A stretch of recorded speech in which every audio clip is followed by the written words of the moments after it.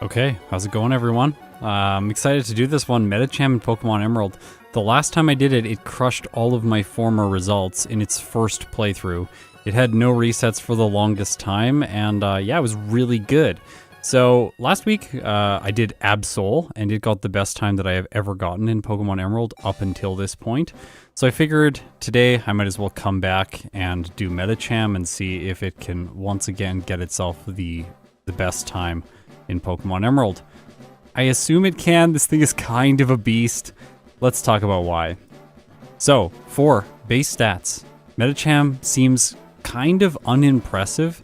60 HP, attack, and special attack. You can see the attacking stats are in a nice row in my stats display area.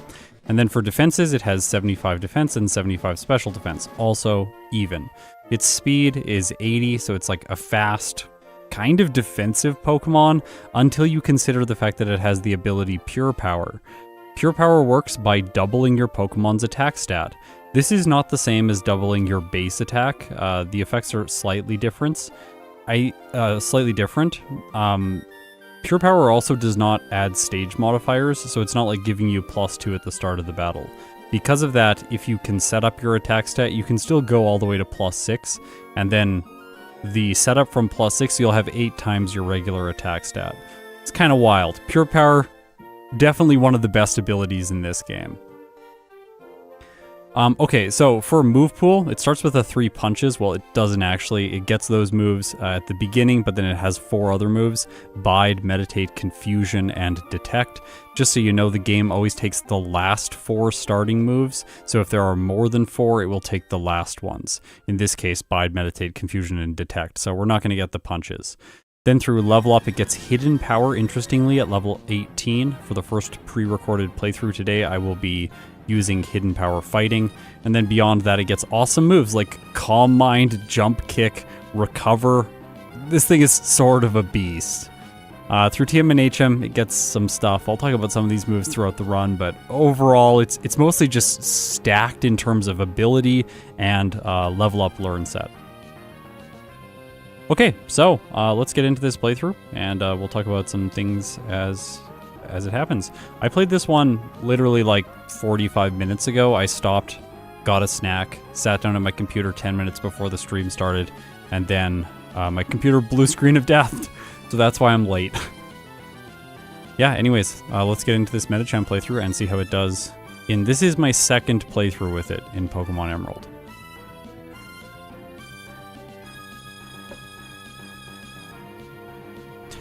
Also, just so everyone's aware, we're doing some work on GameHook behind the scenes, and I'm hoping to get the overlays released again at some point in the future, but for now, they're still private, but the work has been progressing very quickly. Scott, what is Scott's current best time in Emerald? It was with Absol last week. It was 1 hour and 17 minutes, and like 46 seconds, I think. Absol is best, and then Mewtwo is second best. Mewtwo like 1 hour and 22 minutes. In general, Psychic types aren't very good in Emerald version. We're going to talk about that right now as I pick up Medicham. So my only damage-dealing move is Confusion, but Calvin's Poochyena is a Dark type, so I cannot damage it. Except for the fact that Medicham has Bide. Now, this is really annoying because I'm going to have to get by the Poochyena using Bide. It can use Howl and Tackle, and it actually can defeat Medicham. So there's 2 points in the early run where Medicham can kind of just fall apart. But after that, once it defeats the Poochyena on the Rocket Grunts team in the Petalburg Forest, it's kind of home free at that point. I'll talk about my nature. I went with a naughty nature because that's relevant right after that second Poochyena is defeated. Because then I'm going to have to use Confusion to defeat Roxanne. Now, a naughty nature preserves my special attack and raises my attack, but lowers my special defense. In general, Medicham just doesn't really need a lot of special defense, so it's okay lowering it, and I would rather have more special attack to just have a little bit more damage against Roxanne, and the occasional Zubat here and there, which I'm going to be knocking out with Confusion for most of the mid-game. So you can see there, having to use Bide against Calvin's Poochyena. Honestly, it's like That one went really well for me, but I did have to restart a couple of times because I had some problems with either that Poochyena or the next one. In those cases, I just decided to restart instead of saving in front of those trainers. I don't really want to reset this early into the run when it's like, I don't know, 2 minutes in, that sort of thing. Okay, I'm going to end the poll. Most people are saying under an hour and 20 minutes. Actually, tons of people, 49%. That's really... It's a huge majority. Also, 33% of people are really confident under an hour and 10 minutes. That would be ridiculously good. Okay. And yes, you have to use the move reminder to get the elemental punches. Yeah, that's the only way to do it. Although when I played the first run that I ever did with Medicham, my main takeaway from that run was the fact that Medicham really should not be using special moves. It seems immediately like, oh, we have all this coverage. Let's put like Thunder Punch on our set. Let's put Ice Punch on our set. Let's maybe like mix in Psychic and then we can have a fighting type move. No. All physical moves, nothing else. You just need physical moves and a setup move, and you're basically good. Medicham doesn't need anything else. I like to fight this guy, by the way, because he's going to catch me later when I backtrack through this area to get to Norman. Well, he can, and it's just annoying if you do that at a low level. Plus, I wanted to level up some amount here with Medicham at the beginning, just so Roxanne isn't going to be awful. The Nose Pass has decent special defense, so I don't want it to take like forever to knock out. Plus, if Medicham's a really low level going into like the later stages like Flannery, Watson, that kind of thing, later stages of the early game, it's not going to do as well, so I think doing a little bit of training here is probably the best thing. Well, that's what I was thinking when doing this playthrough.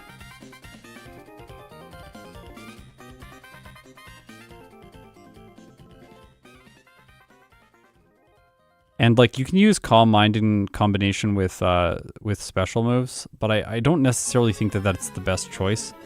Just because Medicham's, like, you're not utilizing Pure Power at all, whereas you can use Bulk Up. Medicham can learn both Calm Mind and Bulk Up. That's the most ridiculous thing about this Pokemon. You could potentially run like Psychic, Calm Mind, Bulk Up, and Hidden Power Fighting or something like that. But honestly, no. It's just not, it's going to be better to run all physical moves on Medicham. Of course, I have Psychic for coverage, just for the first portions of the run, and then by the time I get to like Winona or Tate and Liza, we're going to get rid of Confusion. We don't need it anymore at that point.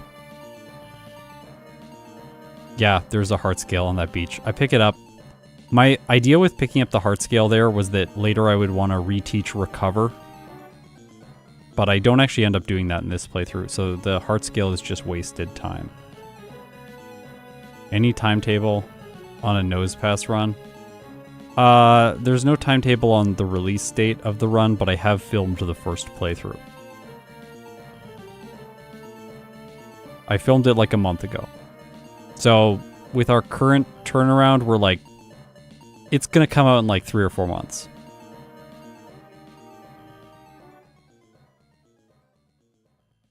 Okay. Rustboro City. Sometimes with Pokemon, it makes sense to go to Route 116 first, do additional training, then backtrack to this area and fight Roxanne at a higher level. I believe that's what I did in my previous video. I fought Roxanne at level 15. I didn't think that was required, so I wanted to go in the gym here to just see if I could do it at a lower level, like 13, without additional training and backtracking time, because if you can save a little bit here and there, you might as well. So I'm going to go into this. I believe after I defeat these Pokemon, I'm like almost level 13, and then I defeat the first Geodude and level up. Or maybe I level up here? I'm not sure. Also, I'm not one-hitting these Geodudes, but I'm going to two-hit Roxanne's because they're 4 levels higher. And two-hitting is fine. It's like either you one-hit or you two-hit. If you're somewhere in the middle, you're like, I don't know, like, it's like, it takes like, it's like you do 75% damage with the first hit. That's kind of unfortunate. Like, you should try it at a lower level if that's possible and see if you can do it. Yeah, so I'm going to two-hit these. Now, interesting thing, her Geodudes do not have the same stats, but I confuse this one, which causes her to use 2 potions on the Geodude, which is really convenient because then she doesn't have her healing items left over for the Nose Pass, which of course is taking much less damage. That said, it doesn't have very effective moves. Rock Tomb is like, it's like slightly more effective, but not by much, so Rock Sand's really easy.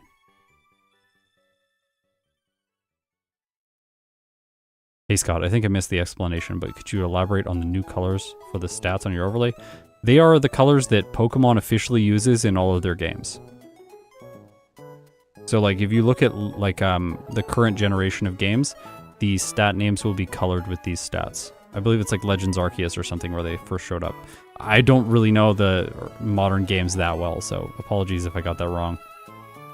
But yeah, these are like the official colors from Game Freak. There's warm colors for attacking stats, physical stats, so attack and defense, they have warm colors. Special attack and special defense have cold colors. The defense stat is always like relatively darker than the attacking stat, and then the speed and HP are kind of mixed between warm and cold colors. And the idea of grouping speed and HP together comes from Pokemon Bank, where they stack HP and speed on top of each other, and then they stack, I believe, attack and special attack on top of each other, and defense and special defense on top of each other.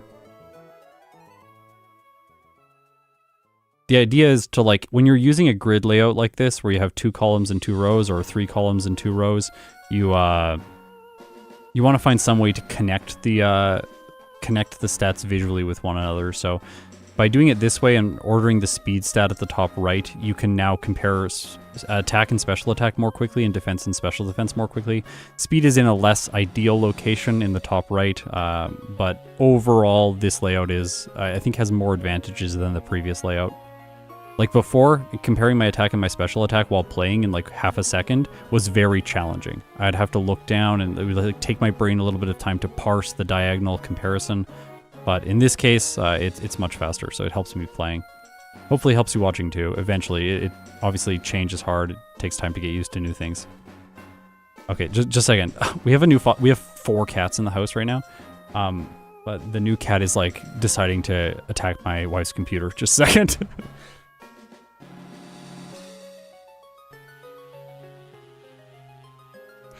Okay, one of the fosters we had sadly got returned by the people who adopted it, or adopted her, which was really sad. So we just like reached out to the shelter and we're just like, hey, we'll like take her back in until she finds someone else.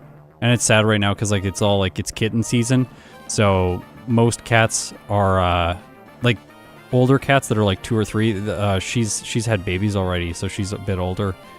So it's harder for them to find families. She's attacking the computer again. Sorry. Also, just check out how bad my luck is here catching my HM users. I waste a truly absurd amount of time.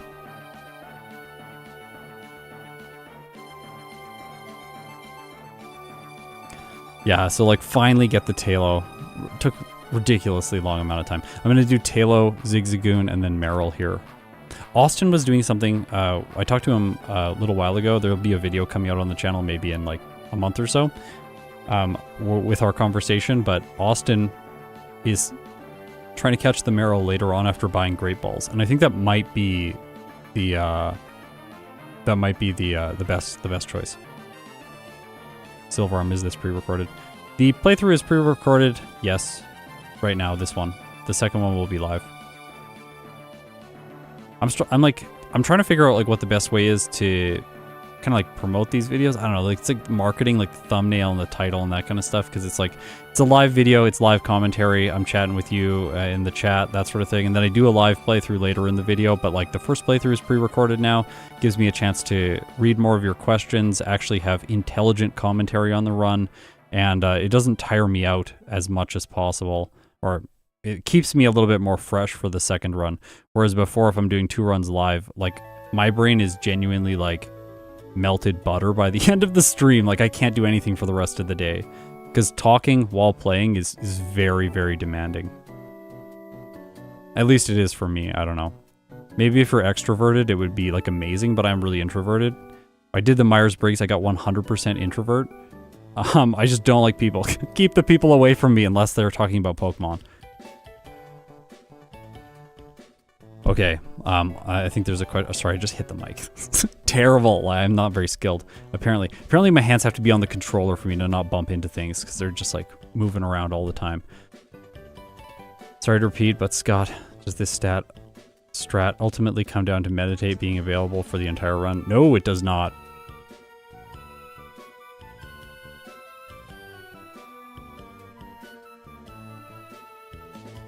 Scott, please add an overlay that the first run is pre-recorded for people that just joined in the stream. Maybe.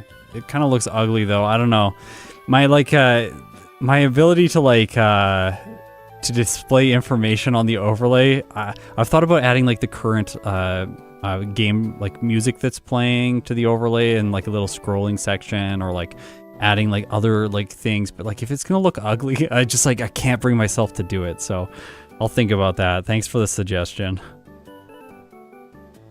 Okay, so Brawly, let's talk about this. This fight is like annoying because the Meditite is neutral and it likes to set up light screen to slow me down. Like that's why I did not do more damage to the Makuhita on my first attack, because light screen was still in place. Second one did more damage because light screen faded.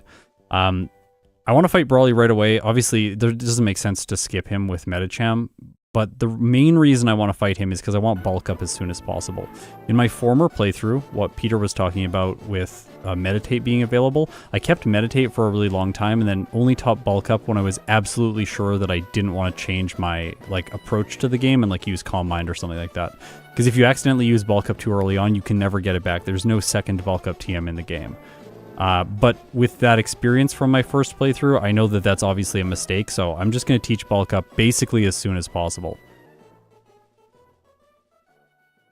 Yeah, the format for my streams now is like the first run, I do an input replay so that I can like manipulate things while playing the game, like show you IVs or something. Like, for instance, if you're wondering what IVs my Medicham has with Hidden Power Fighting, these are the IVs.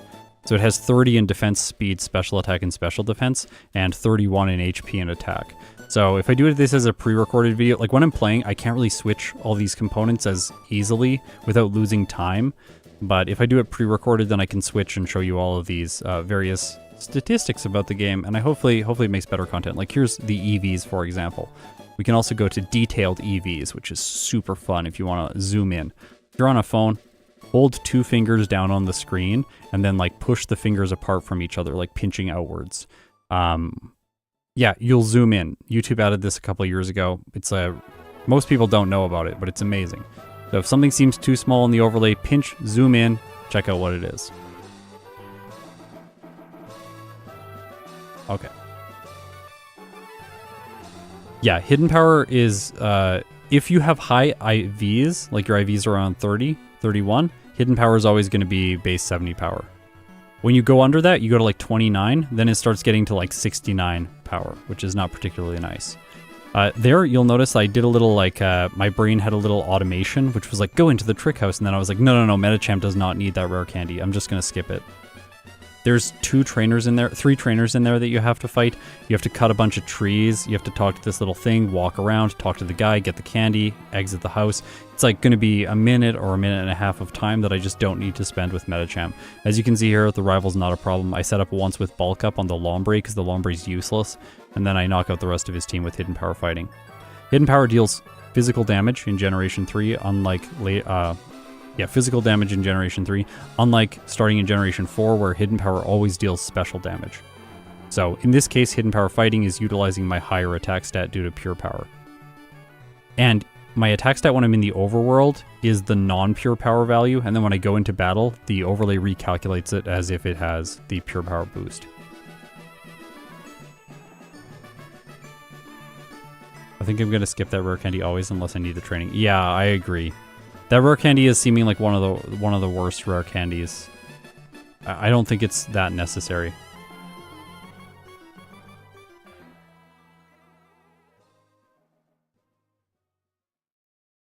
Mind Reader, useless move unless you're Chuck. And in that case, it's even more useless. Trick House Candy is a skip for me. Yeah, I'm curious, Axu.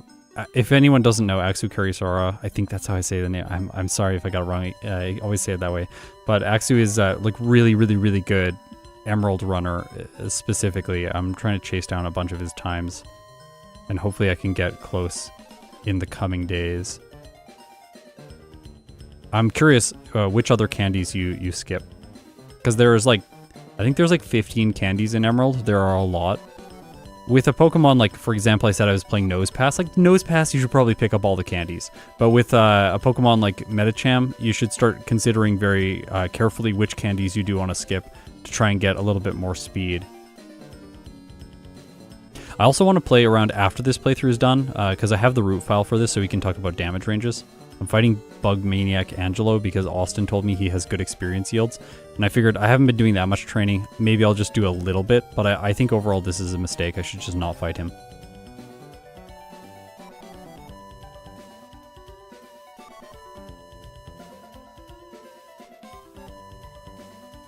Okay, Watson.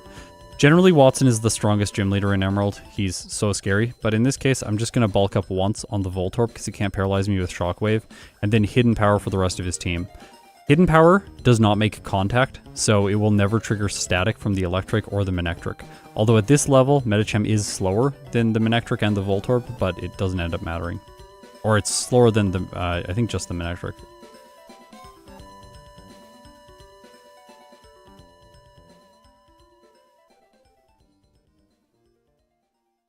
Cell spawn. I'm thinking of picking up Gen 3 as soon as Scott makes the overlay public. Yeah. I'm hoping that like a bunch of people will pick up playing this game in this format once release the overlays. You'll also have the choice of this game or Fire Red because the overlay runs both of them at the same time. I want to take a second here. Also, I'm getting a lot better at skipping the predictable spinners in Emerald with more confidence, that sort of thing. Of course, the unpredictable spinners, which you generally cannot predict which direction they move, they're just turned off so they can't catch me unless I actually talk to them. I'm considering making an update to that where the unpredictable spinners will catch me. Like, the default behavior is that if you're walking, they can like turn in your direction sometimes, but it's not always. If you're running, they will always catch you. I believe the bike is the same as walking. But if you're running, they're always going to catch you. They just turn your direction and catch you. I'm thinking of turning off that, like I turned off that behavior, but I think I'm going to turn it back on so that if I run past the unpredictable spinners, they'll catch me. So I have to walk by them. I was also thinking of like finding a way to edit it so that I have to open the bag and then they just pause. Like their motion does not continue once I open the bag. Because that would simulate the bag bypass that speedrunners do. I found it like really challenging to learn it on 4x speed and be consistent with it. And since I am like, my job is a content creator, so I had to like make some concession and just like decide on what I'm gonna do to get by them. Like, if I'm always running into trainers that are just accidents, I'm not really proving anything with my videos, and that didn't seem interesting to me. Well, yeah, I'm gonna like continue examining options and try and find something that's a little bit better. I do want to talk about Hidden Power here, though, because Medicham has an advantage because it gets Hidden Power before any other Pokemon in the game, and the ability to set the typing of that Hidden Power is like a unique advantage that no other Pokemon has.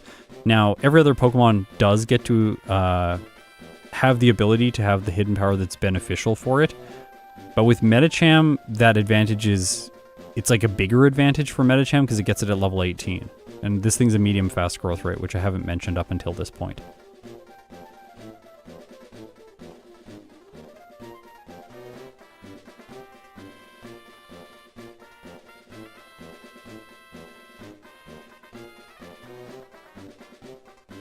Yeah, there are other techniques for speedrunning too, and not all the games work the same with the spinners, just Emerald. Yeah.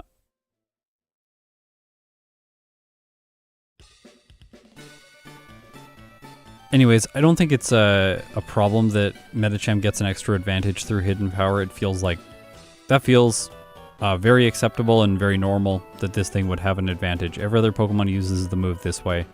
If everyone else is using it this way, Medicham should have the advantage, so. Because I think it's the only Pokemon in Emerald that gets Hidden Power through level up. Remember, Unknown starts with it, so it's technically not through level up. Does Medicham have a chest, or is it just a neck? I don't know. Medicham, I do not particularly enjoy the Medicham design. Oh, there is a moment where, like, just use confusion on the Zubats. That was just an input mistake, but obviously just use confusion on the Zubats. I think it's better than Rock Tomb because accuracy. Like, if you miss Rock Tomb, get confused, then hit yourself, that's kind of brutal if you have pure power. Not great. So here, I'm going to teach Secret Power in the place of Rock Tomb. I probably could have done that earlier. I'm just trying to only open my bag in certain locations. So like if I pick up Secret Power and then I don't teach it right away, it's mostly just like, I don't need this for the next little bit of the game. I'll teach it when I open my bag next. Trying to incorporate that into my play if possible. So this fight, I use Secret Power on the Zubat. I should have used Confusion. I get confused and it knocks me out. Just very painful. I didn't draw attention to it before, but I did use Rock Tomb against the third Poochyena in the game, which is the guy who steals Pico.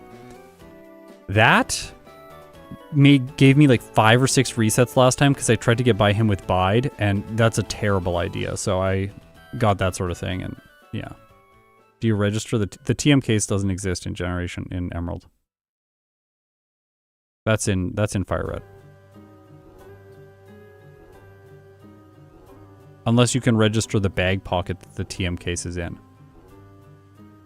Because the TMs are a part of the bag slot, yeah. In Fire Red, they made it so that you can register it and just open the TMs right away, which is really convenient. You can also do it with berries, but that's not the case in this game. You just have to go into the bag. Someone said I can get by these 2 trainers, and I don't think I can, because there's this like little like the pad that's just above me. If I go through it, I'll hop up and have to fight a double battle, and I don't want to do that. I want to fight these 2 people so that I don't have a double battle.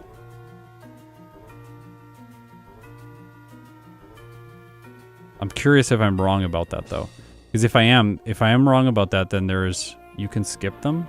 How? No one in Flannery's gym is mandatory. Okay, that's what I was gonna say. How do I skip them? I don't get it.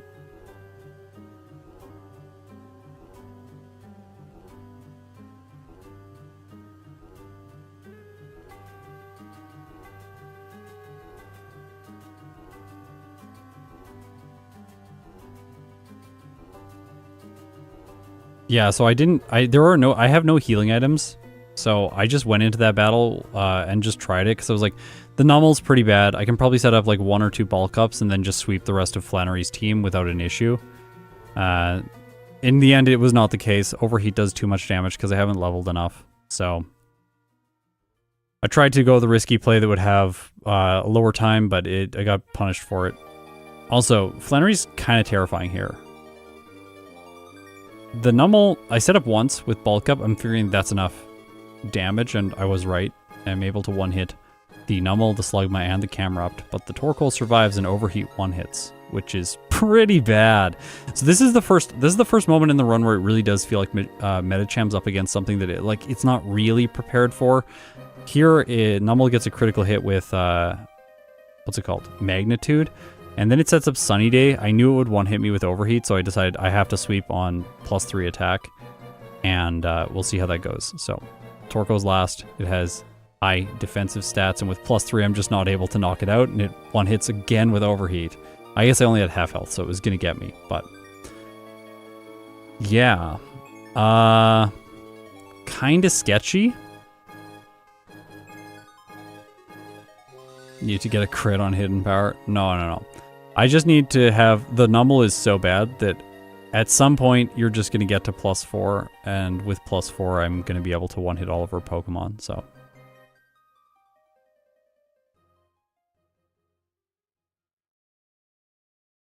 Peter, I think the reason some of the Pokemon have less than 4 moves on their set is so that the AI is not going to choose between a bunch of different moves.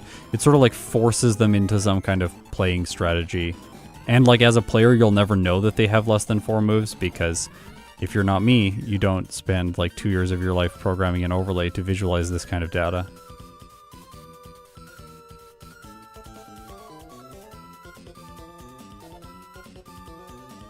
+4 seems like the magic number for Flannery. Yeah, I'm excited to look through damage ranges for that fight, so let's just go and do that right now. I'm really curious about how much damage.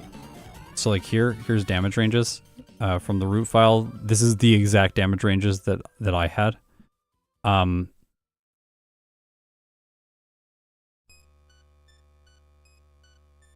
Yeah. So her Slugma does more damage with overheat than the Nummel does, so it makes more sense to set up on the Nummel. Yeah. That's what I was wondering. I was just wondering, like, is it actually better to set up on the Slugma? Because that thing's pretty bad, but no, overheat does more damage.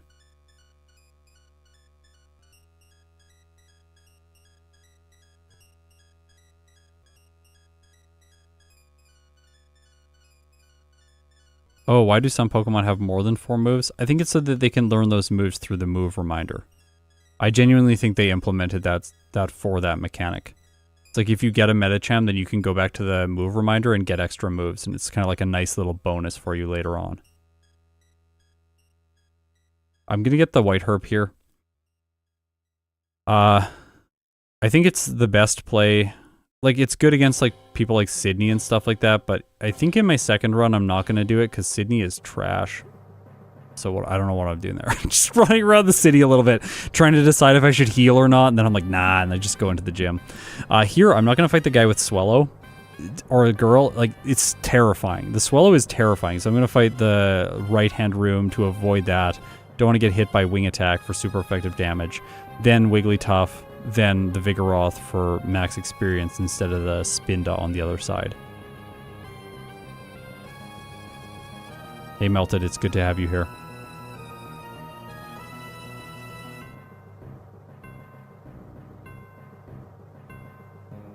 Okay. I think I didn't heal here before Norman either.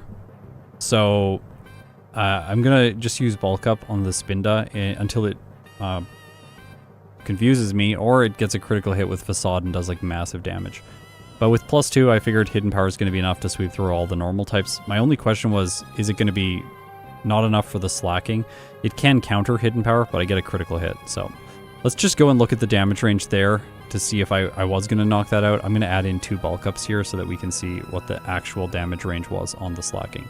So here are the damage ranges against the slacking. And yes, I had a 1-hit with Hidden Power Fighting with 2 Bulk Ups. If I reset this with no Bulk Ups, 2-hit on the slacking, and with 1 Bulk Up, 35% chance to knock out the slacking. So 2 Bulk Ups is the number for Norman. That gives me the 2-hit. That way he can't use counter and then reflect Hidden Power's damage back at me, because that's going to be a loss if he does that.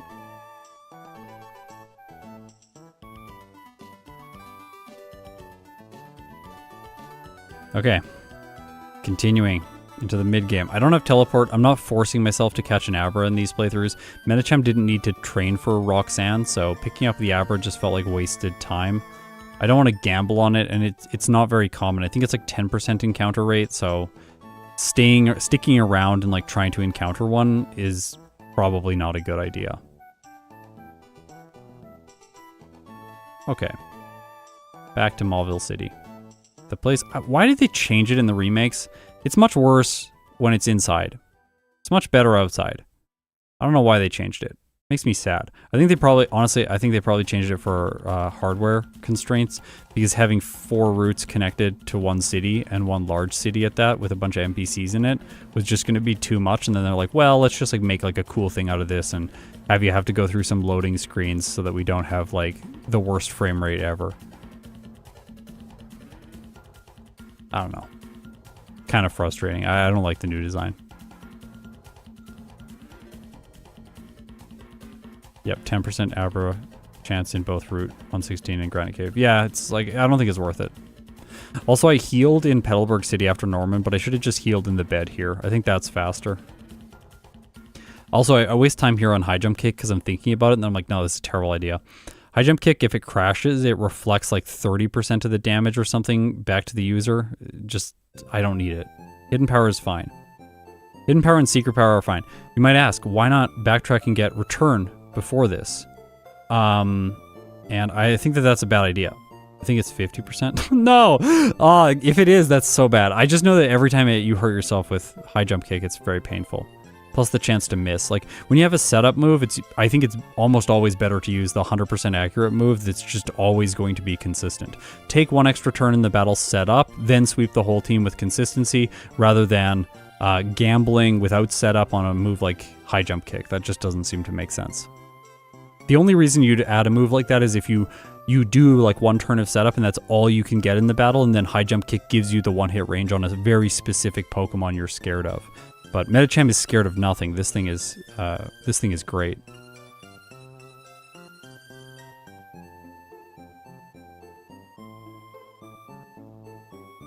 Would it be fair to force the Abra encounter? I think you're referring to the Abra encounter. I personally don't think so. So the way I like to play is I decide on what I think is the optimal route through the game. Then after I figured out what the optimal route of the game is, then I try and eliminate the RNG from that route if it's not affected by the Pokemon. So if the Pokemon I have has some advantage, then I don't want to touch the RNG. So like battles, for example, like I don't want to manipulate battles at all. But if like it's like, oh, I have to walk in this grass until I encounter a Talo, like there's only a couple edge cases there with moves like Illuminate, where you encounter more wild Pokemon, but like that's a whole different case. It might be better for HM users, but it's kind of worse all the other times. So my approach is then I like decide on the HM users I'm going to catch that seem like fair to catch, and then I make those consistent so that when I rank Pokemon, the RNG from those HM users does not impact the time the Pokemon gets. I think with Abra, it just doesn't feel like it fits into my standard routing at the current time. Like I was never like, I'm just going to wait here for like 2 minutes to find an Abra and then throw like a Great Ball and have a 41% chance to catch it without doing damage. The only time Abra is consistent is if you have a move like Taunt, which Absol had, then you can just force it to not use Teleport and catch it. That's the real way to go. Then Abra is consistent. Yeah. Okay, also Absol has to train for Roxanne. This double battle here is mandatory. It's not a double battle if I deposit my HM users, which is what I did. But it's kind of stressful because I get paralyzed because of Synchronize. I was using Secret Power against the Xatu because it didn't set up. I think I should have set up. I also think I should have set up here against the Doduo so that I would have more damage for the Pelipper. But I don't, so it knocks me out. Interesting little like scenario there. I knew that it was going to be fairly tricky, or it had the potential to be, because this has wing attack. It's generally quite fast. This Swallow has 82 speed. My Medicham has 80 speed, just so you know. We're really close to outspeeding, but not quite. Doesn't make sense to do more training for this battle. I think just bulk up turn 1, then sweep like that. Yeah, deposit all mons before this, yeah. And then you like have to go back to the Pokemon Center again to pull them out. Remember to go back to the center and get the HM users. Otherwise, you'll get to like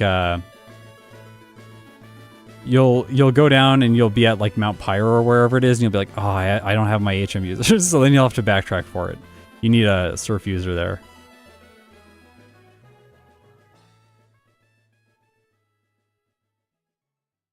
Okay, that was a mistake. You have to move this one. You have to move this one first before going through. Small thing. That was like 2 seconds maybe. This fight is sort of stressful. Now I get risky here, so please check this out. I'm against the Swablu. I'm like, I'm going to set up one bulk up, then knock it out, and it Perish Song's first turn. I don't know why it Perish Song's first turn, because normally I go into this fight with only one Pokemon on my team, and then the second time it just goes Safeguard.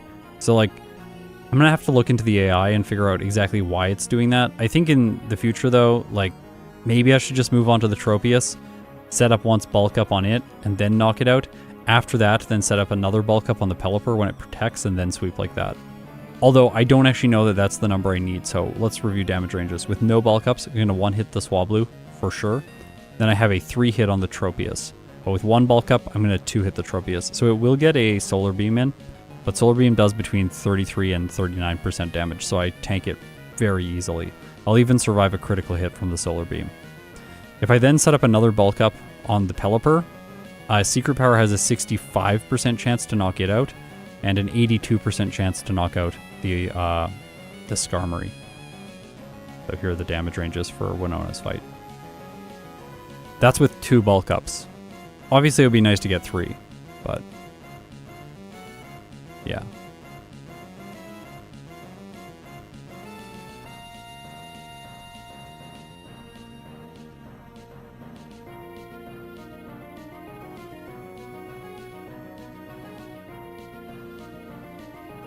Yeah, Axu, like, picking up Brick Break, yeah.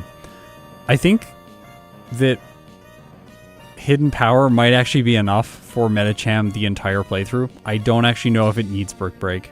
I do pick it up in this run, but I don't actually think it's needed. Because Hidden Power is so close in damage ranges, and we're just going to use Bulk Up later into the game. I have to review the Steven damage ranges, though, so we'll do that later. That's really what it's going to come down to.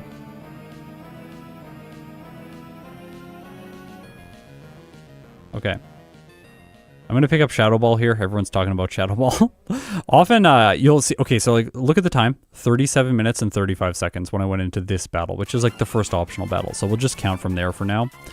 Again, spinners are turned off so I can't get double battles here. That does give Pokemon that pick up Shadow Ball like a tiny advantage, because if you're going to randomly bump into a spinner or two, like the Wobbuffet, that person has a Wobbuffet, so you need to be a little bit careful. Also, I have to dodge these trainers fair and square. These two as well. The second guy has a Wobbuffet. He's terrifying. Yeah, that's why I'm going so slowly. So I'm like, I don't want to fight the Wobbuffet. I don't want to fight the Wobbuffet. Okay, Shadow Ball. Okay. So, I think I said it was like, what was it, 37 minutes and 35 seconds or something? So it's almost a minute of time to get Shadow Ball. That's like quite a bit. It's quite a bit of an investment. If it's not going to make a huge impact to your run, you probably don't need it. For most Pokemon, I think running Hidden Power Ghost, like most fighting types, running Hidden Power Ghost just makes a lot more sense. But with Medicham, it gets the unique advantage of using Hidden Power early on, so the fighting type move there, I think, just makes more sense than running Hidden Power Ghost from the beginning. Because like Hidden Power Ghost is not going to help against Norman. Yeah. And Hidden Power Ghost, though, is going to help against Tate and Liza and against Phoebe. And those two trainers, I don't really have other good moves against them, so it makes the most sense to go for them. I think I should have withdrawn Cast Form. I left it in my PC to try and save time, but I should have withdrawn Cast Form because it would have saved more time here than the Zigzagoon, like, failing to learn, Tail Whip. Also, technically, my Meryl does damage here, but it has no consequence on the battle. It does some with Tackle. This fight is never difficult. I don't think I've ever had a loss there. I don't think I ever will. You're just too over-leveled by the time you get to this point in the game.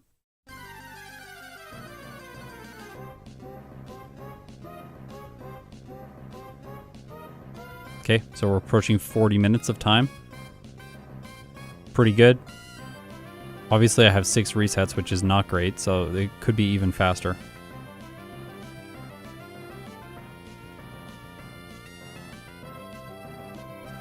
You could have set up on and eventually KO'd the Wobbuffet. Yeah, but like, that's going to take time. We just want to skip the Wobbuffet. This rival battle is technically optional. You never need to fight him here. He just disappears after you defeat the League, and then you get free access to the department store. But I'm doing this because I want to buy some protein to get better damage ranges. So I'll show you my EVs right now. I have 41 attack EVs. And so I'm going to be able to use, I think in this case I'm able to buy 5 protein and I'm able to use them all. So that increases my attack stat. You stop being able to use vitamins once your EV gets to 100. So I sell the zincs that I picked up, I sell the 2 nuggets that I picked up, and then I'm able to buy 5 protein. 5 protein here will increase my EVs. I was trying to display EVs there and I messed up the hotkey. So there, increases my attack to 93 EVs.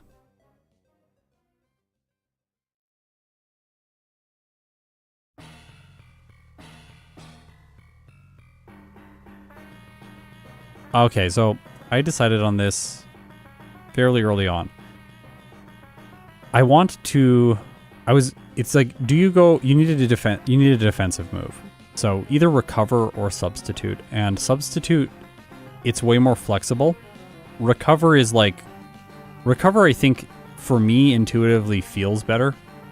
Because it's like, I can just get back more health. That seems very, very flexible. Like, whenever I need to, I can just recover some health, I'll be okay. But Substitute blocks status moves, it blocks status moves, and it blocks status conditions, like Curse and things like that. So Substitute is really, really, really good. Plus, the Substitute uses your stats. So as I set up with Bulk Up, my Substitute gets more beefy.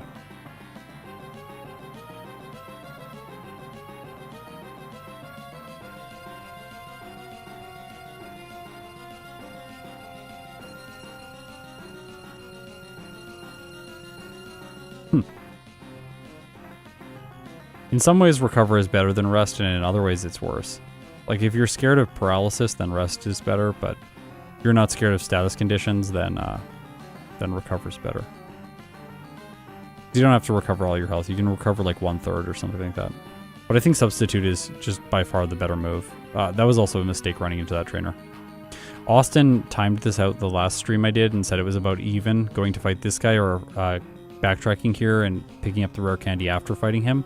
So since I'm not doing much training with Medicham, I thought coming here, fighting the Zubat right away makes more sense to get a little bit more experience.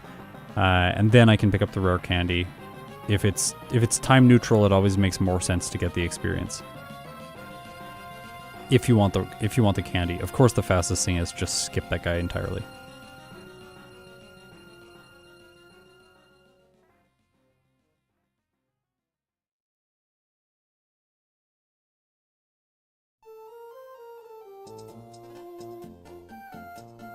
Okay. Going towards Maxi.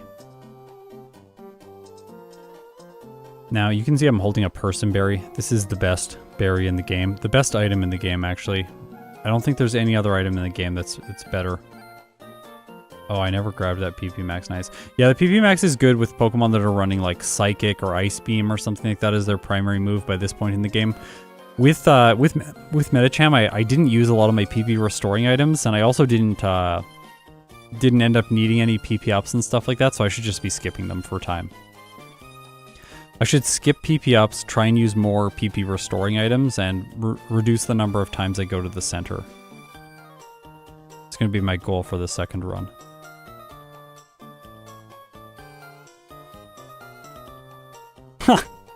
I had to bag and use Leffa berries. Yeah. Oh, Psych Up is not useful. It's not useful unless you're in Crystal. I've heard that Espeon can use Psych Up in Crystal, which is pretty cool. Snowy was playing around with that. Nep Caliber, good to have you here. Glad you caught the live stream. Yeah, thanks for everyone coming and hanging out. Really appreciate it. There was a super chat earlier that I completely missed because I was talking about something else. Apologies for that. Swagger, Psych Up combo, and Gen 2, yeah.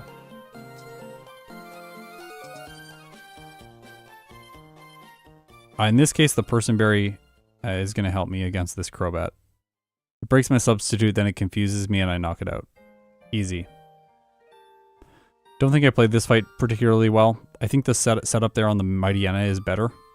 It's not very good offensively, and it likes to use Scary Face and Swagger, so you can just block it with Substitute and set up Bulk Up like twice or 3 times, and then sweep. Okay, this is a candy that I'm also considering skipping. Like, I have to go all the way down here, and I get a PP up and stuff, like, useless. This is just time wasted. Like, I should be just dodging that guy and then not getting the PP up. Like, ugh. I have to, like, surf there and then get onto the land and then go back out. Oh, so sloppy. Anyways, this candy here, I don't know. It's like 30 seconds. It's okay, but it's... If there is another candy to skip, it's that one, unless you need Ice Beam from the ship. If you need Ice Beam from the ship, then, like... That one's really good, obviously, because if you go to the ship to get Ice Beam, then like just pick up the candy at the same time. But if you're gonna skip Ice Beam, then don't. And normally with Ice Beam, like you're gonna learn Ice Beam early on. So like after defeating Norman, I just surf from Petalburg City down to the ship, like past Dewford Island, pick up Ice Beam, get the rare candy, and then go to Slateport City. Instead of going through the center of the map. Good afternoon, Zach. It's good to have you here.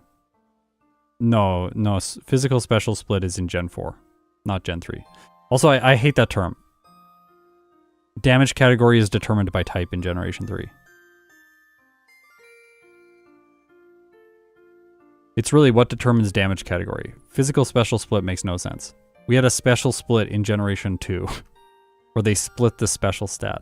They didn't split anything in Generation 4. They reassigned what determines damage category. I know this is a little bit pedantic for some of you. I apologize. Someone's going to say, but they split the fact that moves can now be physical or special depending on their type. Like, yeah, but like, that's not exact. Like, we're having to stretch to make the term split work.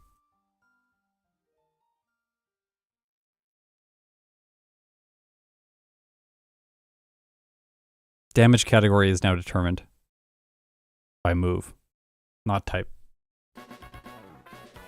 Okay, admin Matt. His Mightyana knows no attacking moves. It's absolutely hilarious. But it just swaggers me. I also misplay this fight. I set up bulk up one more time. I should not have done that. So if it's scary faces, I should attack because I'll knock it out and the Golbat's like useless. I was gonna mention, yeah, damage category assignment. Yeah, that's right. It's like, yeah, like damage category was reassigned. That's essentially what happened in Generation 4. It's like the great damage category reassignment.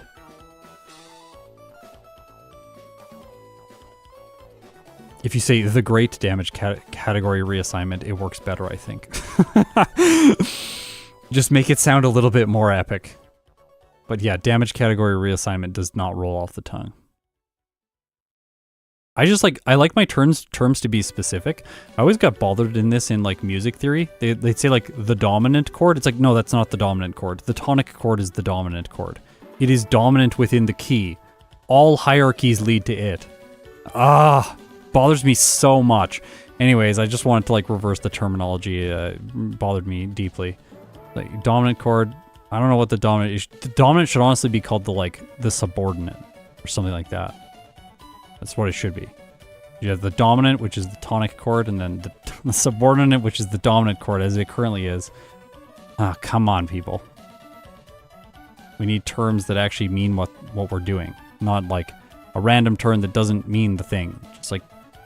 Just can the term be just telling you what the thing is? That's what we need. Like rare candy, it should not be called rare candy. It should be called like level candy. Oh, I know what it does. I look at it, I see what it does. I know it's not fun, but like, sorry, my brain is, fun is banned in my brain. I speedrun every Pokemon in every game. Over and over and over again. Also, I got lost here. I was looking for a rare candy. Really sloppy play. Oops. Also, I always jump out there. Always. Always gets me because the little rock below.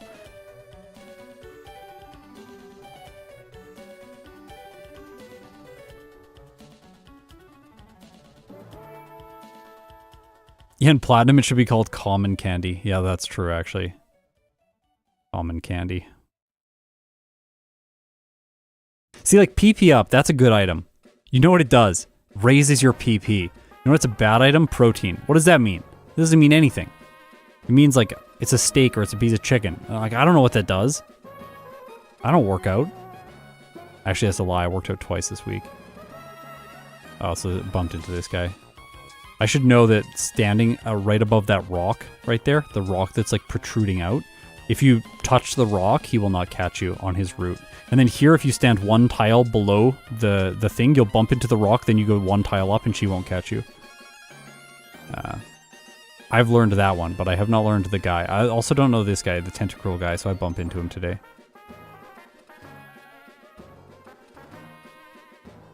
Yeah.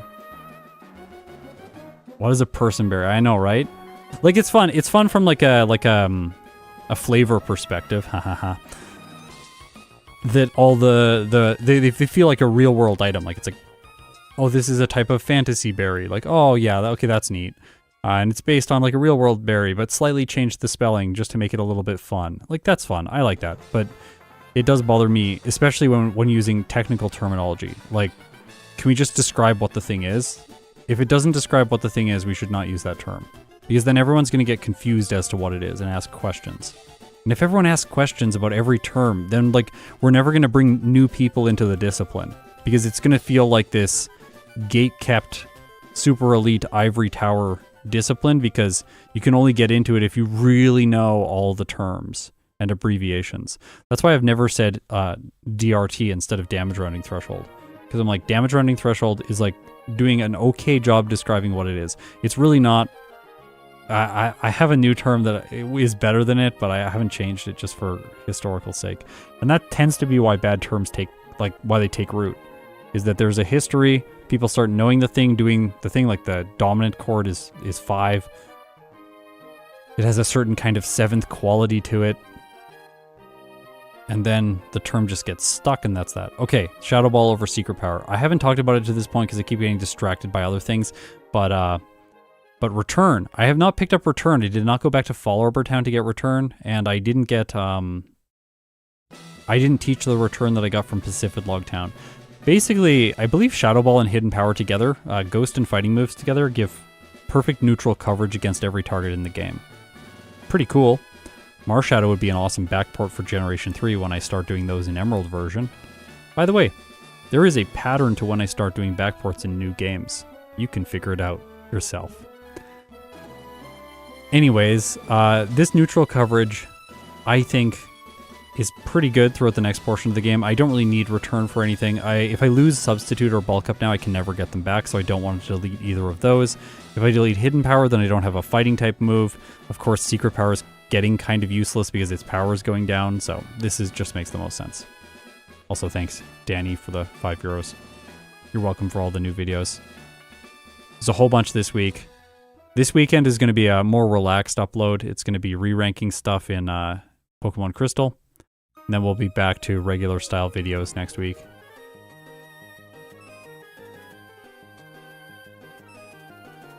To make it more descriptive, yeah. The term doesn't necessarily need to be descriptive, but it needs to, like, say what it is. Okay, I got to 45, then I rare candy. I rare candy all the way to 57 using 12. Scott likes descriptive names but hates Seal. Yeah. But, like, naming a thing should not describe, like, a creature. I don't think you should, like, it should not be called, like, I don't know, white bird with wings or something. It's like, we can have an actual name for that. That's okay. But can we, when we're using terms to describe things, can we just, like, not make those terms arcane? Okay, Tate and Liza. Bulk Up here. Gonna use Bulk Up once, so I take less damage from the Claydol. The Xatu is gonna target the Zigzagoon and knock it out with Psychic. And then I can use Shadow Ball to knock the Claydol out so it stops attacking me. Xatu is less scary because I have a Person Berry. If it used Confuse Ray on me, I would knock it out right away because I don't want to get confused a second time. It's a little bit scary if it uses Confuse Ray when the Lunatone comes out because then you can get put to sleep with Hypnosis. But in this case, I just sweep through their 3 Pokemon on the right slot and then knock the Xatu out last.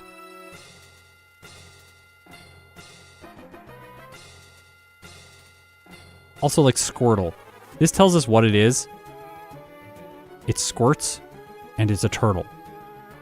And if anyone says squirrel, no, it's not a squirrel. That's fun, but it's not a squirrel. Go look it up. It's not a squirrel.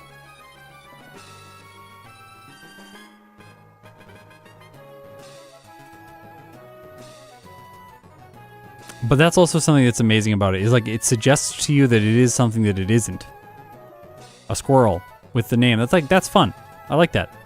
But then Seal is just like, that's the animal. It's literally the animal. Like, you didn't add anything else to it. Like, could we not just change one letter? It seems just so creatively bankrupt and lazy.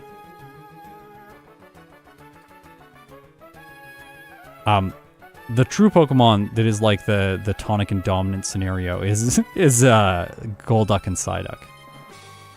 That's brutal. It breaks me every time. I had to record Golduck audio recently, and doing that voiceover was like the hardest thing ever. Especially because the week before I had recorded Golbat audio, so I said Golbat all the time, then I said Psyduck all the time, and then I said Golduck all the time. Golduck when I'm referring to Psyduck, and Psyduck when I'm referring to Golduck, and Golbat when I'm referring to Golduck. It's like, oh, my brain, it's so hard to keep these things separate. They all just bleed into each other.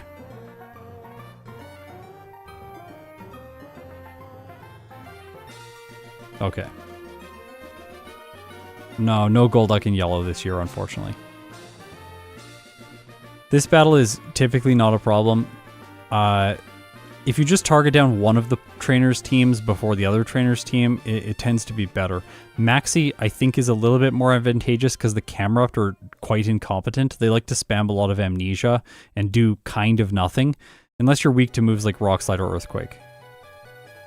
So, that's generally how I approach this fight. I think Substitute there is a mistake too, because they can swagger you, and if you get one swagger, then you're just going to win.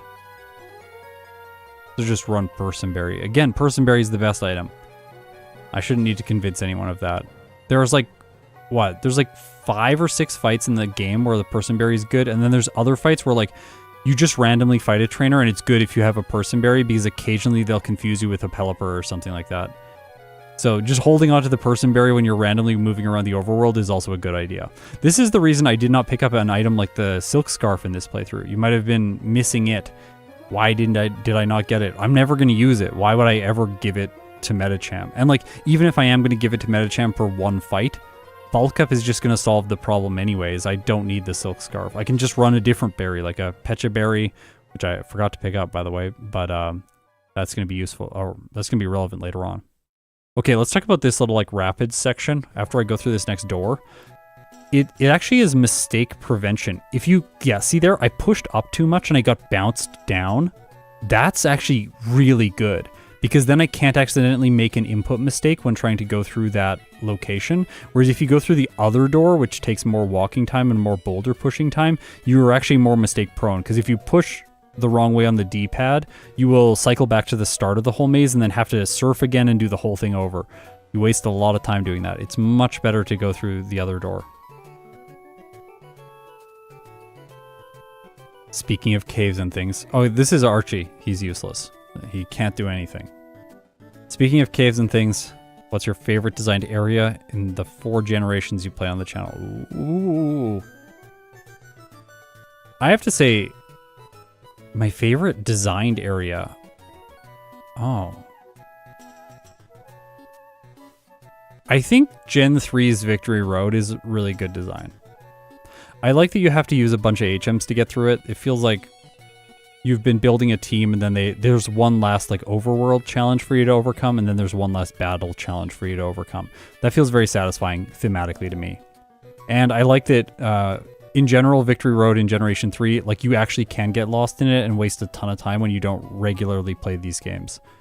Whereas there's like the Victory Road in Generation 2 is just completely boring.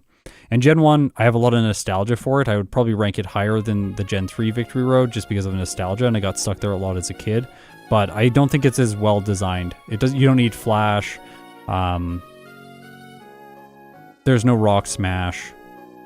There's no waterfalls. It's not like a labyrinthian maze. There's only like 3 locations, really.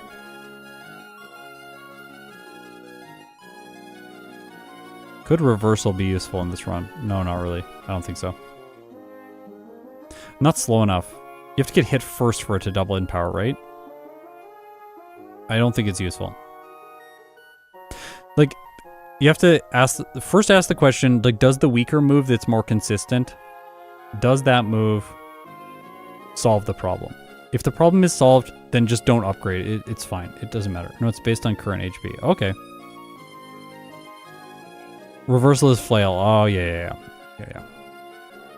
Revenge is the one I'm thinking. It starts with RE as well. That's why I got it mixed up. Yeah. Also, I'm remembering this now to move horizontally on the 2nd floor. I used to forget that a lot. I don't think reversal has place in this run. Honestly, I don't think so. It's a lot more like, let's say you're relying on reversal and you don't get hit while you're setting up. It's like, oh, do I have to keep setting up and waste time, or like, do I just do less damage now? Like, it's much nicer to just be like, I need 1 bulk up and hidden power and that's that. I never have to teach another move. I'm just good.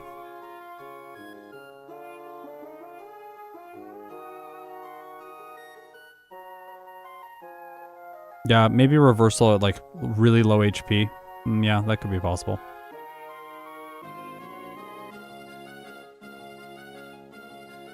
We'll see. I personally just don't think... Like, I honestly think that Medicham can just cut all of the optional training I've done in this run and still win. Like, and it doesn't need reversal. So, like, maybe with a weaker Pokemon, yes, but with this Pokemon, I think no.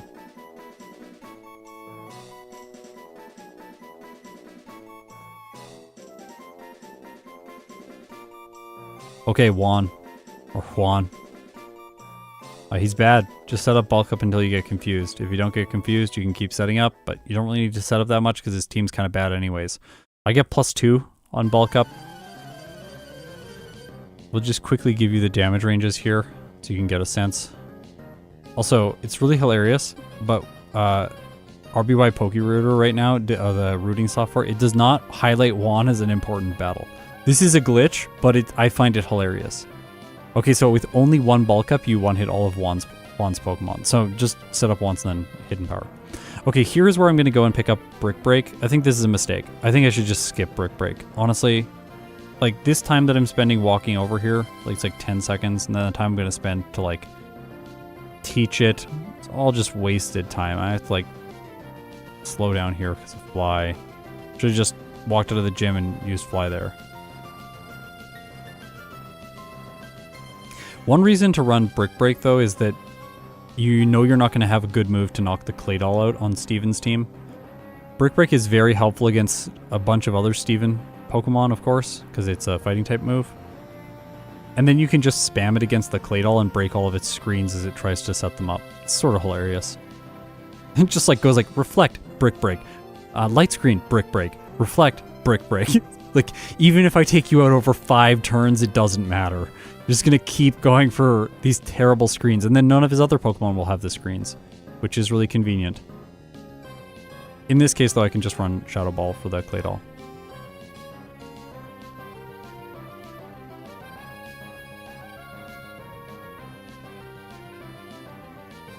Yeah, Reversal will be useful with Heracross in Gen 2. There's a place where it'll be really useful. Heracross gets, like, no fighting moves in that game. It's painful.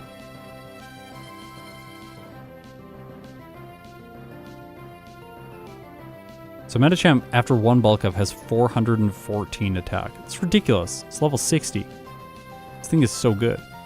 Okay, you'll notice that my overworld routing here in the cave is a little bit sloppy. It's because I'm trying to learn a new route. So in here, you can push these boulders. You have to push these boulders. And then you can go up instead of smashing this rock. And I smash it first out of habit. Then I'm like, no, I want to go up. Here, smash. Then smash this. Then push down. But you do not want to push right like that. Because then this gets stuck there and I have to go back to the start. It means I have to push all the boulders again and stuff. I think I should have just gone down and fought the trainer with 3 Pokemon instead of fighting the trainer with 1 Pokemon. But in this case, I want to learn the route. So I'm going to come back in and try and actually pull this off.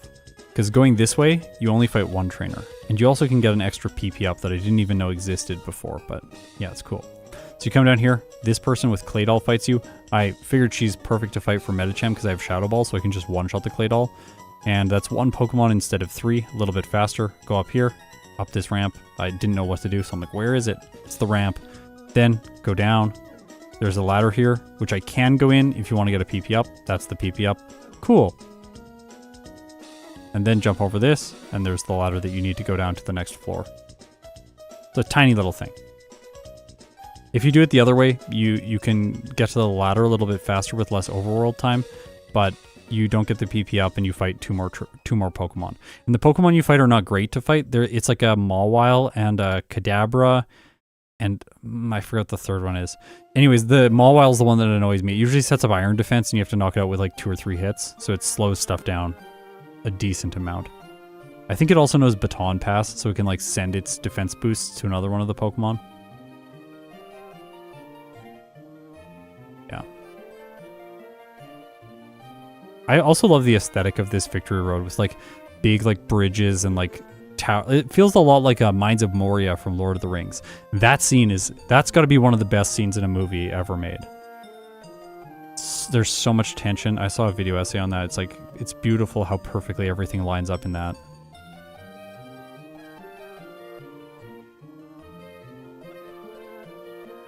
Okay. Elite 4. We're at an hour and 6 minutes going in. This is, yeah, I'm going to give the White Herb to Medicham. This is maybe the place to use it because the Mighty Enna intimidates you, but we'll look at its set and see that it's probably not going to be scary for Medicham. So, Mighty Enna has Double Edge as its best attack, and it also has Crunch. But, like, it likes to spam Sand Attack and do things like that, so I don't know if the White Herb's even necessary. Like, I think I might just be able to skip it. It doesn't, like, I don't lose a lot of time picking it up, so we'll go through the damage ranges at some point after this playthrough, and then we'll see if I'm going to need the White Herb just to give a little bit of a boost for Sydney. I set up one bulk up there, and I definitely didn't need it. Like, just sweep with Hidden Power. Like, it's going to do more than enough damage if you have neutral attack. The real question is, can you do it with lower? So yeah, Hidden Power is a one-hit. Hidden Power is a one-hit with no setup. And with one Growl, so one attack stage lower, let's see what happens. Also, Phoebe, she likes to use Protect. Substitute blocks Curse, so there's no problem here if you just substitute bulk up Shadow Ball. I might not even need the Shadow Ball there. Yeah, even with the Intimidate, I still one-hit all of Sydney's Pokemon. I do not one-hit the Sableye if I don't go for a bulk up on Phoebe. So the bulk up there helps me one-shot I get a guaranteed one-hit after the bulk up. I think you might as well. Like, the Dusclops is annoying, so the Sableye can waste more time just, like, spamming Double Team after it survives and you miss, like, 5 times. Like, that will burn more turns than just setting bulk up once. Yeah, you can use Sub instead of White Herb for Drake. Exactly, yeah. The White Herb is only useful on Drake if you don't have Substitute. And you know that, like, you just want to set up, like, twice, and hopefully he uses Rock Tomb none of the times and just spams Protect. I have a type advantage over Glacia. Hopefully I don't need to explain that. Okay, this is where I'm going to change up my set. This is a question. I'm questioning this decision after the fact, because I don't know. I think Shadow Ball and Hidden Power might just be enough to get through Drake, but I decided to teach Return in the place of Hidden Power. Return will have a little bit more damage against flying types, so I was like, well, I might as well go with it for now. I have a Cherry Berry. I didn't feel like I'm just going to set up Substitute here on the Shelgon, and when I figure out how much damage it's doing, I'm like, oh, it doesn't matter. I'm just going to set up. So I could have just kept Shadow Ball, set up like 1 or 2 more times with Bulk Up, and then swept the team anyway. But at like +2, I might already be one-hitting with what's it called, Shadow Ball. Yeah, with +2, I one-hit everything except the Salamence, and I have an 88% chance to one-hit it. That's with 2 bulk ups. But Return gives me the guarantee on the Salamence. So, like, a little bit better, but, like, is it worth the time in the menus, opening them up and getting Return, like, picking it up off the island, teaching it? Like, now I'm going to have to delete it before Steven, so there's more time lost there. Honestly, I think it's just not important. Citrus Berry here. I don't know. You don't need it, I don't think. Like, Medicham is so good. I don't think I've really described it. Medicham is so good that constantly throughout this video, I am having to show you all of the things that just don't matter.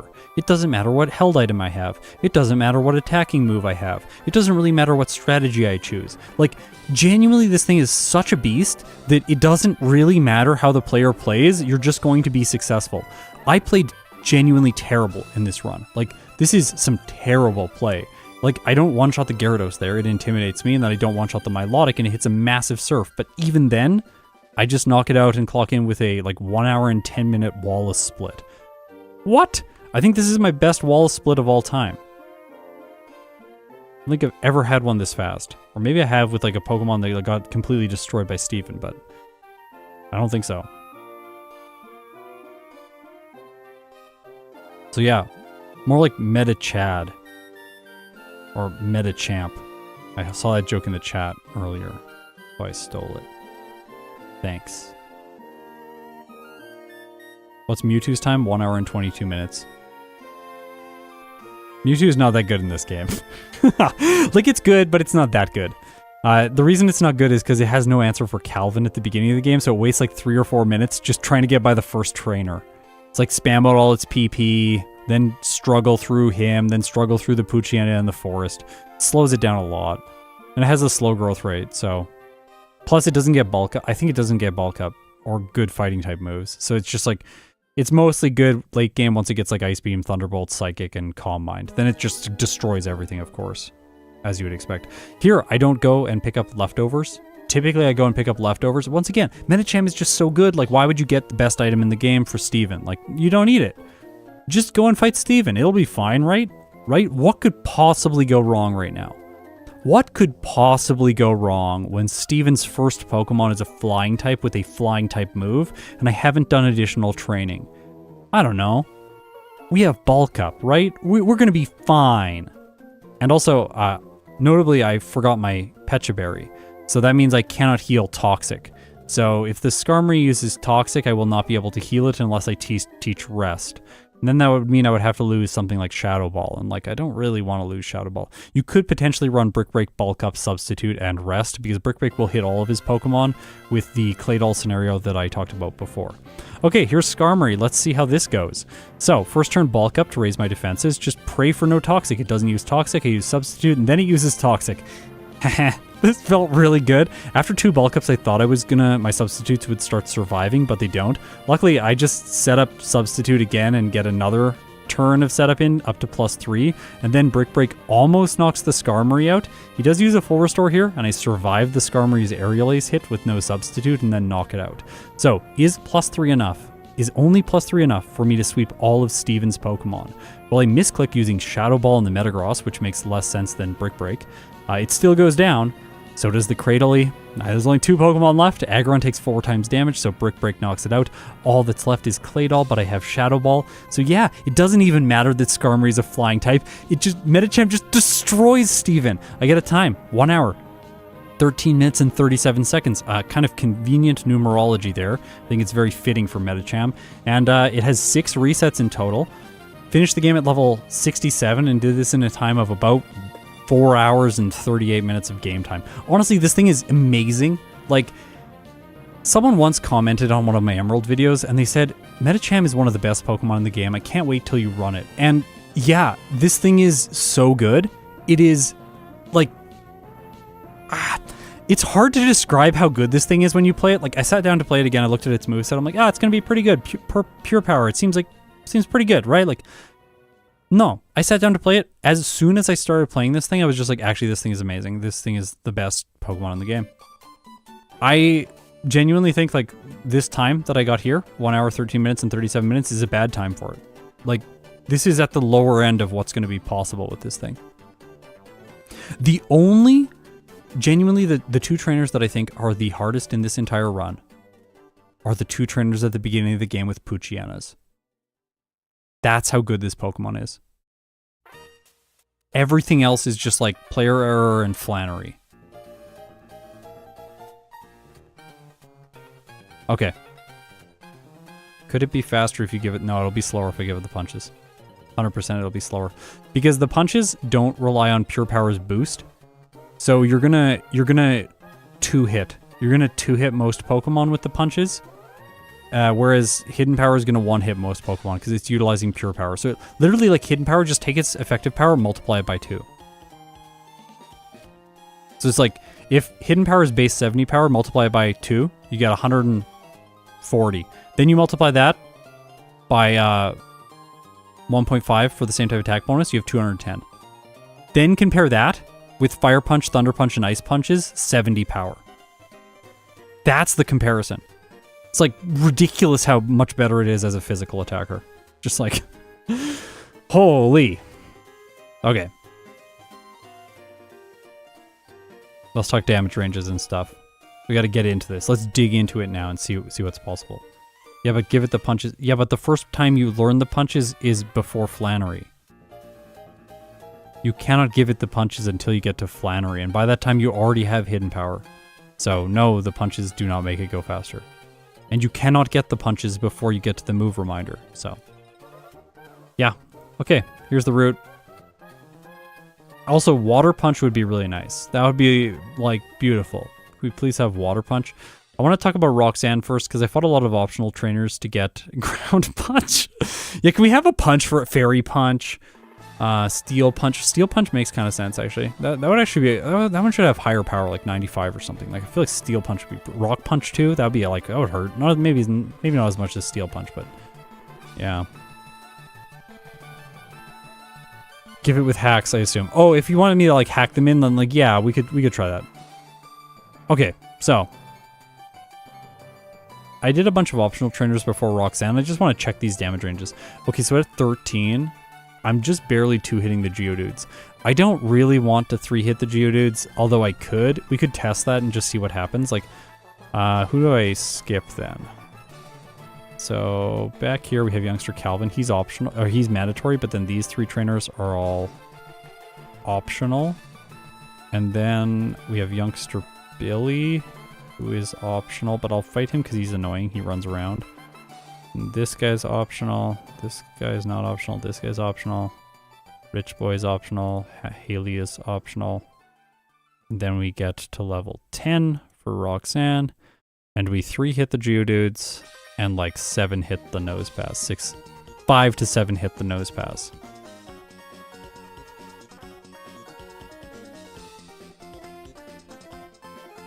How much do the Geodudes do?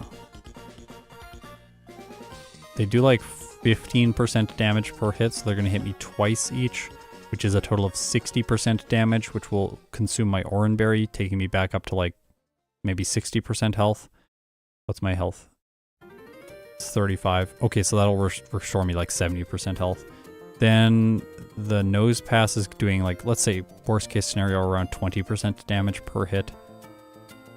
It's going to hit me like 5 times at least. And they're going to hit me one more time also. It's really sketchy. This is a really sketchy fight at this level. It's very sketchy. We go to level 11. Okay, maybe level 12 makes sense, because then I have like a 51% chance to 2-shot the Geodudes. 2-shotting would be nice, but like, if we could not 2-shot one of them, leave it on green or red health, and then she uses a potion, that would be really nice.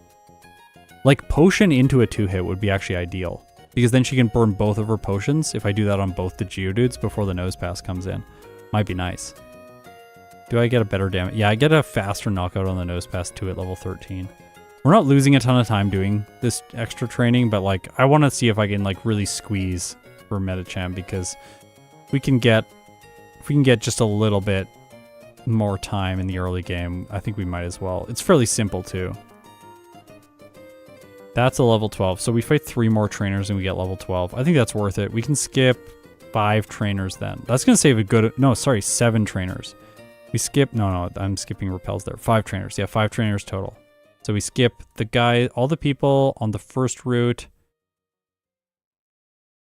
Yep. We fight the guy there. No, we just skip her. So we're gonna start fighting people at the Ninkata guy. We fight the guy running around on the beach, then the Ninkata guy. Then we fight the 2 trainers after this location, and then the 3 trainers in the gym, which levels up to 12 after that. And then we level up after Roxanne's final Pokemon, so we're level 12 for the fight against her. This gives me a 51.9% chance to 2-hit the Geodude. Hit level 13 into Nose Pass. Let's see if I can do that. So if we fight one more trainer, we'll be able to do that. That's smart. Who do we want to fight though? We want to fight someone that if we can one-hit both Pokemon, that would be really nice. Is there gonna be anyone? Well, we can fight this guy with the Wurmple. He has 4. What does that give me? That levels me up into the Nose Pass. What about this person? She's got a Zigzagoon. That levels me up into the Nose Pass. 1 Pokemon versus 4. Maybe better to fight her. We're kind of splitting hairs here. I don't think it really matters that much. What's the range on the Zigzagoon? Because she has a full restore. So you gotta be careful. It's gonna waste a lot of time. 40. So it's gonna be a 4-hit, which is the same as the Wurmples. So what is the total experience yields from these 2 fights? Oh, let's not automatically switch right now. Her fight gives 533, and his fight gives 669. I think we're doing the trainer. So we do the guy with the 5 worm pulls. We one hit all of them, getting more experience. Roughly same number of turns. Then we level up into 13 onto the nose pass, which gives me a 22% chance to 4-hit it. Probably going to be a 5 or 6 hit. That's fine. We take less damage now because we're a higher level. Then Rock Tomb. And I think we are going to skip some trainers on the next route. Like, don't fight the Machop guy. Why would we fight him? Don't fight this guy. We have to fight this hiker. He's mandatory. Fight the Team Aqua Grunt. Probably skip the rival. Fisherman with the tentacle. Skip that guy. Now I fought one person in Brawly's gym. But I don't know if that's required. Let's take that out. What level I am? 14 against Brawly. Well, like, his Machop's probably going to set up, and then I'm going to 2-hit the Makuhita. Seismic Toss is the move that does the most damage here, so this is fine.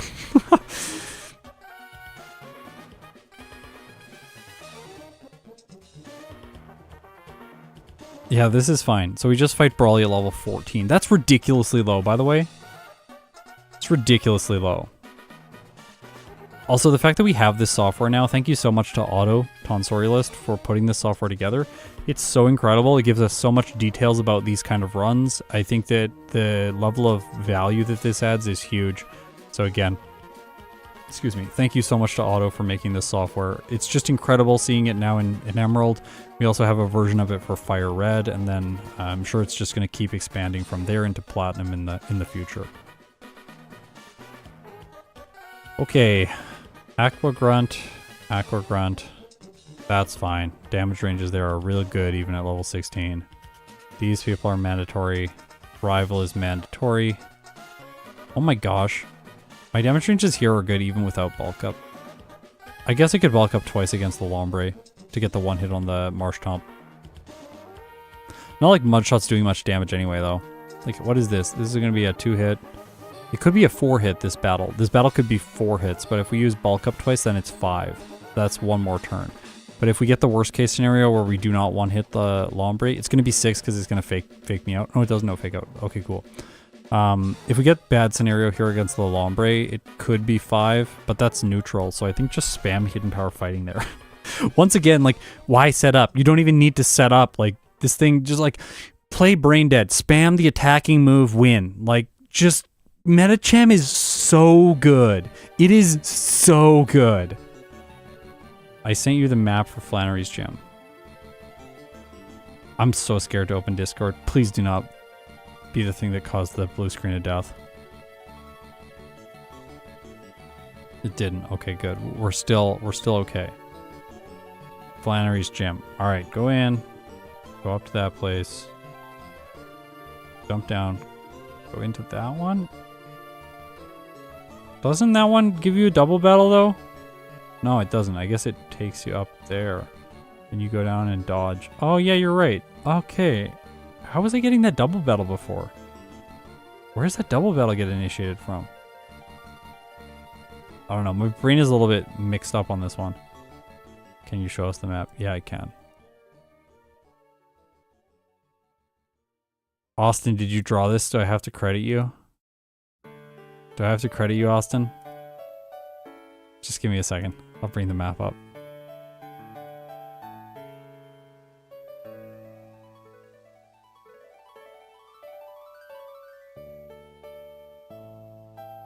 Oh, yes, we need this. I shouldn't talk about this. Okay, okay, so here's the map. This is the map of Flannery's gym. So you go in through the door, then you go like up, left, up through that top pad, and then you go down. Instead of fighting the 2 trainers where I do, you go up to the top, like, ash trampoline thing there. Then you go down, you dodge the trainers that are in the little, like, triangle shaped one, the, like, U-shaped thing. Probably tell me. Then you go up into the thing, and then the rest of it's self-explanatory. It's really hard to mess up from there.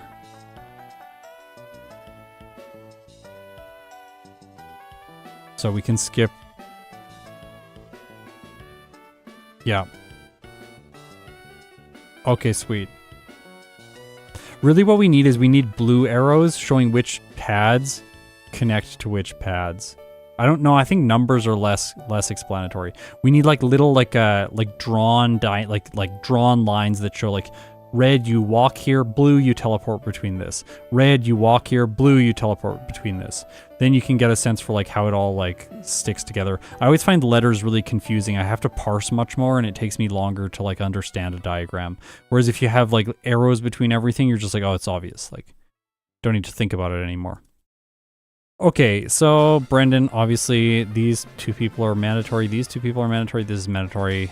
This is not mandatory. That is Watson at level 22. Without setup, one hit, two hit the Manectric. That's hilarious. We don't even need the setup here. Shockwave does 38 to 46% damage, which is with its maximum damage roll. If the Manectric gets a critical hit, I guess it knocks us out. But if it doesn't get a critical hit, we just two-shot with Hidden Power Fighting. I bet if we bulk up once, we one-shot it. No, we don't. 76.6% chance to one hit. I think we just risk it on Watson and just spam Hidden Power. Because like we could set up once, waste a turn, then miss the damage range and still get one hit by, or still get two hit by the by a critting Manectric. But like it's probably gonna Howl. Let's be real. You're gonna like set up Howl or something. You're gonna do something else. I guess it could Thunder Wave. Well, we have a Cherry Berry, then it doesn't matter. It's not gonna get us if it does that. Only if it does it twice in a row and then we don't hit it, we don't like don't move because we're paralyzed. Yeah, we can also crit. That's true. That is true. I'm just like trying to think about the bad scenarios that we want to dodge. Who's this guy? That guy's mandatory.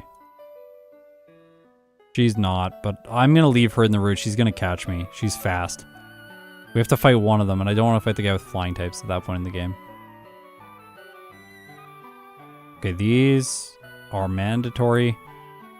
This is maxi. This is where I had my first reset because I'm trash. We gotta growl. We gotta growl our guy and see what happens when we lower attack. Ah, Medicham is so good. It gets hit by Intimidate. It gets its attack stat lowered and still one hits everything. It's just like, I don't care. Like, I am Medicham. Just, guys, can we just look? We gotta look at the art. Look at the art. Look at it. Look at it. This is the scariest Pokemon in Emerald version. You would never think, like some people say Yoga Pants. Yeah, Yoga Pants, terrifying. Think about what you can do after you practice yoga for like 10 years. You get awesome psychic powers and then you can just like, I don't know. Has anyone seen the 3D sprite of Medicham? I tried to use this thing and I think it was Brilliant Diamond Shining Pearl, something like that. It like wiggles back and forth in the most unsettling way. I don't like it. I don't like it. Okay, let's go back. So we just okay, so just to take note of this, we have gotten bulk up, but we have not had to use it once to get by any battles. And we have just taken out like every optional trainer except for like one or two here and there. Ridiculous how good this thing is. But now we get to Flannery, so now things get hard. Now, if we do Trick Candy, I could Rare Candy once. And get a little bit more experience like that. Oh, wait. Who is that? No, this is Tabitha. Tabitha's not good. Maxi. We got to growl on Maxi. Okay, there we go. Now I don't get one hits. Oh, okay, it makes more sense. But, like, we still have a 59% chance to one-shot that. We have a 41% chance on the Zubat. The Zubat's annoying. We should Person Berry for this fight for sure. He has Sand Attack.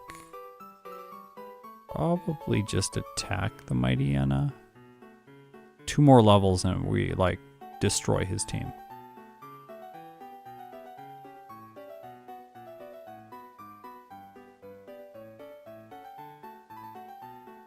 Flannery at level 26.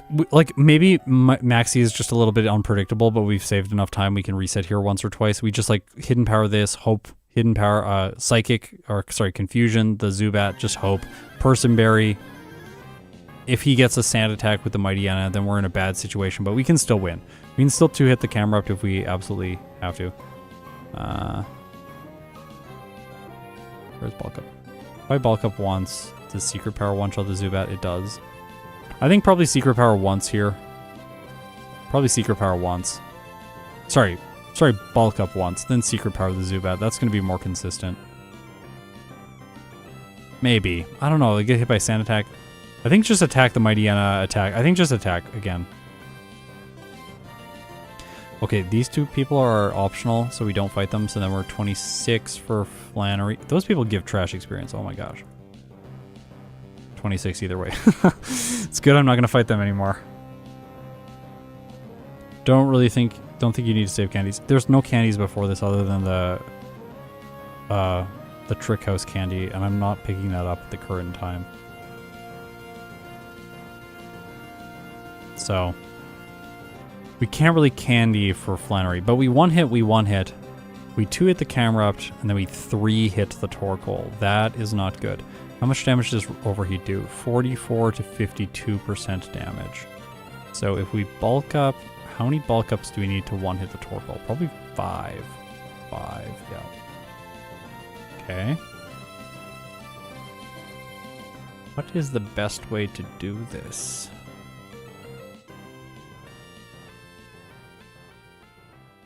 Because a sunny day, like if they go for sunny day early on, I'm getting so scared. Let's look at our move pool.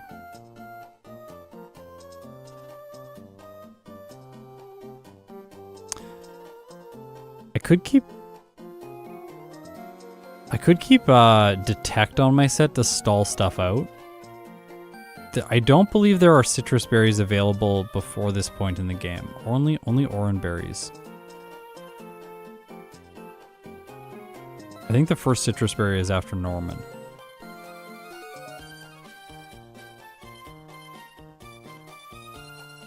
We won't have Recover, of course. Okay, wait, how much does the Torkoal do with Overheat? 88 to 105% damage, so I can survive it. I can live the Overheat.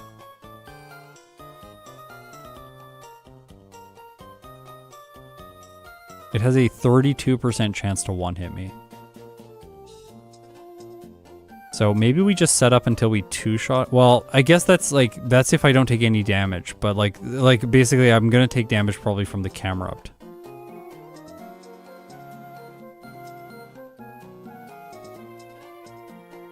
Two bulk ups gives me a 2-hit on the Torkoal, but then I have to survive its Overheat.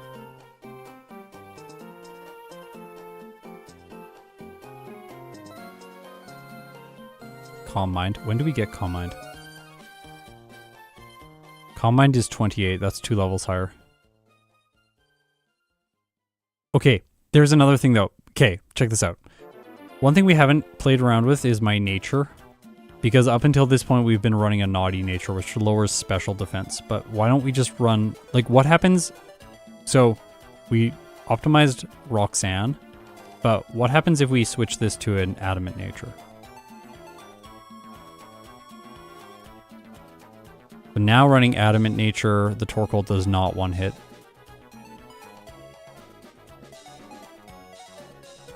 If that's with +2 and with... Adamant.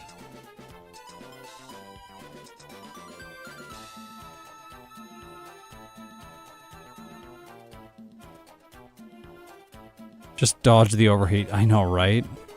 That's like... That always feels like how I beat Flannery when she's tricky. This is kind of the worst fight in the run, I think. I don't think there's any other fight that's this difficult.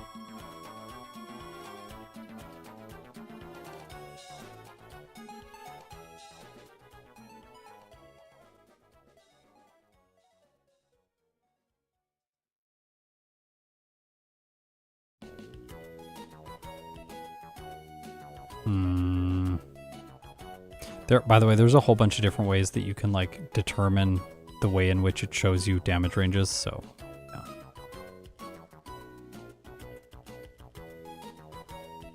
This is set up in the way that I like it to be set up. I don't want minus defense. Yeah, it's gonna make the... I think it'll make Steven too scary. The only other nature to consider is minus speed. And like everyone's gonna yell at me if I even consider a minus speed nature, but like, stop. What is it, Jolly that's minus speed?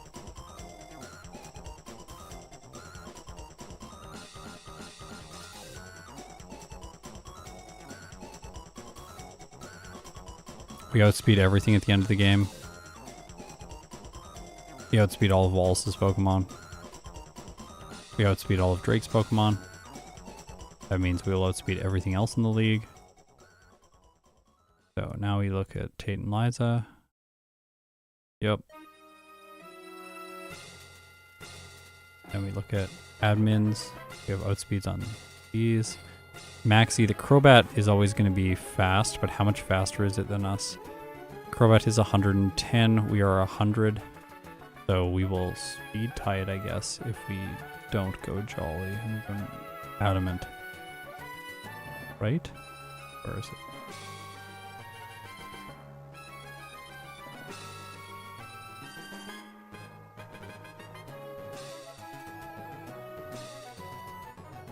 Wait, no, Jolly boosts speed. What am I doing? I don't want to boost speed. I want to lower speed. Brave, that's the one, yeah.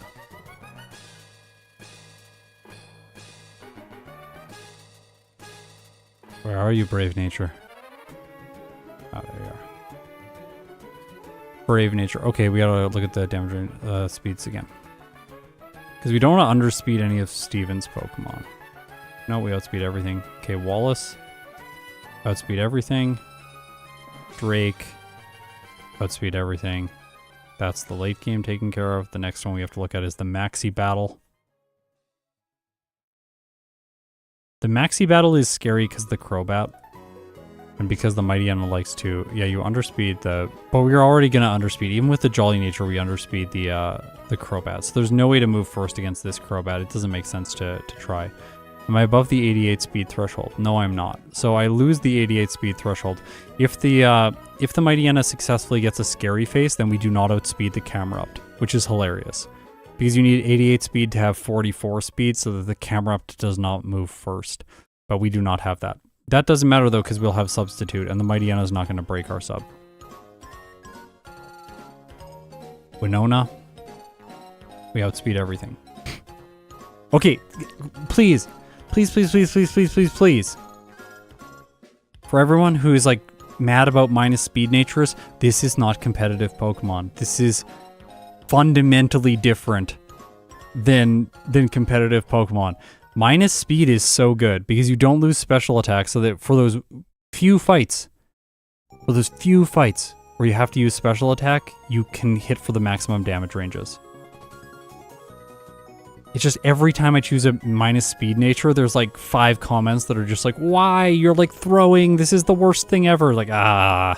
Okay, we do have problems with minus speed against Norman. So this is the first place where like we get into issues. We need 69 speed or 70 speed. Yeah, Linoon is 69. That's not great. Let's change the nature again and see what happens. Because it might not be the nature, it might be the training we're taking out. I'm gonna go Adamant now. So now we have 68. Those colors don't update. Cool. So now we just don't outspeed the Linoon. But I think he sends it in last. It's not really good anyways. Is this counting Watson's badge? Yes. You can see the little like stars beside the stats that currently have badge boosts calculated into them.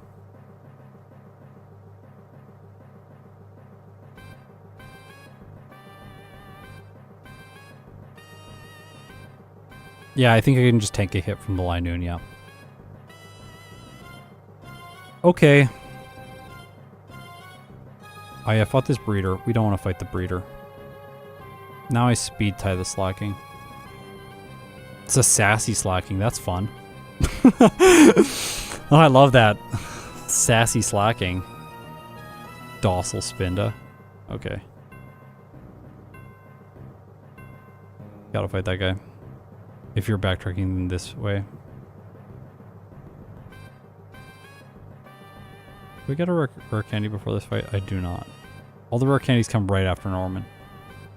It's annoying.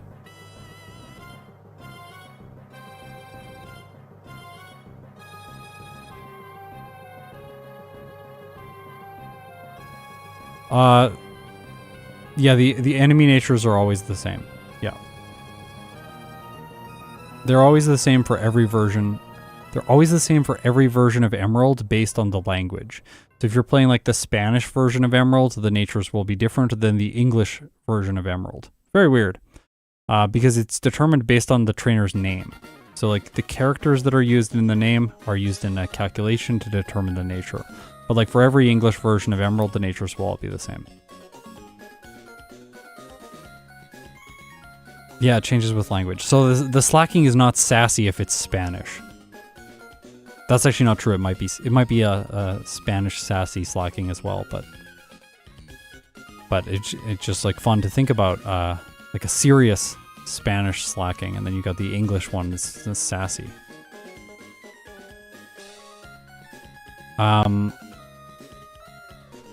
Okay. I don't really like this. The Norman and the Flannery. Norman and Flannery are the two spots in this run where I'm like not super happy with what's going on. Like,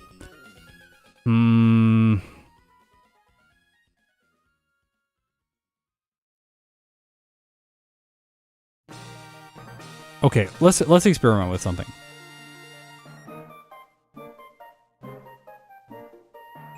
Oh, what's the route going up? Oh my gosh.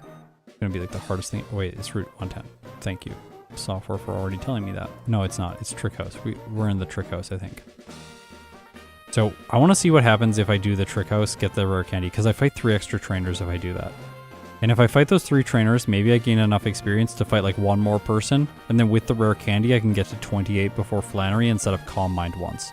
Like that might change, because I'm over another damage rounding threshold, so I might be able to do Calm Mind bulk up, sweep Flannery's team, surviving the overheat, and then I'm a slightly higher level for Norman, ensuring that I have the outspeeds on his Pokemon.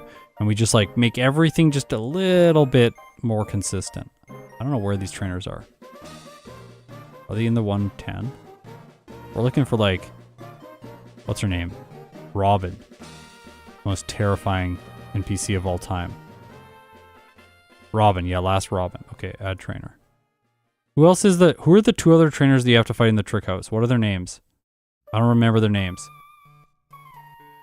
Help.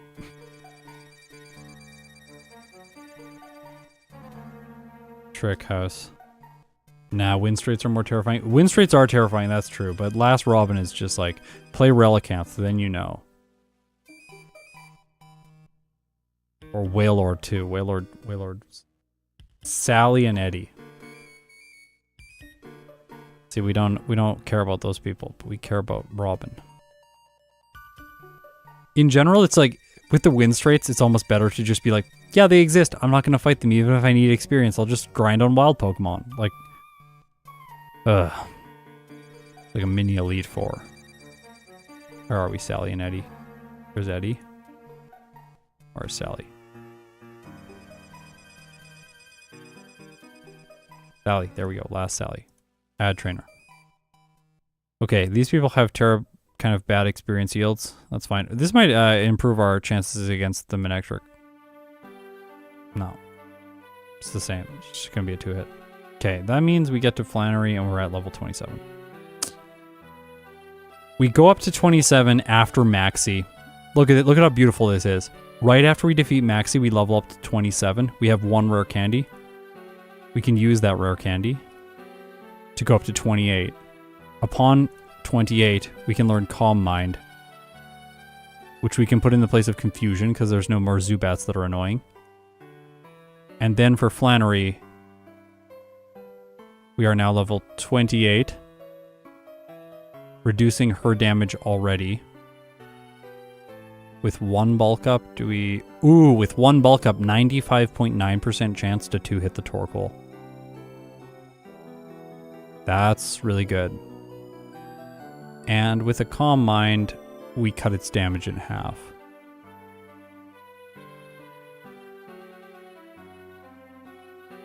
Focus Punch. Where's Focus Punch? Okay, this is the play. 1 bulk up and go. I think so, honestly, yeah. Like, we might have, like, I agree. I don't think there's a need for Calm Mind. Like, the fact that the damage range with bulk up becomes so much better, because like look at the damage range on overheat. Like really. Oh wait, no. We do teach Calm Mind. So here's why we teach Calm Mind. Because let's say we go Hidden Power fighting on the Nummel, and the Nummel sets up Sunny Day. Okay, fine. Like that's annoying. We can waste more time here by setting up Calm Mind. But we can also Calm Mind if it hits with overheat. Because if it hits with overheat, I think like that does like 35 to 41% damage. Right? So if it hits with overheat, then the Torkoal is going to knock us out unless it misses. So I actually think the right play is Calm Mind turn 1 to reduce damage from overheat. If it uses Sunny Day, it doesn't matter. We can just like bulk up and then tank the hit and then sweep. I think one Calm Mind first turn to minimize damage from the Nummel in case it overheats. Because if we bulk up and then it overheats, now we're in a bad position. Even if we Calm Mind, it's not going to be great because the Torkoal is still going to do a lot of damage. We have to 2-hit. And it's probably going to hit once. I'm going to assume it's hitting with overheat. If I don't feel comfortable going into this fight assuming that it's going to miss with overheat. It's probably going to miss when I do the playthrough. That'll be hilarious. We'll think about this fight for like 30 minutes and then it'll just miss. Because like, okay, so like, what's the downside to just Calm Minding once? Like, what's the downside?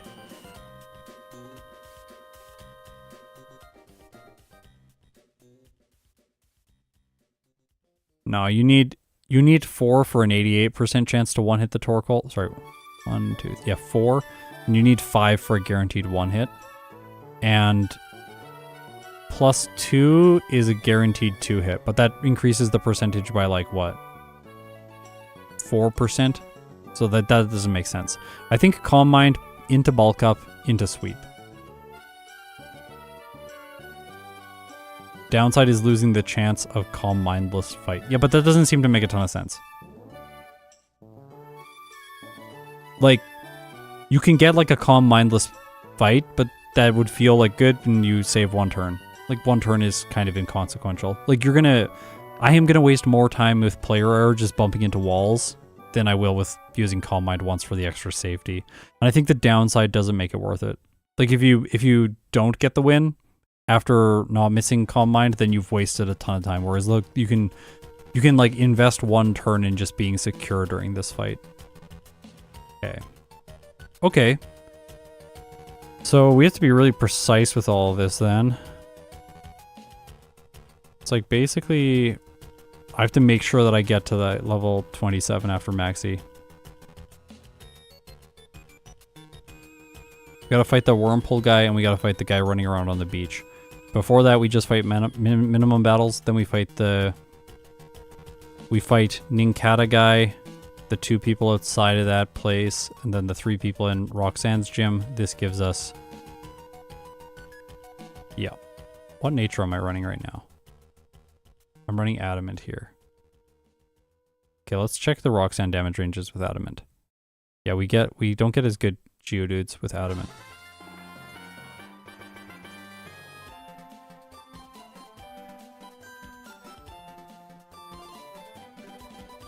What was the downside to Brave? I don't think there's a downside to Brave. What is Norman with Brave? Let's check that again.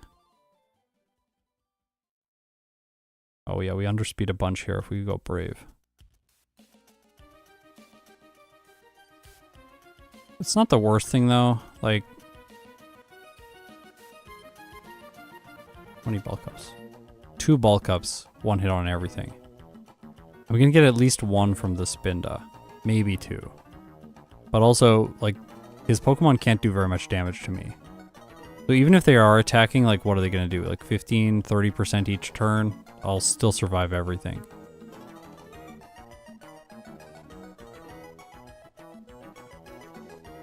Yeah, I think Brave is better.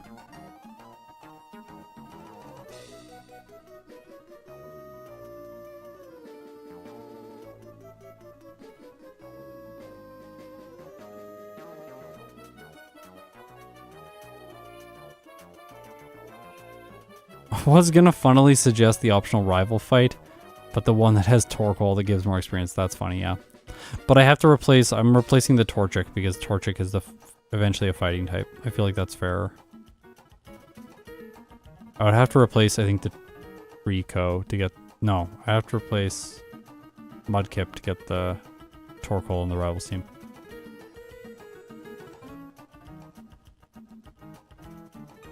Yeah, but counter isn't a threat because I'm just going to one-shot. It has decreased priority.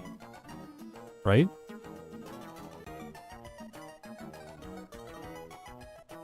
The first gym is worse with Adamant Nature. Oh, you were joking. Okay, yeah. Oh, yeah. 80. Sorry, I thought he meant 86% chance to knock out with counter. 86 hit. Yeah, I think it's calculating. Yeah, it's calculating counter's damage as 1. Because these internally have a base power of 1, by the way, in the game. Kind of funny. Okay. Actually, let's talk about these bird keepers. These 2 bird keepers are terrifying. So we get here at 33. We can 1-hit the Swellow with hidden power and then 2-hit the Xatu. What does Xatu have? Terrible moves. Okay, that's what we do. Don't set up on the Swellow. 2-hit the Xatu. Take like 25% damage. Then the next person has Doduo, which we can 1-hit. We're going to 2-hit it with secret power on the Pelipper.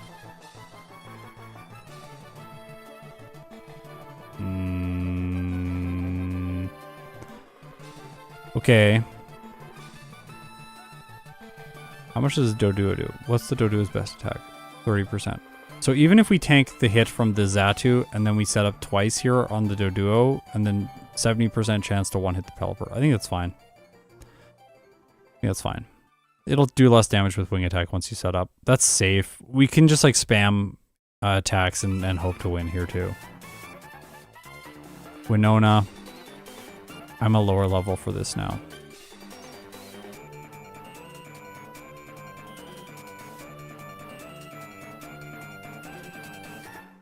I need 3 bulk ups to start getting good ranges.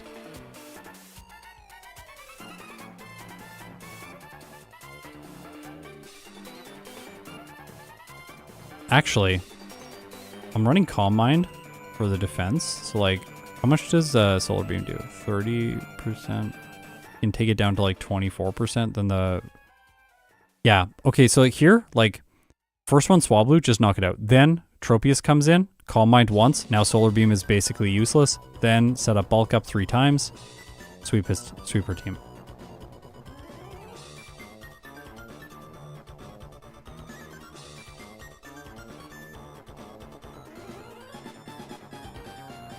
Right? I think that's correct. Moving on. Oh my gosh, there's like there's so many trainers in this section of the game before like the next major battle. It's like wild. You have to do so much stuff. Then you get to Tate and Liza. Shadow Ball I think just makes sense here. Oh, so last time I set up bulk up. Don't set up bulk up. Why would you bulk up when you can just attack? Look at this. Shadow Ball 1 hits everything without bulk up. Not needed. Earthquake does like 23% damage, maximum damage range, without bulk up. So like they're never going to knock me out. Shadow Ball, Shadow Ball, Shadow Ball, Shadow Ball. I think in this case, I think it's you target the Claydol. It might be like target Claydol, target Lunatone, target Xatu, target Solrock. I think that might be the best targeting so that we get rid of the Xatu before it uses Confuse Ray too many times. Yeah, it's interesting how like Calm Mind is useful for like defensive stuff in 2 fights. Like Winona, I think it helps a little. Like it's not really required there, but like I think it helps a little bit, and then it does help against Flannery. It really helps against Flannery. I want to remember that fight. I'm gonna forget, and I don't want to mess it up. Where is it? That's Winona. Sorry, I keep seeing the W and thinking Watson. Calm Mind bulk up, then we 2-hit the. Well, we should 2-hit. If we don't 2-hit the Torkoal, I'll lose my mind. Okay. Okay. Tate and Liza. Simple. Juan is going to be easy. Huh. Yeah, that's one bulk up. That's without bulk up. You 2 hit the king draw. I think it makes sense to bulk up once so that you 1 hit the king draw and it never sets up double team. Don't let it double team. Sydney. Level 60. Outspeeds. 1 hits everything. That's with a growl. See? Applied the growl. 1 hit everything. Easy. This is without growl. Even more damage. It's fine. So nothing to worry about Sydney. Let's look at Phoebe. This is with 1 bulk up. 1 bulk up just makes sense. I think substitute into bulk up into Shadow Ball is the correct play so that she doesn't win with Curse. That's the safer play. Again, like slightly suboptimal because the best play is actually probably just spam Shadow Ball and win. Because the only thing that survives is the Sableye, but I don't want it to set up double team. Maybe it's just better to like...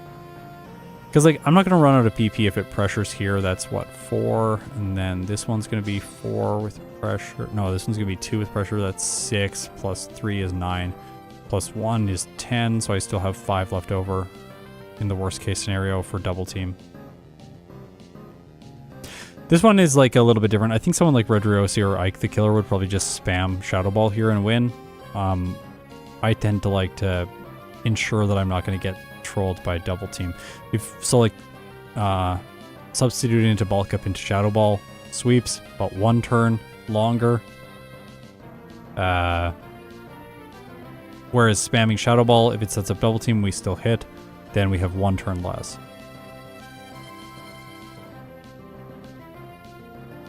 Yeah, you have crit upside, sure.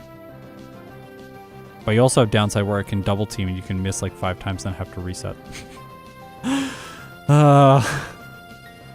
See, when you play, I feel like when I've played so many runs and then I just like, all of these like awful scenarios eventually are just like, oh, they're going to play out and I'm going to be so sad.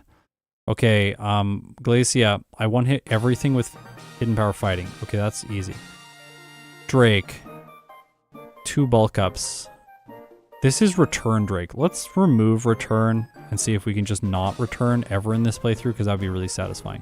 It's always nice when you can like stick it to those moves that always show up in every playthrough. Like, let's get rid of Return if possible. So then we bulk up once, twice.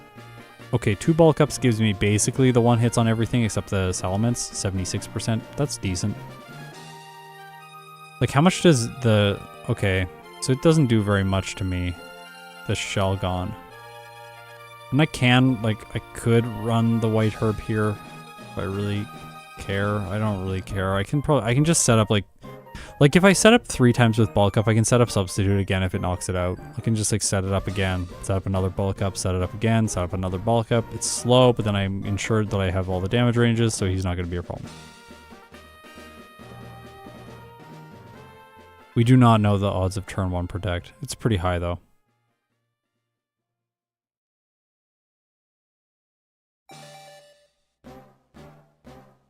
Champion. Without return. Let's see. Hidden Power Fighting does a good amount of damage to the Whale Lord, but not enough to KO, which is perfect so that we can minimize damage from Water Spout. We're going to take it down 71% health, so it'll have 27% remaining. Water Spout does 15 to 18% damage. Not very much. Then we can set up once. He'll use a... Once I set up once, he'll use a full restore. And then Water Spout will go back to full damage, which is how much? 54 to 63% damage. So I will survive Water Pulse and set up 1 more bulk up.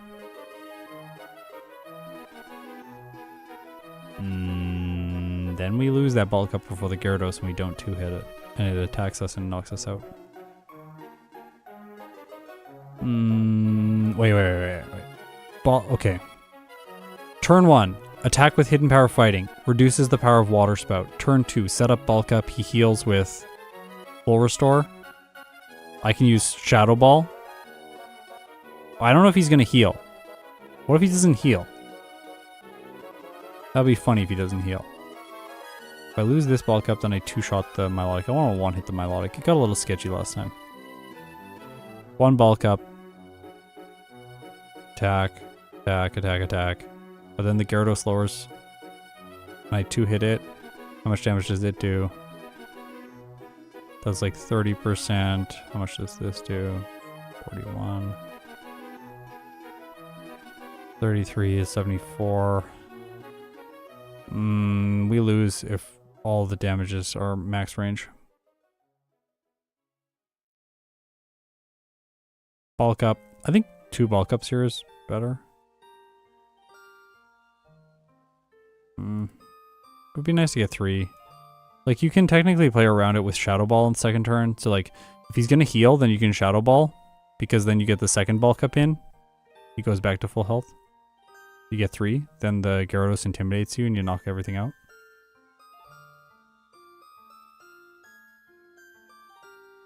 It does less damage. No, but this is calculating the range with the defense boost.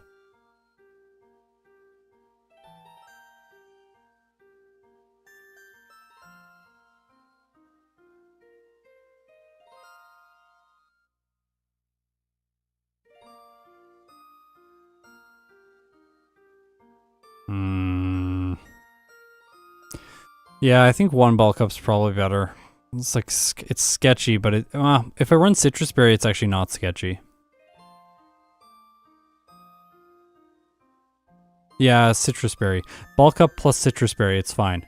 Attack turn 1, reduce damage from Water Spout, then bulk up. He heals, hidden power, hidden power, hidden power, hidden power, Shadow Ball, hidden power, hidden power. Shadow Ball and the Tentacruel, I have to remember that. And then Gyarados comes in. It intimidates me. I'm going to knock it out over 2 turns. It'll get an attack in, which will do 30% damage. So I'll have 50% damage at that time. I'll probably eat my Citrus Berry after that. Then, yeah, I survive. So I'll knock it out after taking 1 hit. Then move on to the Milotic. I don't have the bulk up for it, so I have to 2-hit. I do half damage, more than half with the first hit. It takes me down to like red health, and then I knock it out.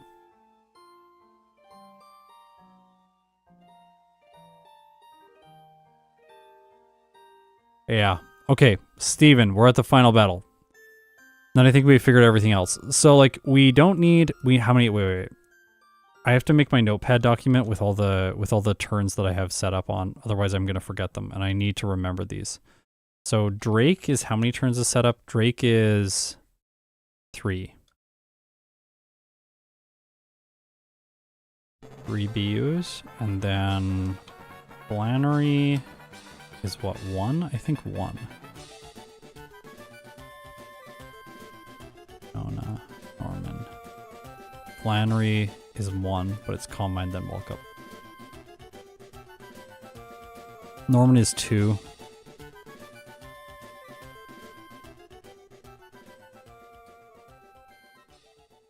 And Winona is what? Winona is Calm Mind, Bulk, 3 Bulk Ups. Yeah.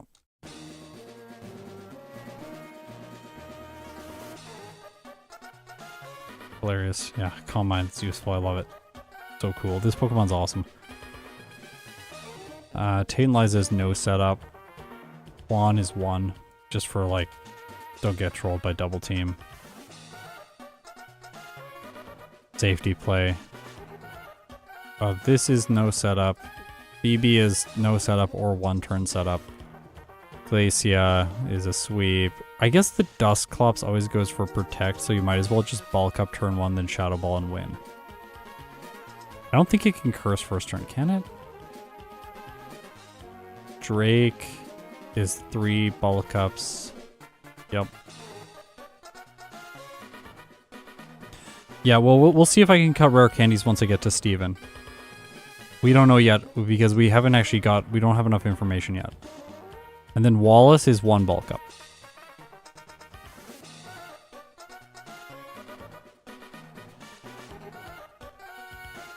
Citrus Berry to like calm my mind. And then we're done. Then we go to Steven. Alright, let's see these damage ranges, because it's not going to be great.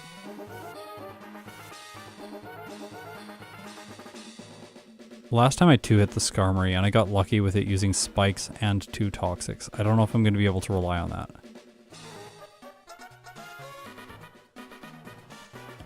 I have to set up 4 bulk ups before it stops one-shotting my substitutes. That's annoying. This is Brick Break also, which is slightly better damage when compared with Hidden Power.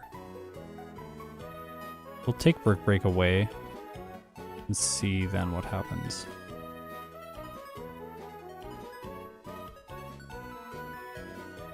Okay, with 1 bulk up,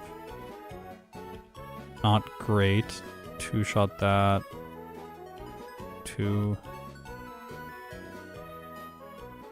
Getting better.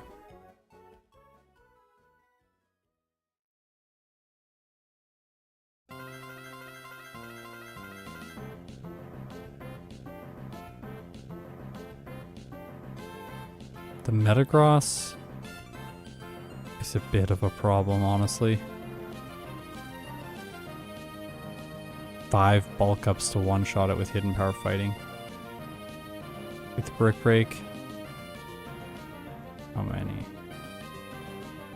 Well, we start getting a chance at 4, but once again, 5 is like the correct number. Brick Break is like gives better hidden, like a better damage ranges also against the Skarmory, but only by like 6%. That could be done. Do we gain? I think I don't need Brick Break to break the screens because I'm just gonna one-shot the Claydol with Shadow Ball.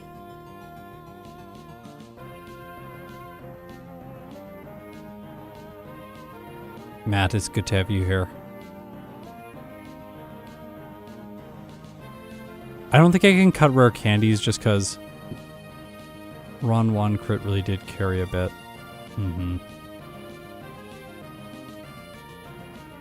So, okay, here's the thing. We can run Brick Break. I think this actually might end up being the best play. Reversal.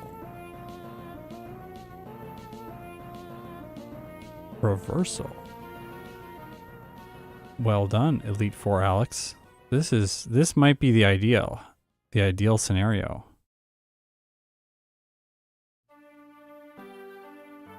Because Reversal might absolutely destroy stuff, and the Skarmory's gonna do damage with Aerial Ace. We know that. And I'm gonna be setting up Substitute, so like we can even like bring the damage range to the place we want it to be with Substitute and have like multiple ways to win. One way to win can be getting enough bulk ups in. The other way to win can be getting in, getting the health range we need with Reversal and then just sweeping. We can also keep Shadow Ball if we run Reversal. Because I was gonna say we could give up Shadow Ball for a move like Rest, and then just like we don't care. This is my like brainless play that I used to do, is just like set up a bunch of bulk ups, rest when you need to, have a Chesto Berry, substitute to block Toxic. We're good. We don't care. We set up, the Aerial Ace starts doing very little damage. Then once we heal, we just sweep, and it's easy. So that is possible, but let's see about Reversal, because Reversal seems more fun. So we can go back to the move reminder and get it back, and the move might. Remember, the move reminder is on the way to fight Steven. So let's see what that does. So Reversal has bad damage when we're at high health, but better damage when we're at low health. So let's say like there.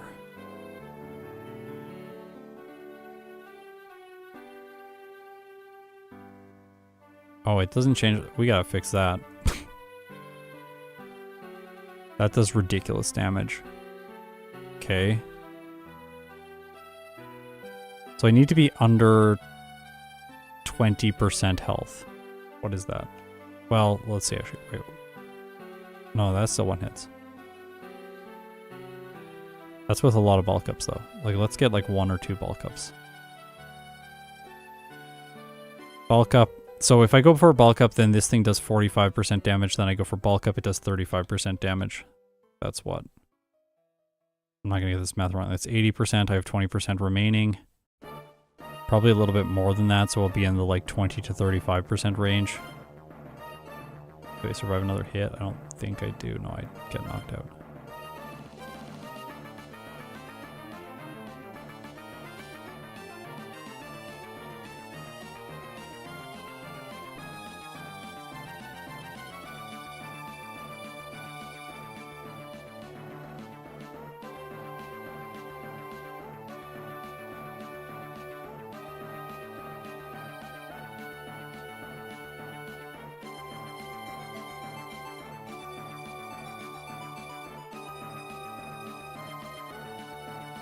Oh, you can't see the calcs. Haha. That's sorry about that. Yeah, here you go. Yeah, reversal is like not the damage ranges are just not great.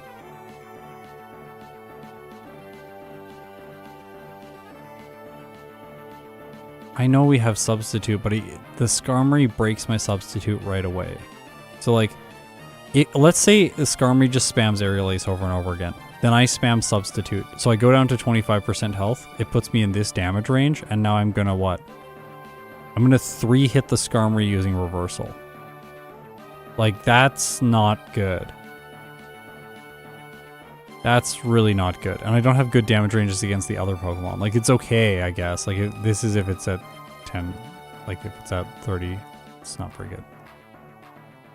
Gotta fix that.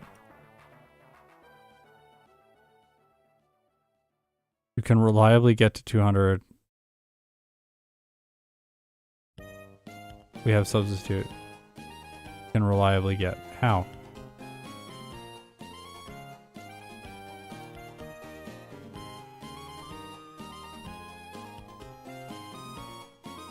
You're not telling me how. You're just saying we can. 4 substitutes.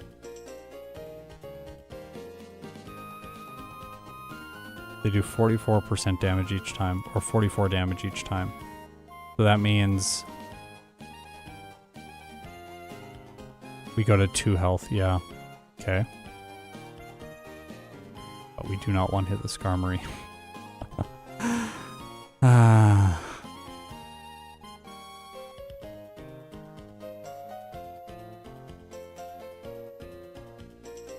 We don't one-hit the Skarmory with that.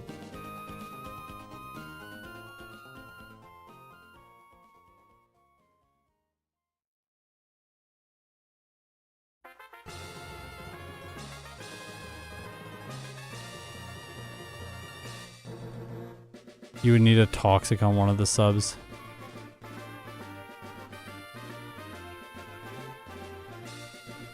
To get a bulk up also. Yeah. That's fairly likely though. It's fairly likely that we get a Spikes or a Toxic at some point during this battle. Because it likes to go for those moves if you don't have a status condition already.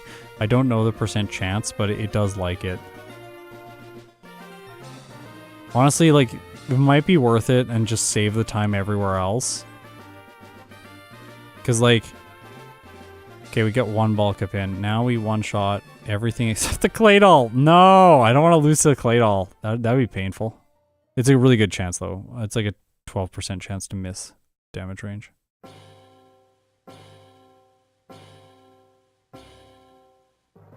Yeah, this is probably best. So substitute, then bulk up. We need to get 1 bulk up in while substituting. If we have a reset, it's fast. That's fine. Then once we use our 4th substitute and go down to really low red health, then we sweep. We use reversal on everything except Shadow Ball on the Claydol. Yeah, these ranges are really good. Sufficient range in my opinion. Yeah, I agree. Yeah.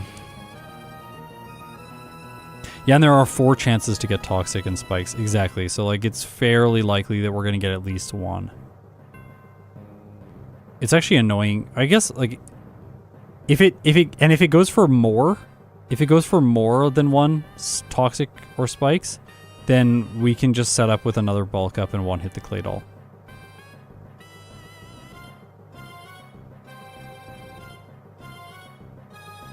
I don't think use subs on 3 wilds. No, I don't think so. I think... yeah, no, the HP is not divisible by 4. It's 178. It's right here. It's I take 44 damage per sub, so I go down to 2 hit points after I use my last one.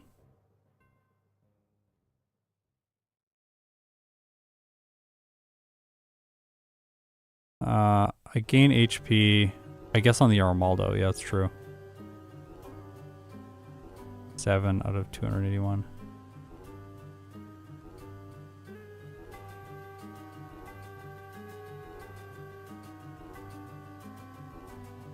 I think this is good enough.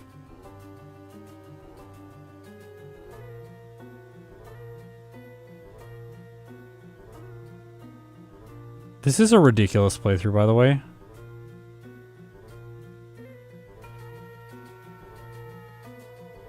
This is ridiculous, this strat. So we don't need Brick Break. We don't need Return, we don't need Brick Break. It's like such a joke. Like, this thing just like gets... Shadow Ball is literally the only annoying thing that I have to pick up.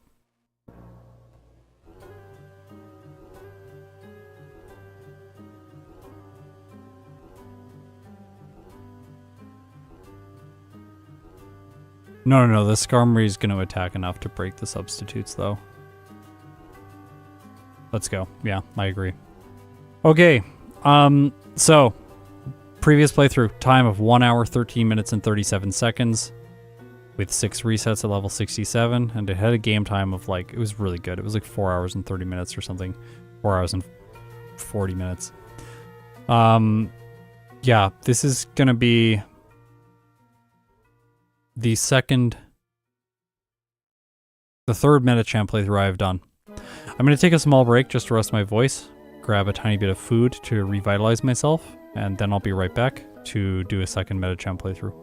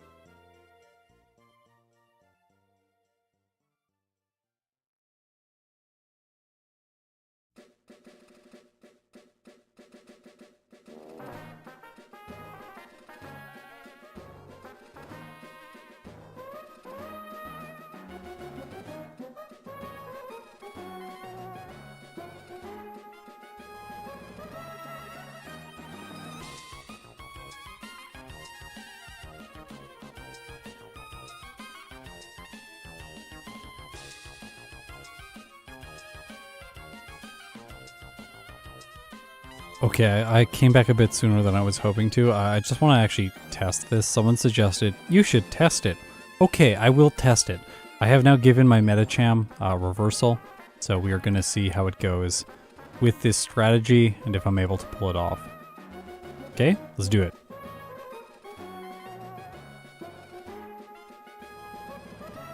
Okay, substitute. So spikes, that gives me the bulk up I need. Aerial Ace, breaks, substitute, Aerial Ace, breaks, substitute, Aerial Ace, breaks, substitute, please toxic, Aerial Ace, breaks. Okay. Well, that's convenient.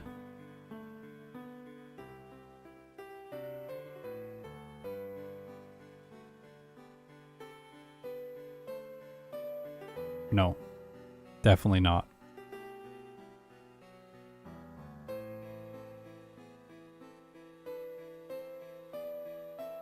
Okay, this strat's good. We're gonna try a couple more times. Heh. Okay, that felt really good. We don't even need a held item, which is hilarious. Wait. No, that's more risky. I was like, if I can just go Pecha Berry, then I can like turn 1 bulk up, but I don't think that's the correct choice. Because then if it attacks with Aerial Ace, we're in a bad position. Because our health is not exact anymore. We want to only take damage through, okay, well, this is easy. Oh my gosh. Kind of annoying, but fine. Goodbye, Steven.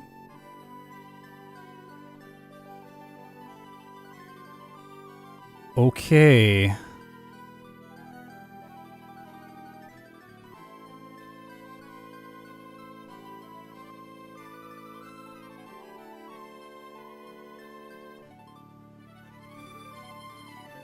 Wait, missed a chance for an extra bulk up? What?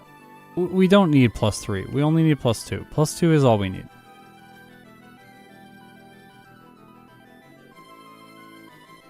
Okay, this strat's real good.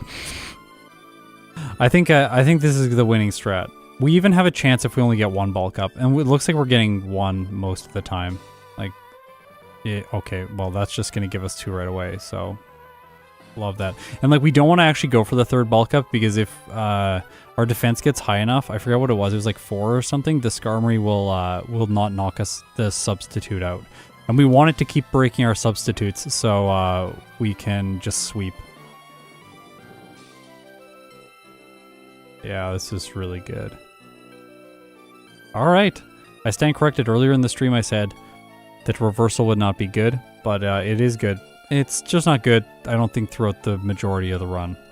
Hopefully we prove that with the damage ranges.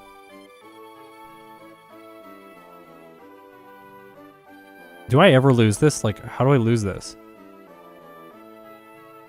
It just keeps using Aerial Ace, I guess, but I think the chance for it to just do that is like so... Look at this, like, yeah, it just gives me 2 more bulk ups. Well, this one's annoying. I guess like we can waste time with Shadow Ball on it if we really have to. And then substitute eventually. There we go. It's like, do we use our PP max on substitute? That's hilarious. That is a hilarious strategy. Human misplays, yeah, that seems to be like the only way to lose. Although I can just spam, like, because he sends in Claydol last, so I can literally just spam A until the Aggron goes down. It's like so simple. Like, this battle doesn't even require any type of like active engagement after the Skarmory is defeated. Like right here, just B, then Shadow Ball, and win. Okay, I'm actually going to take a small break and get some food now. Be right back. Then we are going to crush the game with Medicham.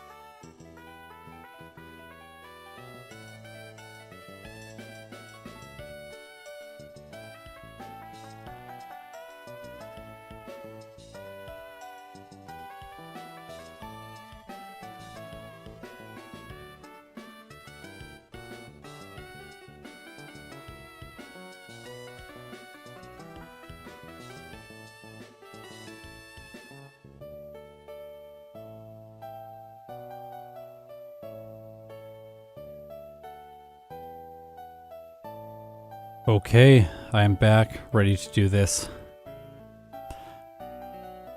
I'm seriously excited about this run. Medicham is so good. This thing is ridiculous. Okay.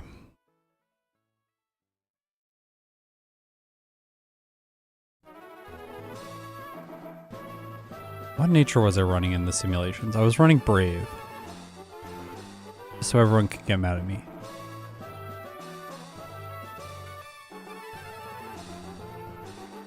Okay, yeah, let's do this. Medicham, Pokemon Emerald.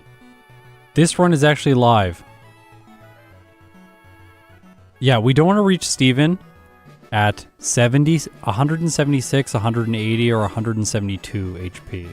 We want to avoid those numbers. Yeah. Ideally, 177 or 181 or 173. I'm going to write those numbers down. Bad is 172, 176, 180, and 168. Good is 169. That's actually the perfect amount of HP. Yeah. Because then I get 1 health at those ranges. Yeah, I have my level planned, but there could be like random trainers that catch me, that sort of thing. So like my level may vary by 1 or 2. Because there's like lots of unpredictable stuff, especially in the mid game of Emerald, where like you're gonna eventually bump into one person, that sort of thing. And like I might also make a mistake and fight someone I'm not supposed to fight. That stuff has been known to happen here many times. Okay, let's go. I will restart the run if... Oh, wait, sorry. I'll restart the run now if I forget to record a replay. But I will also restart the run if the Poochyena gets me.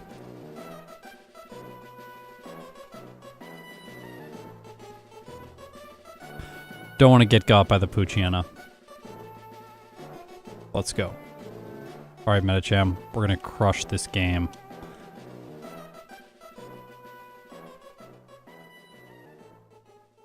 Just take mild slowpoke, yeah.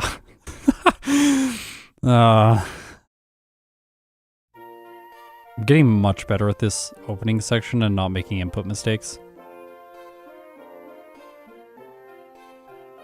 Then I walk 1 tile too far. Oh, well.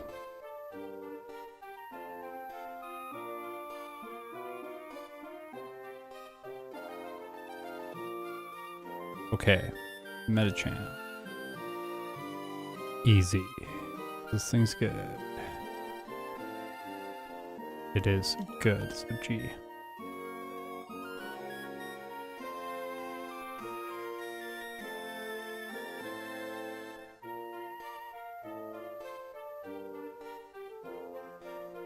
Decent actually overworld motion there, getting to this fight. A crit in this fight helps save 1 turn. So, that would have been nice, but... didn't get it.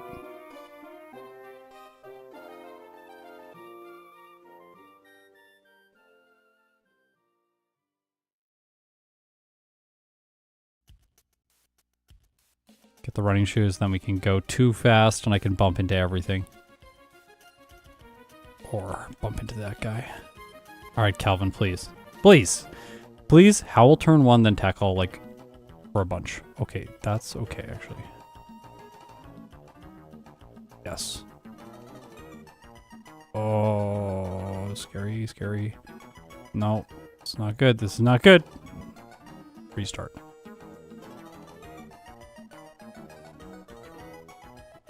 So you lose in the early game. I think Pure Power and Huge Power... Oops. I think Pure Power and Huge Power function slightly differently. I think Pure Power or Huge Power... I think Huge Power gives +2. Maybe I'm wrong. Maybe they are the same ability. Oh, yeah, they are the same? Okay. Cool.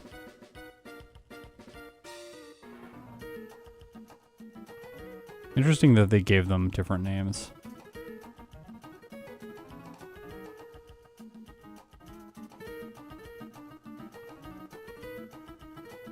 Yeah, no, but +2 is different than ×2 in this case. Because +2 means you can't set up more, but with Medicham you can. Not like it needs to, because Medicham is already just so good, but... yeah.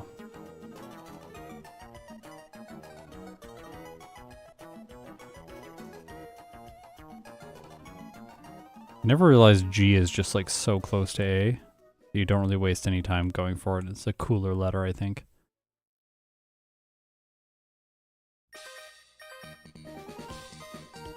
Anyone who's like an A letter fan, they're gonna be mad.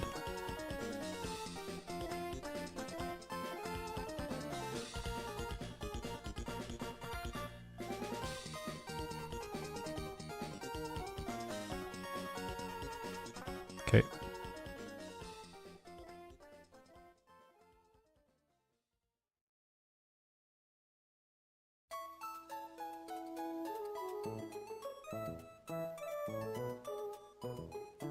All right, Puchiana again, please. Pray for me. Okay.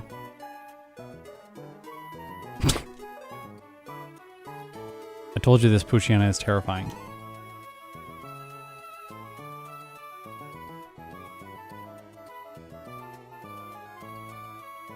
The Puchiana is so good.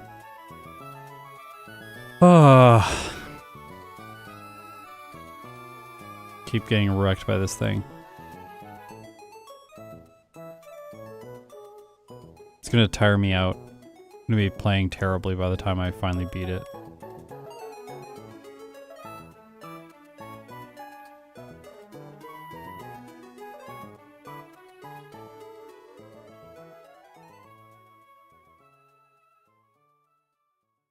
That's why Calvin's shirt has the banned psychic type art on it. Because no psychic type's allowed past this point.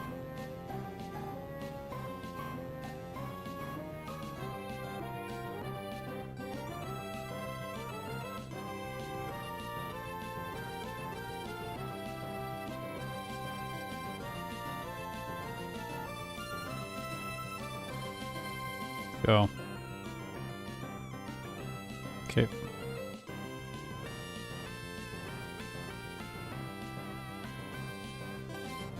That's so weird there's a difference with Trace.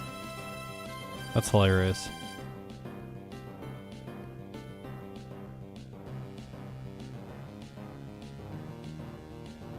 Okay. Running shoes. Let's go. Calvin again. Yeah, buddy. Girl wants in now. Come on, Howl. Yes! We did it! We win!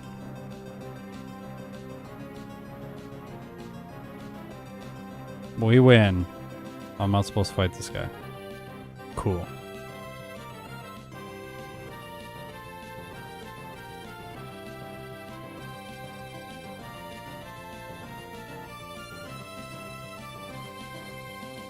Ah, out of my way.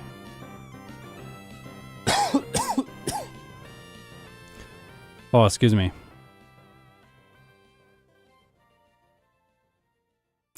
Yeah, this is a pretty good Calvin split. I think Claydolls is like, feels better though, because we have Rapid Spin, but I think this one is faster.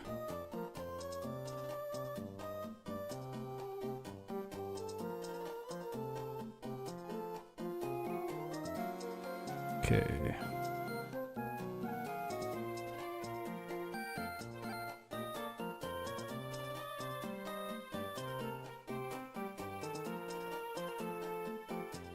I know, I'm waiting for the shiny Ralts. It's going to show up at some point.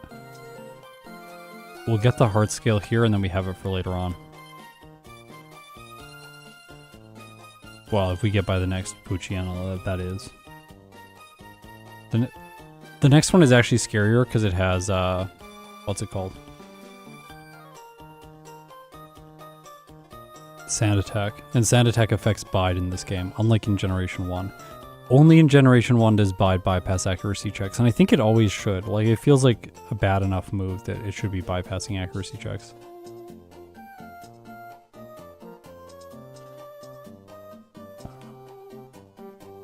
A little bit weird. At least we get a Norn Berry for this one. Okay, are we gonna get a run that we can actually play here? Let's see. Bide. Attack me. No, not Sand Attack me. No. Oh, it's terrible. Like, awful.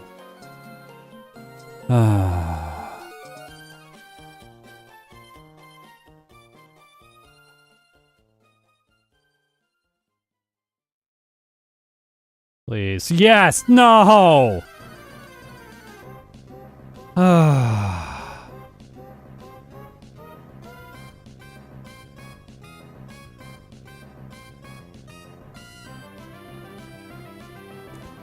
Again.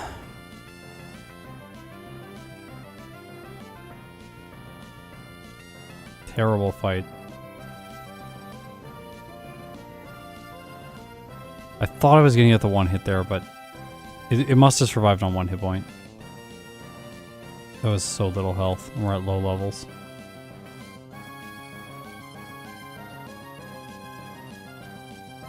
We know the early game is brutal, though. This is not news. Oops. Oh, that's silly.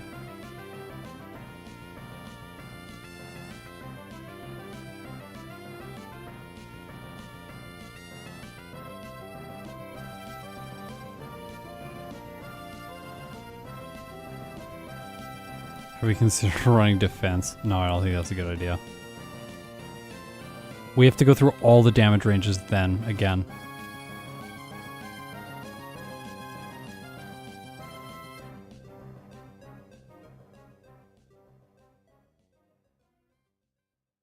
It doesn't matter. It's like 2 fights. You just gotta luck through them. It's fine.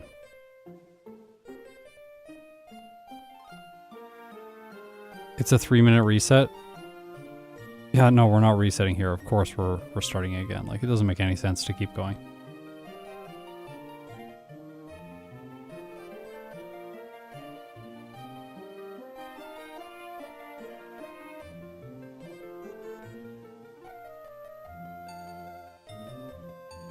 Oh. Well played, Puchiana. This thing's so annoying. Oh my gosh. Attack me now. Yeah, thank you. Ah.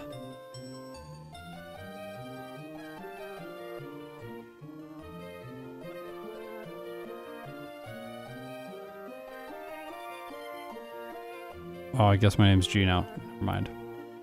Definitely don't want that. I'm always me.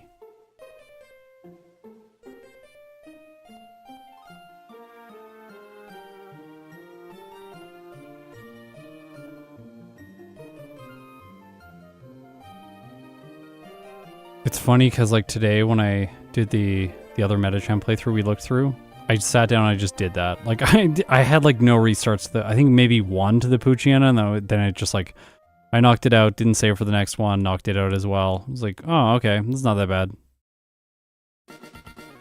I'm like, I know it can be bad, but it's not. And then now we're getting all the bad luck.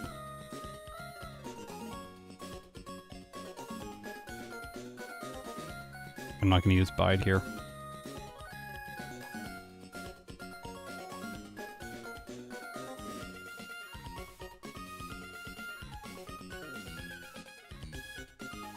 Caught that one.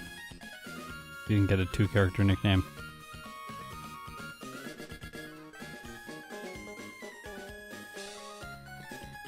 Flicker Dart. You can do it, Scott. Thank you. I need the support. For the Puchiana, the most terrifying Pokemon of them all. Fine. It would be nice if I could get an Oranberry before this fight. That would help.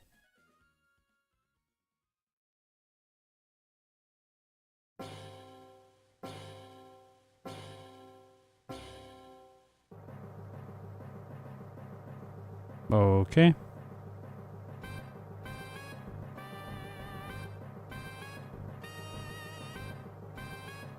I haven't been healing there before because I'm like, I'll just lock through it at some point. It doesn't really matter if I have full health, but we're gonna go with full health now. Okay, well that's a D. Oh, it crit.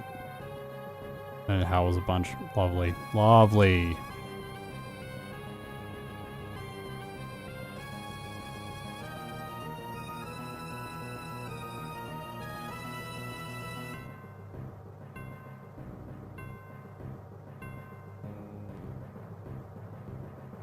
It was not the run. No, it was not. That's okay.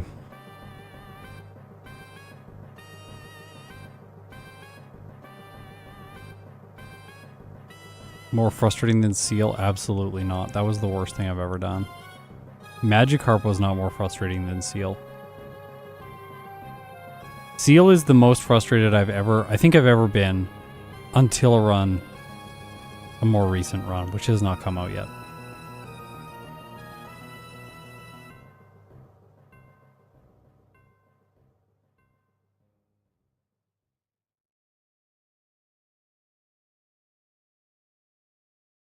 I think Ditto is not going to be as frustrating as Seal. Ditto is like, you know it's going to be bad. Like, the problem with Seal is that you don't know it's going to be bad, and then you play it and you're like, oh, this thing is just really inconsistent.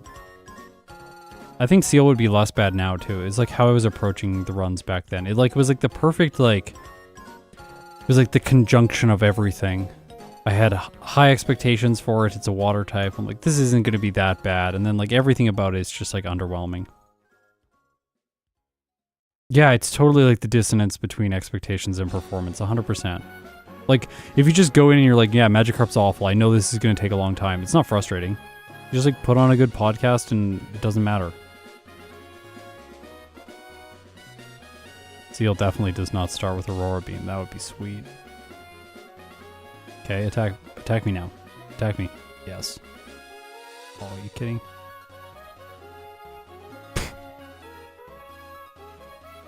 Oh my gosh.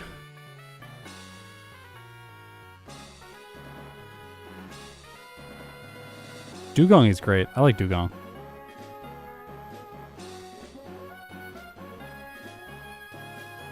I used Dugong this year. There's gonna be a Fire Red video with Dugong.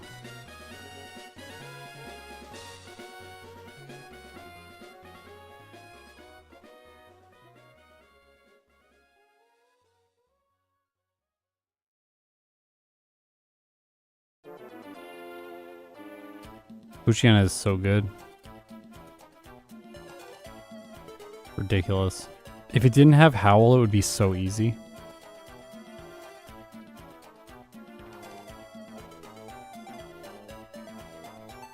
It'd be like the most easy fight ever if it had no Howl.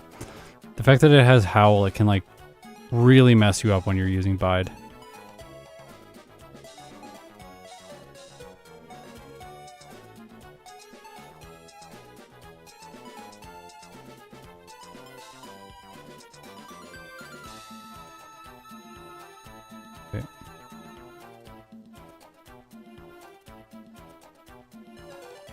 Do any other gens have dark types that wall psychic? Not like this, no.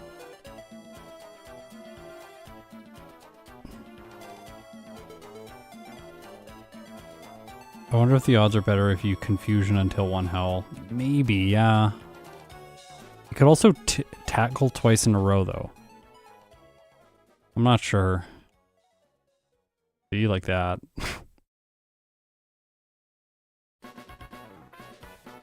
There we go. Bye-bye.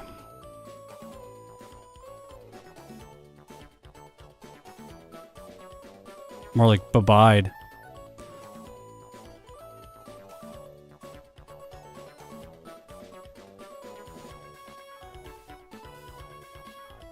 There's some glitchiness on the overlay when the Zigzagoon is in battle. I haven't solved that yet.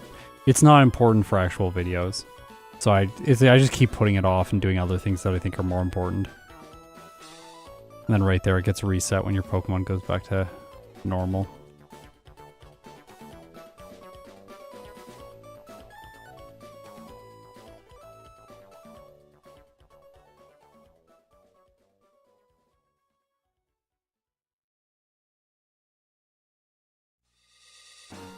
Oh, that was nice. I'm trapped in this spot, but it doesn't matter. I have to fight this guy. He was part of the route. He's okay. Get the heart scale. Also get the potion. The orange berries. Fight this bug catcher. Then we got Bide number 2. Hopefully Arceus is smiling on me and we get some good RNG. Come on. Come on. Oh.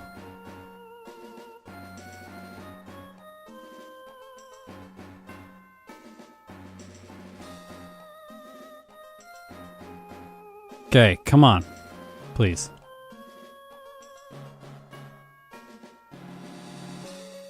Come on. There we go, tackle. Oh, crit tackle. 2 tackles and a crit one. All right, this is good. And no sound attacks yet. Yes. Yes! Crushed! Okay. Goodbye, Poochyena early game. We did it.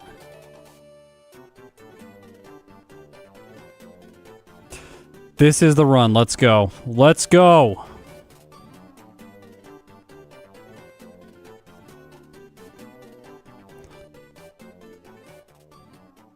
Get some cherry berries.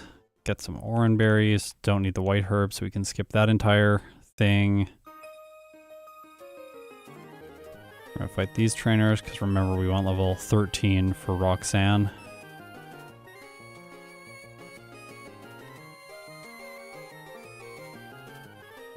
How many attempts was that? My attempt counter is at 13 right now. It probably counted like 1 or 2 that were just like replays and stuff. Maybe not fully accurate, so... But it says 13, so it was like probably somewhere around 10 attempts to get by the Poochyena. It's really not great. Yeah, we want 13 for the nose pass. That's correct.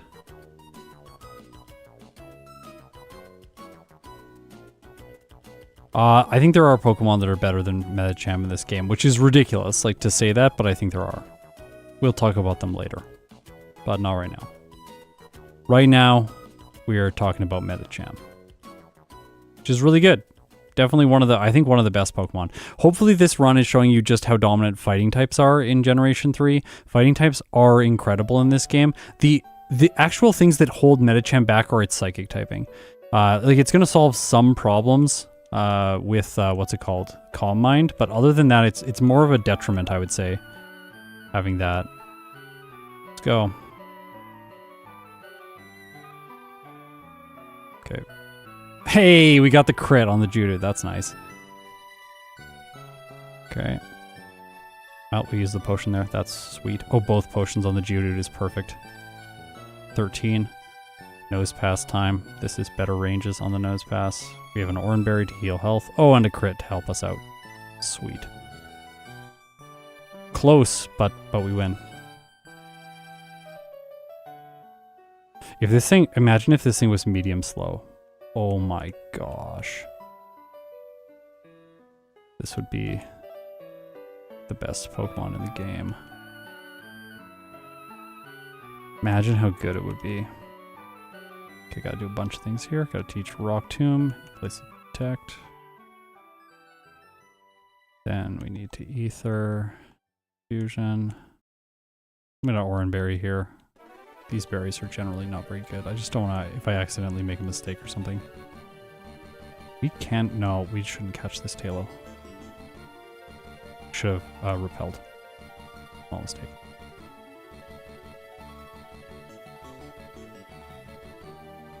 Oh, if it was fluctuating, this would be ridiculous. Like, fluctuating would be absurd. We should do those sometime, like, just compare all the Medichams with all the different growth rates and see, like, what happens. Alright, Bide's useless. We miss on the Poochyena. Well done. Okay. Alright, so we were able to make the early game a little bit more efficient than we were able to last time. I think my time isn't great, but I think it's a little bit better than last time.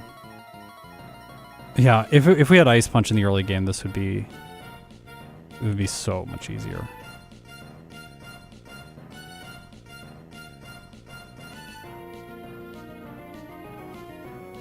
Hate this dialogue.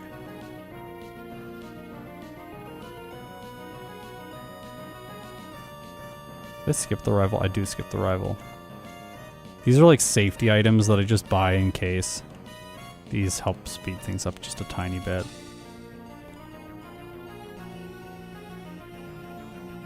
Don't want to fight you though. You can say no to him.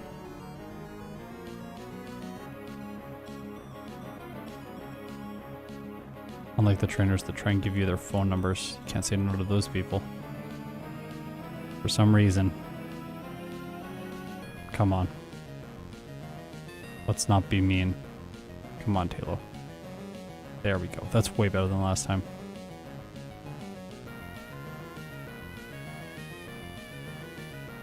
Come on, Zigzagoon. Oh, first ball. What about Meryl? First great ball. We've got a lot of Pokeballs left over though, so I think I should be able to get this one. As a kid, I used to think that stat-raising moves would make the Pokemon less likely to be caught, because they're like getting stronger. Did anyone else think that? It's like, it's getting stronger, it must be harder to catch. No, no, no. There we go. Caught it. Okay, that was... It was not a great HM user catching, but it was okay.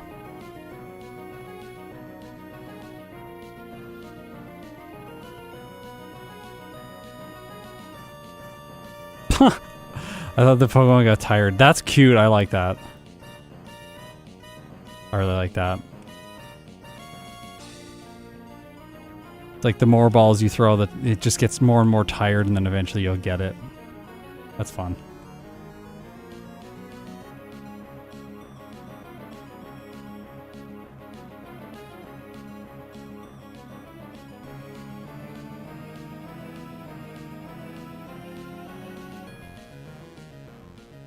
You can do this after Brawly too, it doesn't matter.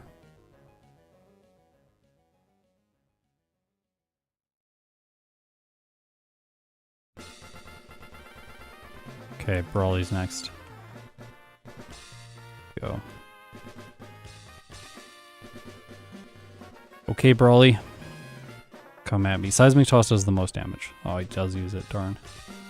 I was hoping he wouldn't use it and just go for Bulk Up. Maybe if the... Oh! Is the... Oh, the Meditite didn't set up Light Screen, which is really good for me. It makes this fight so much faster. Okay, these super potions are getting annoying. Me not. Thank you. Alright. Got Brawly.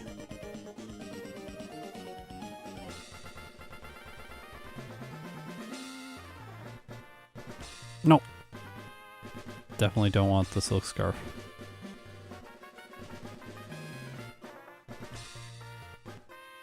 Where are you? Oh, it's by here. It's right here. If you bump like that, how I did there, you avoid the trainer that's under the umbrella.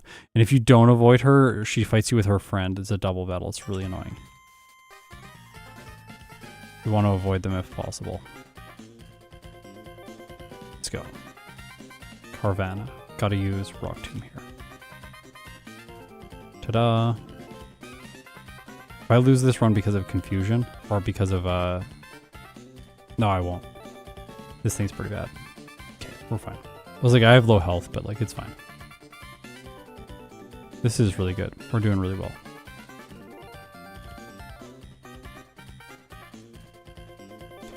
Come on, come on, come on. Let's go. Go.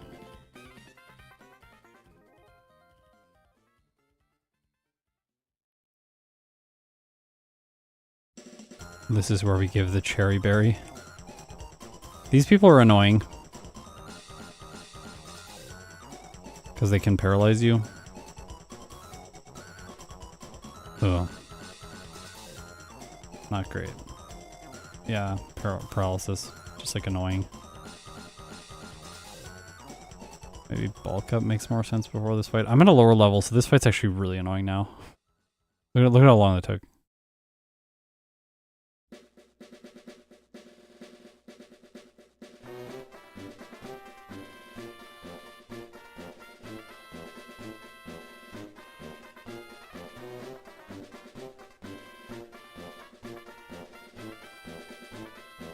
Yay.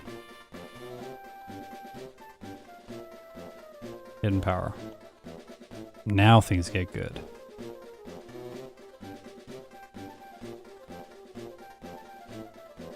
Okay, Trick House. This is the thing we skipped last time and has been added in for Flannery. I'm going in here at like 13, 15. Let's see how long it takes. Also, Hidden Power is better against things like Oddish than even Rock Tomb. That's not just considering accuracy.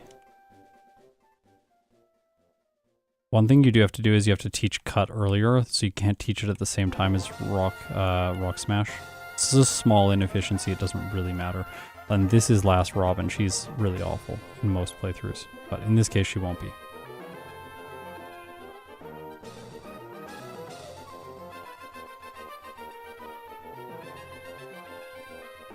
Always talk to the scroll. I sometimes forget, and then I get like further in here and it's like, I regret it.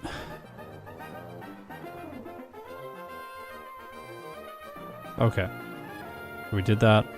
Looks like this rare candy takes about a minute to obtain.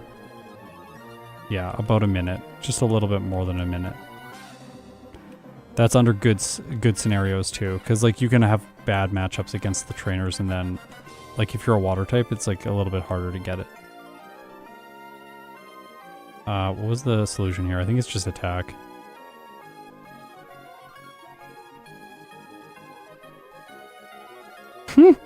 Missed mud shot, okay.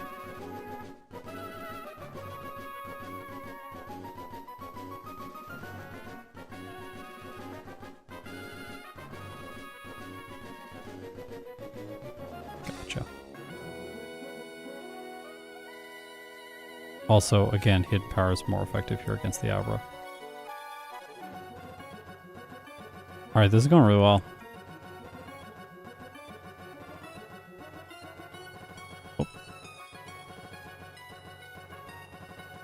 I used to forget that all the time.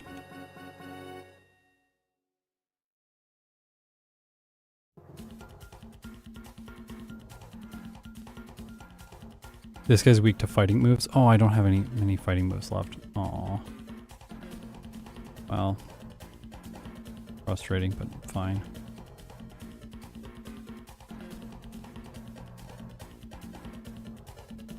I'll just heal.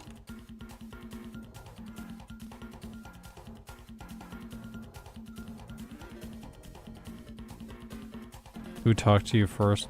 Why for me? I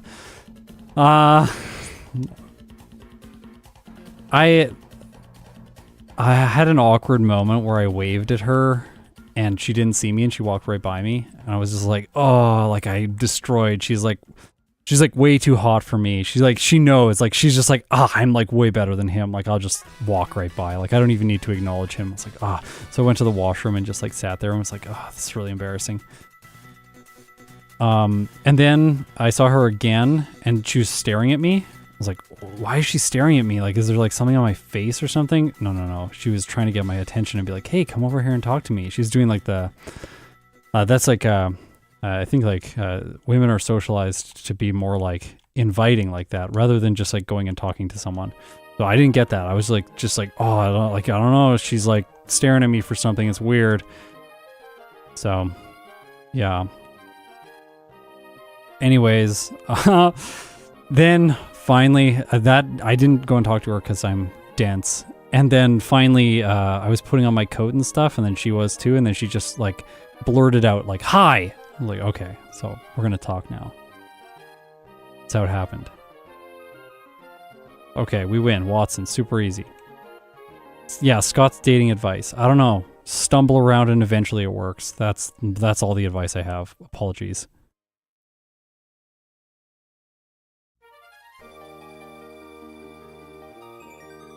I'm terrified. Don't run into that guy.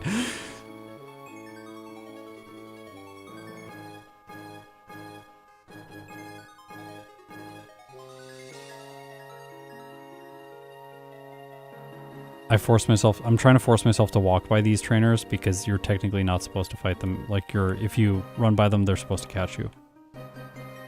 So I'm like already simulating that behavior. I'm gonna get this, get these two, just in case.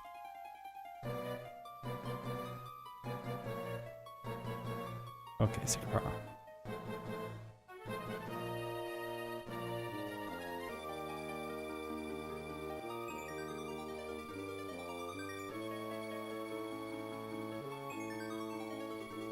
It's like 4 steps too early. It usually runs out before that grass though, so I just timed something slightly different. Okay, so I did not take this person out of my route, so I'm gonna fight her now.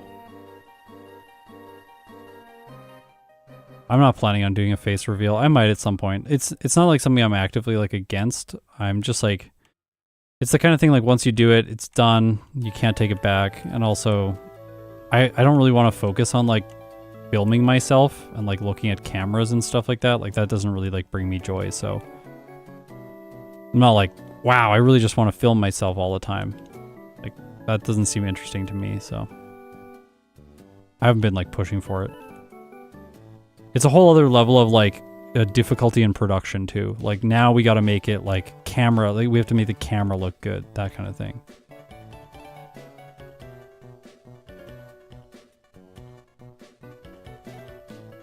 I might like make another channel. Like I made the StarCraft channel, which I haven't uploaded on yet because I've been too busy with stuff here. We're making good progress and I don't want to like have that momentum deflate. But I might do a face reveal elsewhere, where I feel like it makes more sense to. There's like, we have very limited screen real estate as well, so like, putting my face somewhere takes space that I could put like a moveset or like, stats or something like that, and it's like, I'd rather have that interesting information available rather than like just a picture of my face.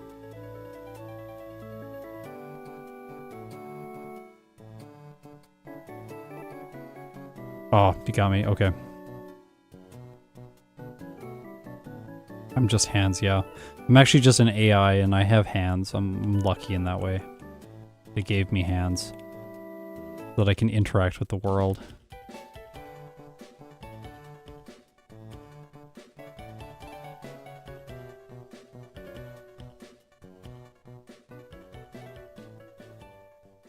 That guy only looks like down and the direction that he looks. He doesn't look at the other directions, so you can like get by him pretty easily, even in the vanilla game.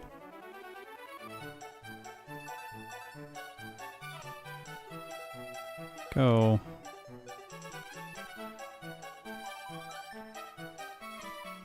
Oh, no trainers on the gondola today. Didn't see anyone.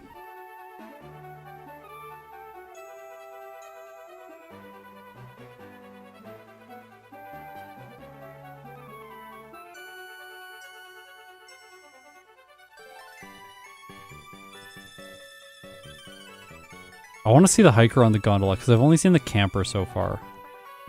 Hopefully we'll get the hiker at some point.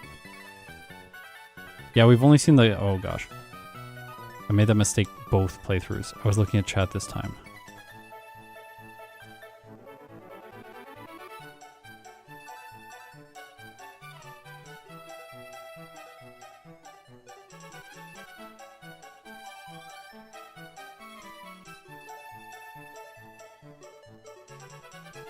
I think just attacking in this fight was what I came to as the conclusion. I'm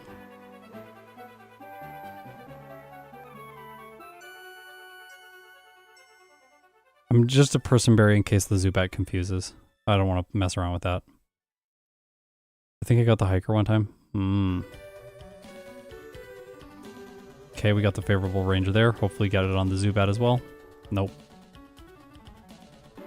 It's okay. 2-hit. Then we'll 2-hit the Camerupt. Focus energy. Alright. 27 as planned, right after Maxi. That is going to allow us to use one rare candy to go to 28 after skipping the 2 trainers in Flannery's gym. And get Calm Mind, so that we can Calm Mind into a single bulk up to defeat Flannery, who is actually very challenging last time. I was so scared that Numel was going to be shiny. I was like, that's... If we have to restart the run because we got a shiny and I took time to catch it, like, I'm going to be really disappointed. Like this. Oh, no way, you can skip them. That's really cool. Oh, I learned a new thing. Sweet. And those guys have bad experience, like I said before, so I am glad that I'm able to skip them now. Okay, Calm Mind. In the place of confusion. My berry is irrelevant here.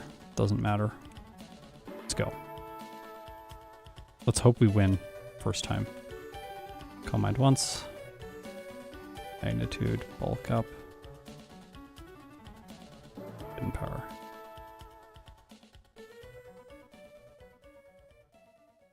Okay. Don't crit, Torkoal. Don't crit. Sunny Day. I think it's Sunny Day because it saw the damage range due to my Calm Mind. That's why. I didn't even consider that when going through the numbers. That's another reason the Calm Mind is really good there. I bet it would have just attacked me if I hadn't used the Calm Mind. That's awesome. Well, learned a thing. You can boost your special defense, which is quite rare. Then you can force it into a setup move instead. Don't want to run into these people. Not do that. Okay. This person sometimes gets me. I don't know how to... Oh, fine. I got a little bit too scared there, and then she... But I ran into this person last time, and she's worse because she has 6 Pokemon, so... Juicy Speed Ivy. Yeah. Just what I need. I think you mean EVs.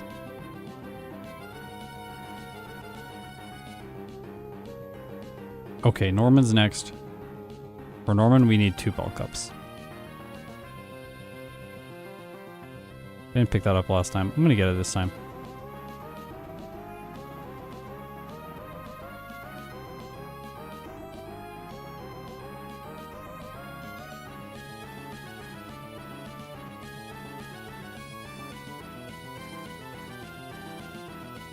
Oh yeah, deposit your HM users here.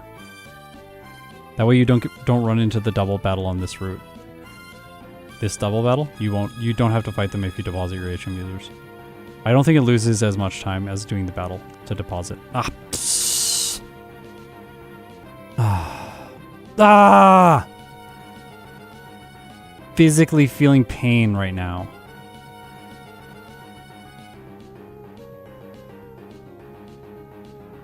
Countering that Poochyena does. Yeah, right? I think doing the heal here and then that is a little bit better than doing it after.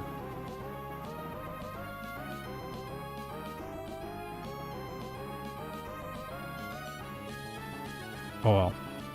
That's a tiny mistake. That's like what, 6 seconds, 7 seconds? It's okay.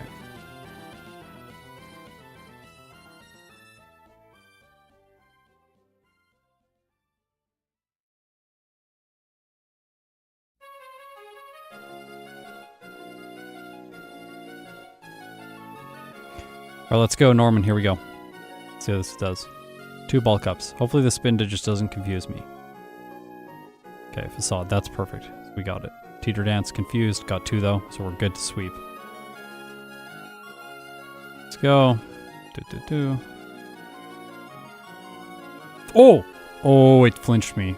Bad. I took a decent amount of damage, but we went. It went for counter, so I got lower priority. That's why the Slacking didn't attack. Norman, more like Badman. Honestly, kind of scary. That's the last battle that I was like concerned about when routing. So we're through that now. Also, I think I should be teaching Surf to my Zigzagoon. It'll go in slot 1. It's easier than having to later on navigate to get like slot 2, what's it called? Waterfall on Meryl. That's a tiny thing, but yeah.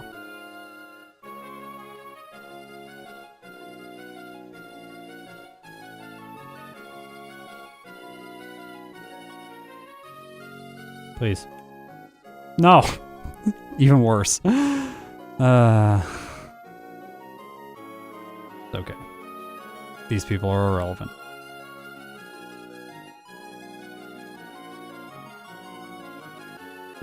Learned quick attack, wasted some time. Perfect.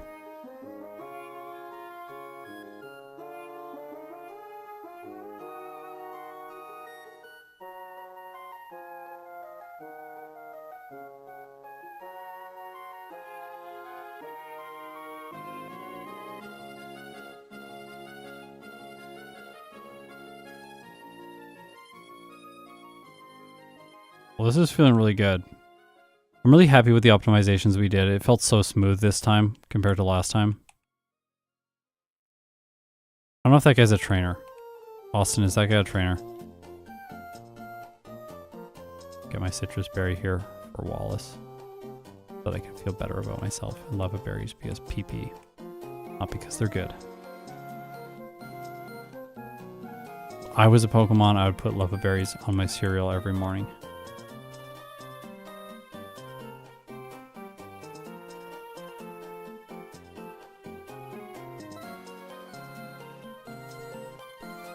No!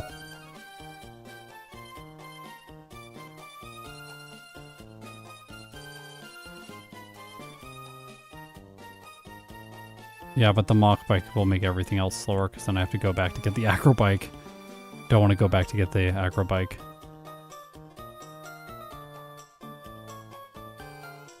Acro Bike saves more time getting to the Magma Hideout.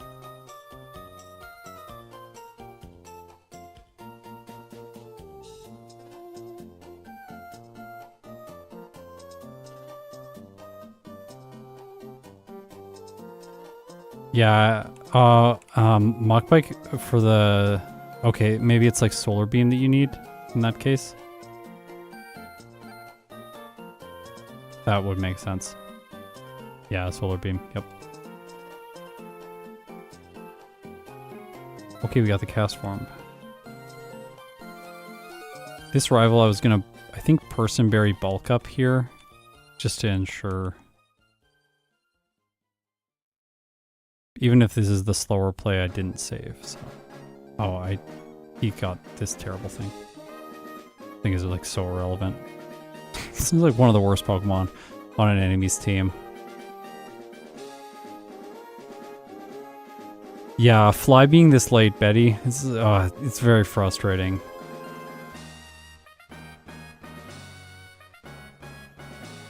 I wish you got Fly after Flannery. Like, when the rival comes out of, like, Wally's house or whoever it is, like, that's when he should give you Fly. And then you should be able to use it. Like, we don't... wait a second. I can heal now, deposit now, and then I only have to walk back to the gym instead of walking back to the Pokemon Center. Why have I never thought of that optimization?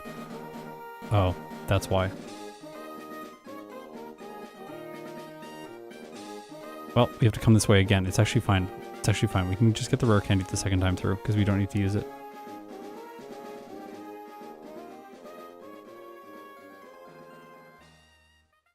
I don't know if this is going to be sub 110. I'd be really happy if it's sub 110. I think we're just barely not going to get it. I don't think I'm a good enough Emerald player yet to get a sub 110 time.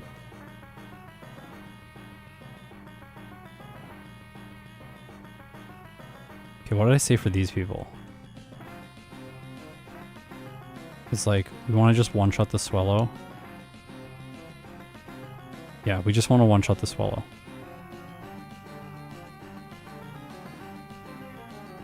Then we can two-hit the Xatu. Hopefully no paralysis. Yeah, okay. Then I believe this one was bulk up once. Well, twice it raged. I want to be really certain. Is it absolutely necessary? No, but it's fine. Yeah, okay, we're good.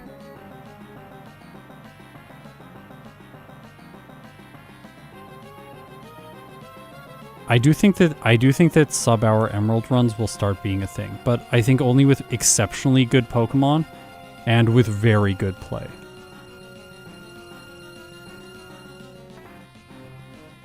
It's very interesting to me though, because Emerald originally felt like 3 times slower than Crystal, and now Emerald is going to eventually be about the same speed as Crystal. Which is hilarious. No. I stand by the Personberry there.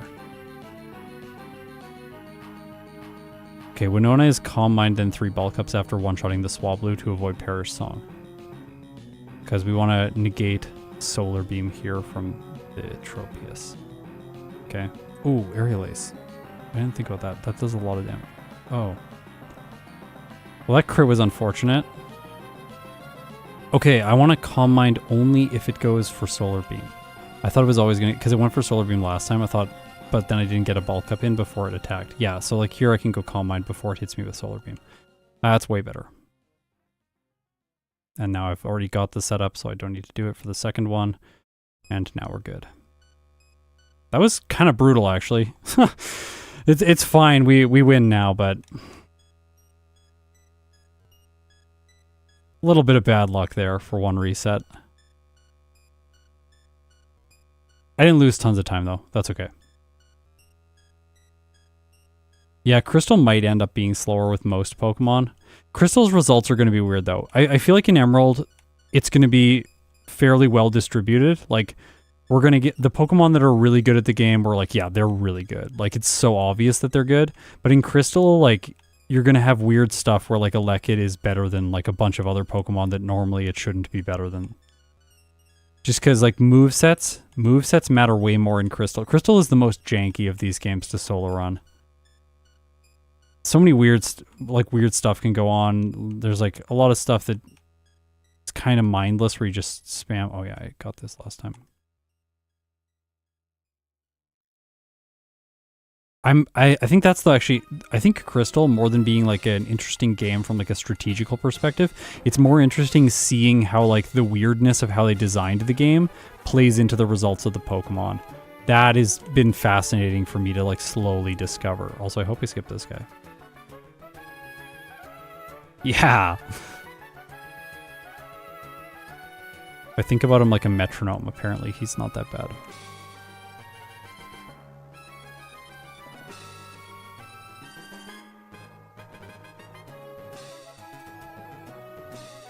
Okay, Shadow Ball.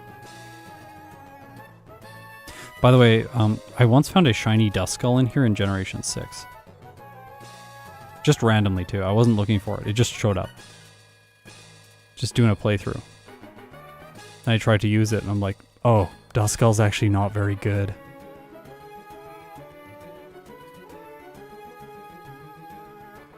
If you watch my Platinum content, I mean I caught a shiny Dusclops.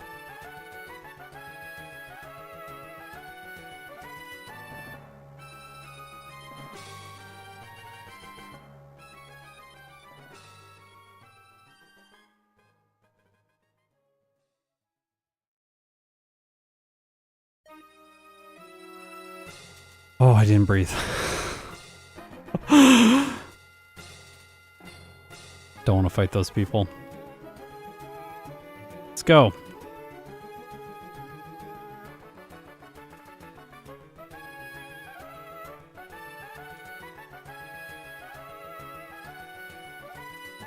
This is our second attempt at him. I did one earlier today, which I narrated from a replay. And then we did optimization, and now I'm doing the live playthrough. But here, unlike last time, I can do this trick. The Austin trick. The Austin cast form trick. Also, here I'm targeting the Poochyena first intentionally because I want to knock it out so that it doesn't use annoying stuff like Swagger on me. I guess I do have the Person Berry, so it doesn't really matter. This fight is just generally, like, irrelevant. I'm trying to talk about something interesting here, but like there's nothing interesting to say. Even if cast form attacks, it like genuinely doesn't matter. Like I'm just gonna one hit everything. Like the Zubat wouldn't have even got a hit in there.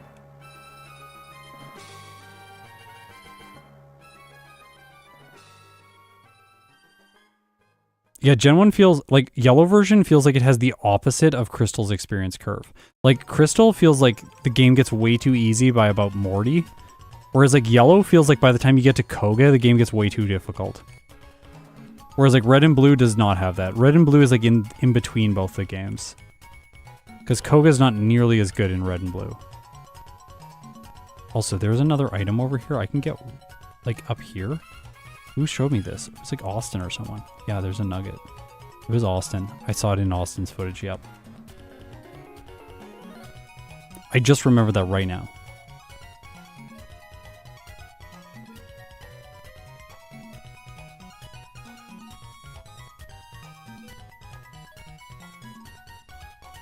Okay. Sweet Scent is a very bad move. Ludicolo, my least favorite Pokemon. Luckily, Medicham. Medicham, with the beast that it is, has no Ludicolo problems.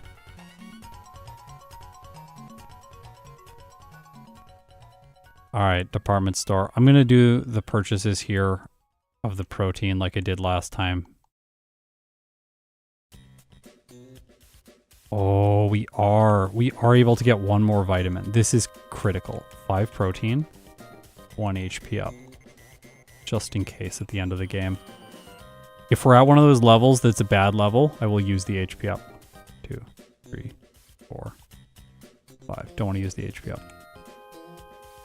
So if we get to a bad level where we're gonna not be able to use the 4th substitute, then I'll just use the HP up and we'll be fine.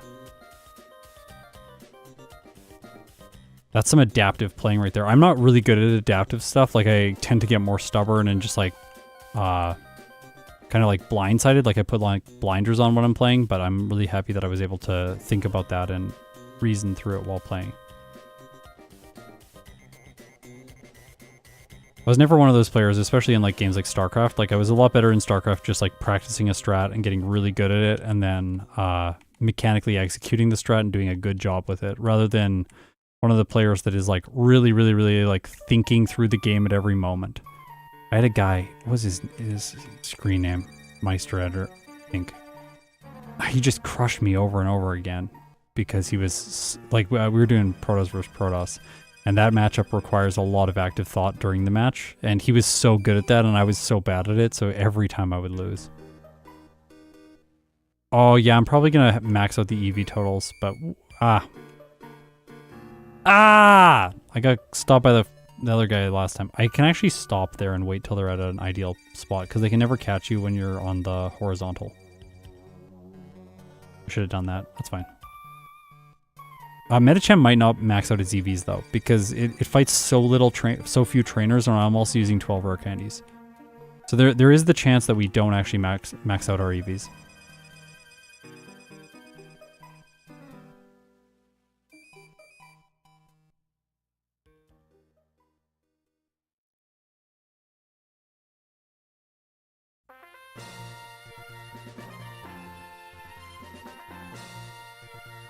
Oh.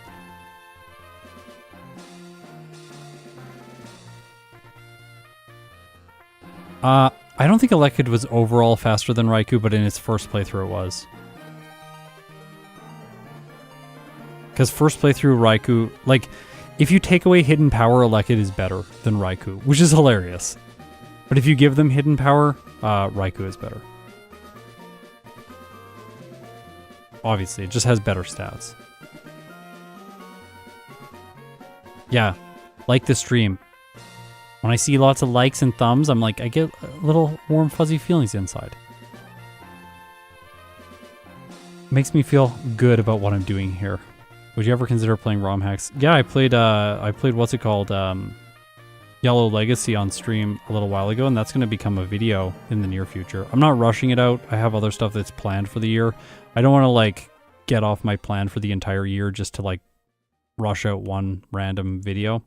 But it'll come out at some point. It'll probably be a midweek release, so like a Wednesday or something like that, you'll see it. Just because it's not planned into the regular year.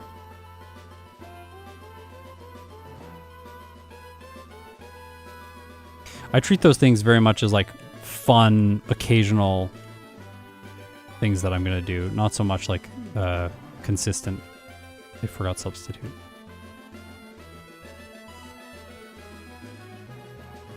Kind of unfortunate. This could be very stressful.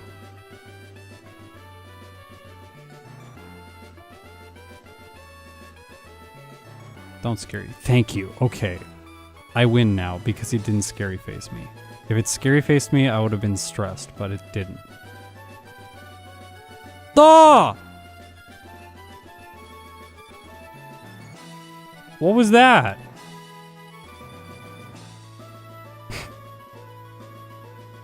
The second moment like that in this run. Fine. Now you get the scary face. Okay. Fine. More annoying than anything else. Yeah, that's what I was expecting. I was expecting... That's a frustrating reset, but... We're done with him now. It's not that long.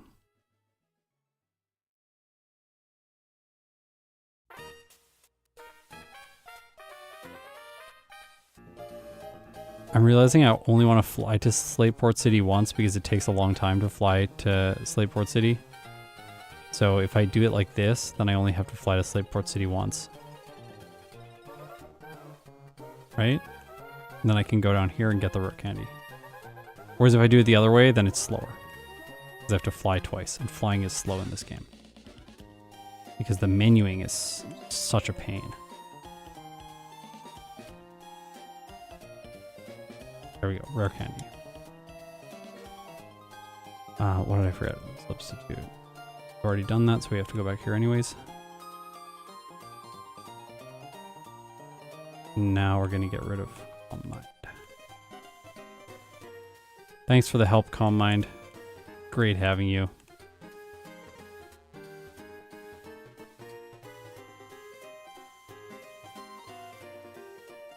Bye-bye.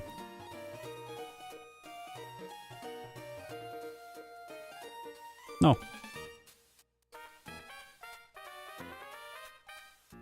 I don't need rest. I don't need this PV up. Cool, right? My PP is already sufficient. Planning there was almost not sufficient.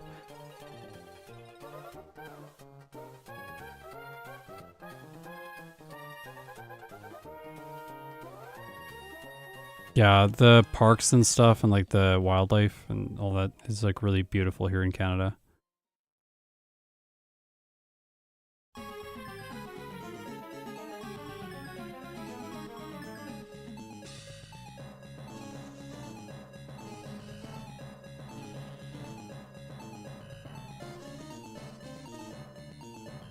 No!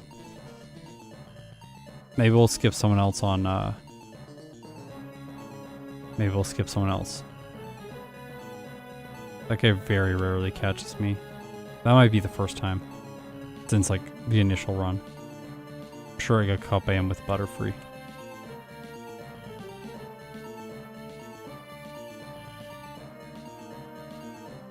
Okay. Matt. Obviously. Personberry. Matt. I'm gonna save. This fight can sometimes spiral out of control if you get a little bit unlucky. And I don't have great damage against the Golbat. Yeah, and his wing attack does okay damage. Bye, Matt.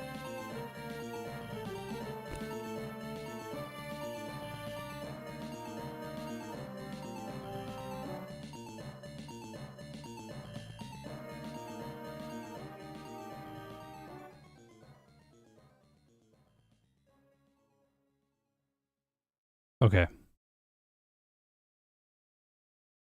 It might just be able to attack this thing. Uh-oh.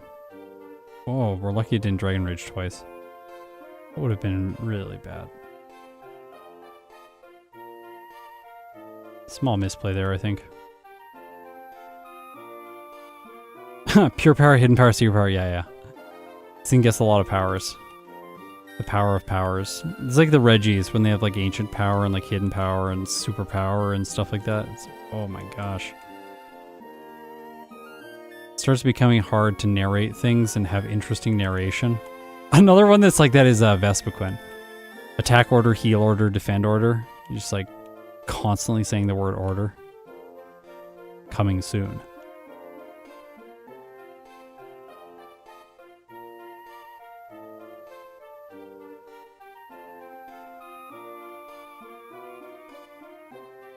Don't know why I healed there.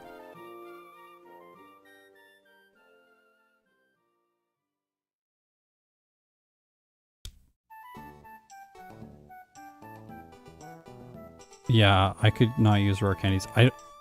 There is one more rare candy that I'll have access to before Steven, but last time I didn't pick it up. I just skipped it. I outspeed that Swallow with the speed lowering nature. That's so funny. I love that. Take that, everyone who criticizes speed lowering natures. They're the best. I actually think speed lowering natures, if you can run them, are the best in solo challenges. Because you don't need extra speed. You just need enough to move first against everything. Once you move first against everything, you don't need any more speed. So raise all your other stats. You want more defense though. Because like surviving the occasional stray hit here and there is just like really key. Okay, so like I want to be in line with this thing, I think. Ah, messed that up. I basically did it perfectly, then I moved my character and messed it up. Okay. I want to be down here.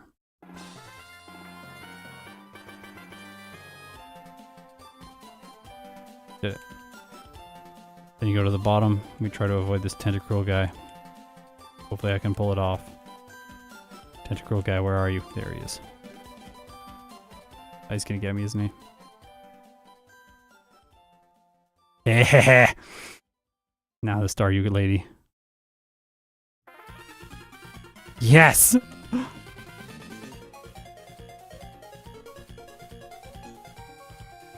This person, you can go like here, and then skip like that. Okay. I don't think I needed to go in there. That's just wasted time. Look at this guy. This guy is sometimes bad too. There we go. Woo!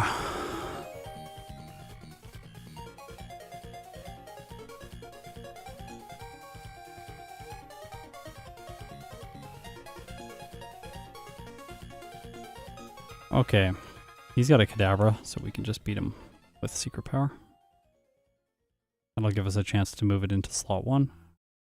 I think she's just like something weak too. Yeah, another Kadabra. And then we can teach Shadow Ball.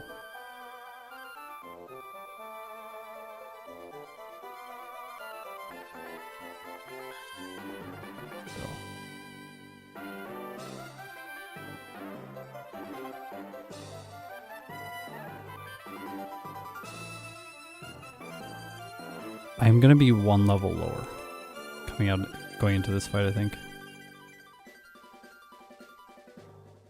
You're kind of dawdling. What? No, I need the rare candies because we need to be a certain level. Like, it seems like I'm just wasting time doing this, but like I'm not.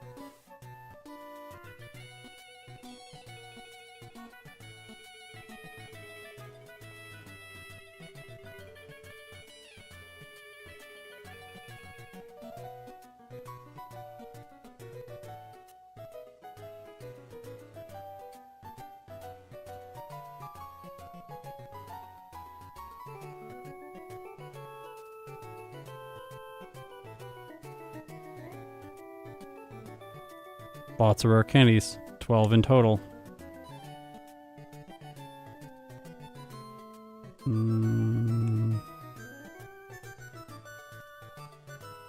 Yeah, you can skip the one guy there. Second worst gym puzzle after Surge. I don't know. I like this one. I think this one's fine. This one you at least have choices in.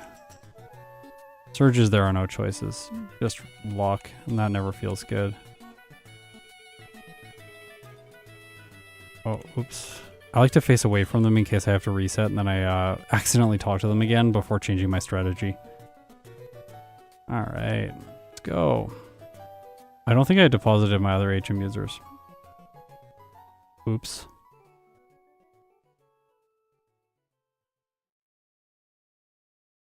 I think it's irrelevant, actually. The Xatu is, if it goes for Calm Mind, this is annoying that I have to do this. Okay. That's the first major mistake.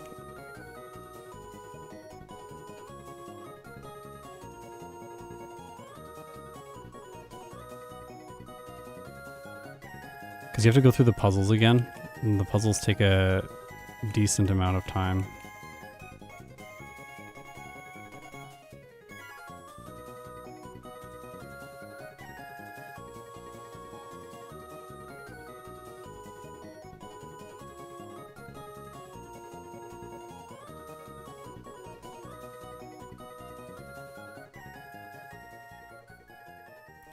There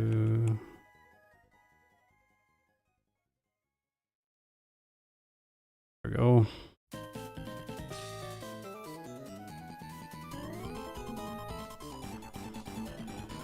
Bye-bye.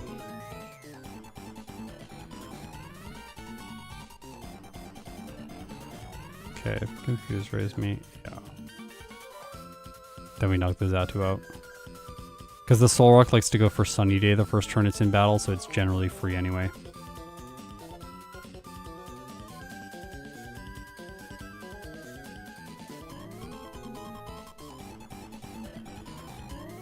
I'm a bit neurotic when it comes to nature, so why did they change the DV system? They changed the DV system because it didn't give as much variety to Pokemon as the IV system, and because the DV system is essentially in place because they were working with limited data in Generation 1, and then once the cartridge size expands, they have more space to make the Pokemon a little bit more diverse. So then they went with the IV system, which I think makes more sense. Like, it makes sense to have more diversity within the pool of available Pokemon.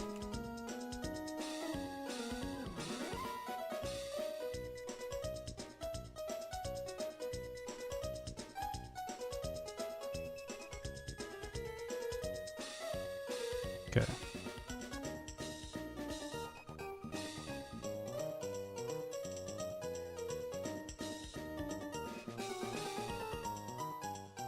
Yeah. Natures and abilities are like where we start to see a little bit of bloat coming into Pokemon, where there's like a lot going on.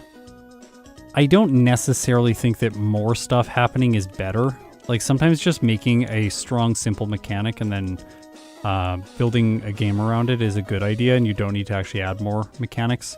It feels like they kind of figured that out in Gen 6. They're like, we're going to make Mega Evolutions, but we're not going to keep them in every subsequent generation. We're just going to add a mechanic, have it for a bit, then take it out. I think that's actually a better approach than like if they had done that in Gen 3, then they would have been like, well, we have like abilities for this game, and then like later we won't have abilities. Like, oh, okay. That's like a interesting way of doing it. Probably could have bulked up once here.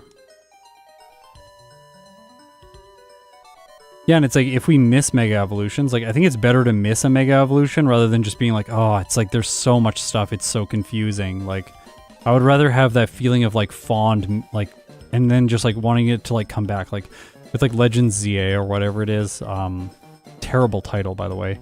But, with whatever that game is, it's like, maybe Megas will be back, and I think that will be exciting for them to come back. We get to play around with this mechanic again that we haven't seen in a long time. That feels exciting. Like, build anticipation towards the thing that people want, rather than bloating with just a whole bunch of complexity.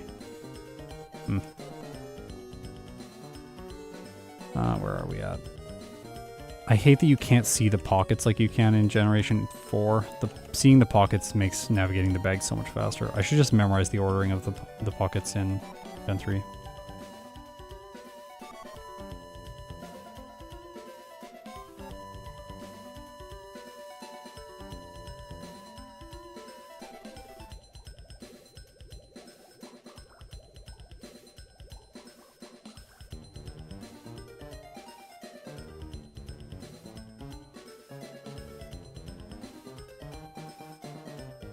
Okay.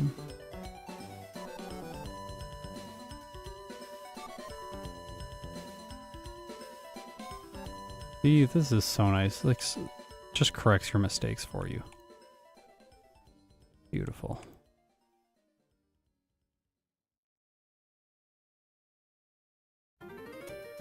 Didn't mess that puzzle up. Success.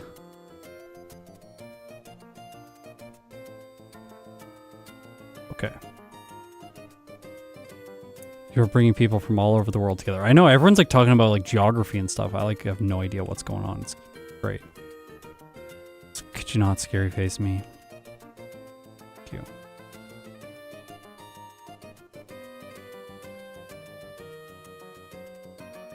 Bye-bye. No! No! No! I hate that.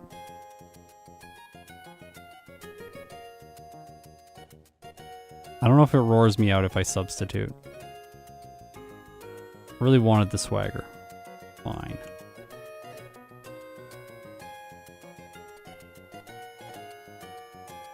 This run has been tragic recently, I know.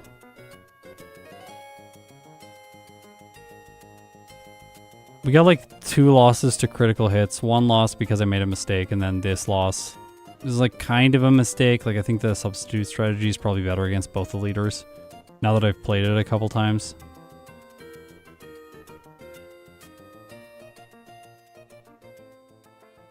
Yeah, we got to do a backport of this thing at some point. That would be really fun.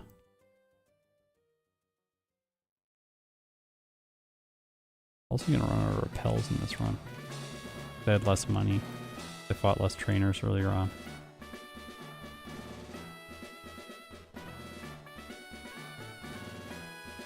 $111 is still really good. I'll be happy with that. That's like crushing all the other Pokemon in the game, which is funny. Like if it's like, oh, it's like not that good for Medicham. Like yeah, but like everyone else is getting destroyed by this thing. Wait till he turns away, then start clicking slowly, so that you don't go through the dialogue a bunch of times.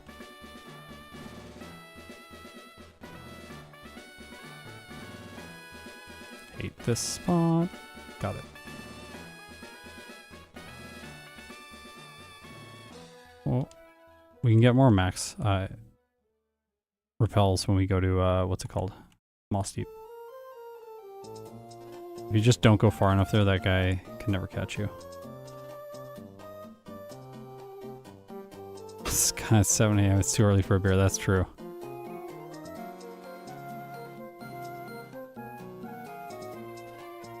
Let's go.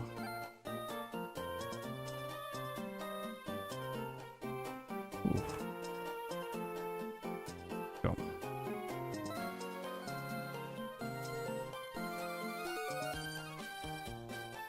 Okay, here we go.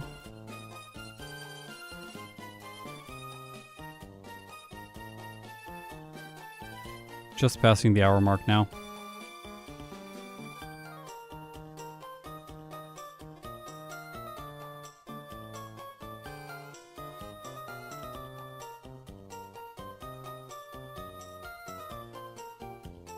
We don't need Brick Break, remember. We only need one turn of setup for Wallace, so Personberry is...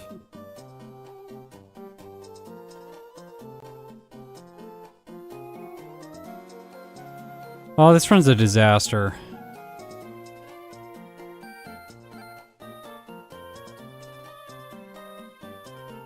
That like never happens. I'm getting tired now.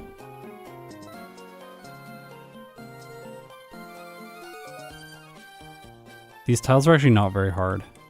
I can't believe I did that.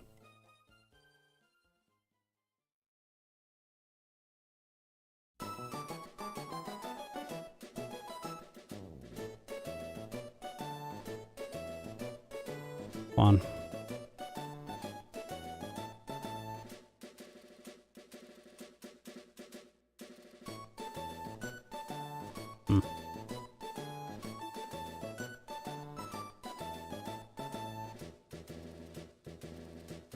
Yeah, all the ice gyms have good puzzles. Is there an ice gym that has a bad puzzle? Not in the first 4 generations. Yeah, they're all good. Yeah, Juan is my least favorite gym leader too. He's so uninteresting. Like, they really didn't need to make him a gym leader. Wallace was good. Wallace is such a weird champion. Oh.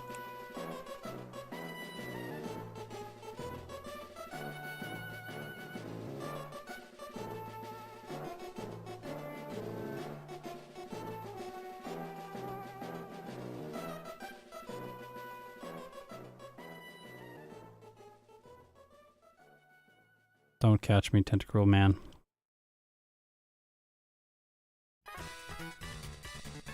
Oh. At least I didn't get caught by the other person. Get me now though, but that's fine. It's better to do them one by one.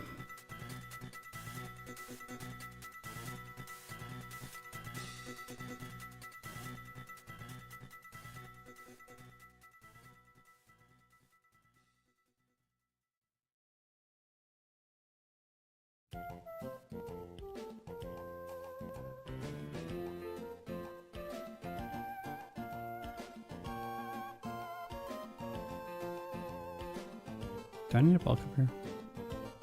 I'll just take one anyways. Okay.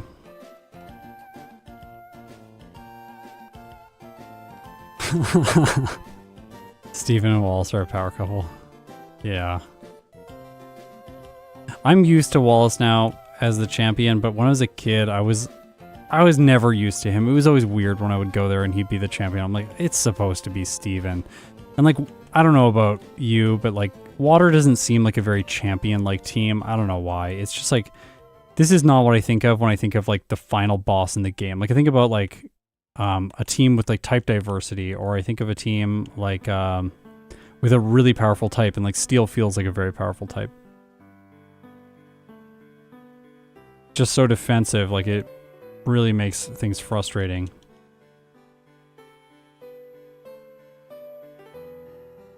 Whereas Water's just kind of like, yeah, like Water's a good type, but like I don't think Water is like the best type.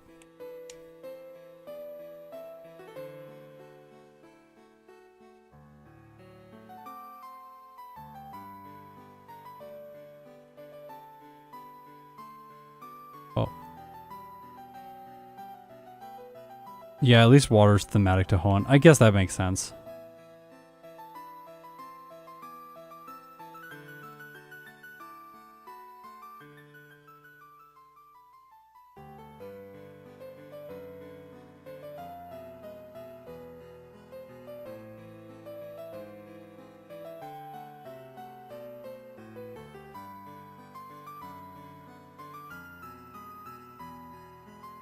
Wally's theme. They just gotta make Wally's theme longer. I don't know why I didn't hidden power that, but his theme is just too short. I want it to supersonic me. Oh, it doesn't have supersonic. Cool. Wasting time. So used to that thing having supersonic.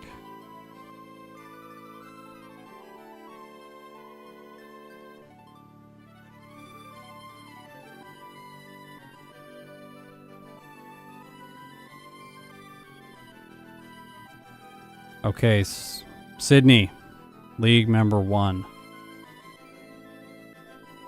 Hidden power. What? Wally? I fought Wally at the beginning of the Victory Road.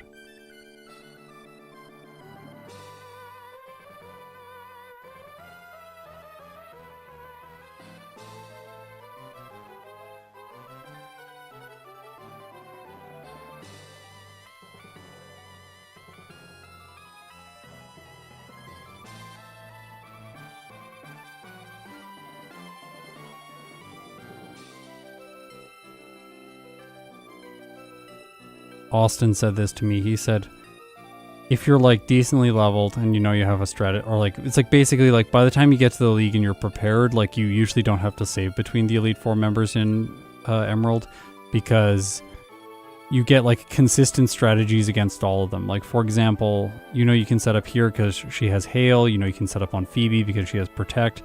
Sydney is generally not that good, and the Mighty Anna will use things like Sand Attack if you're trying to set up with a move and you have substitute in place.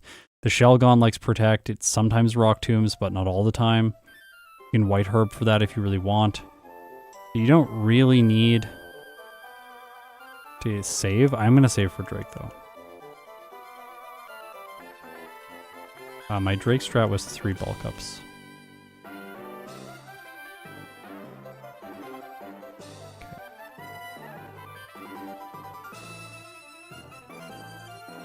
Look at my speed. 3 more than the Salamence. Love when it's like that. You're like, again, this is speed lowering nature, so we're still faster, and the Salamence is one of the fastest Pokemon in the game. So, that the enemy has. The fastest Pokemon in the game is Steven's Claydol with 140 speed. You don't really think of Claydol as a fast Pokemon, because it's really not, but there we go. Drake is taken care of.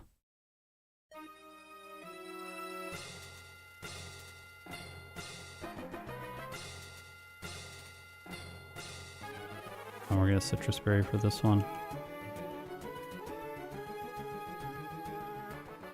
Go.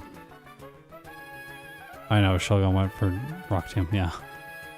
Okay, we attack the Whale Lord with Hidden Power. Boiling its water spout, then we bulk up, then we sweep. Oh. Okay.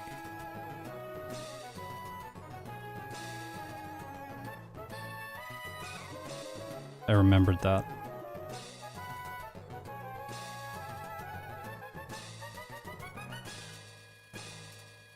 I thought he was going to heal. He didn't heal. That was the surprising thing that I was like, oh, okay, on. I'm going to heal the Gyarados, now I'm going to crit it. All right. All right, Medicham. Not bad, but also not very good. It's like in between the like decent second playthrough and like disappointing second playthrough right now. I think we're going to be faster, but we're not going to be that much faster than the previous attempt, which is disappointing.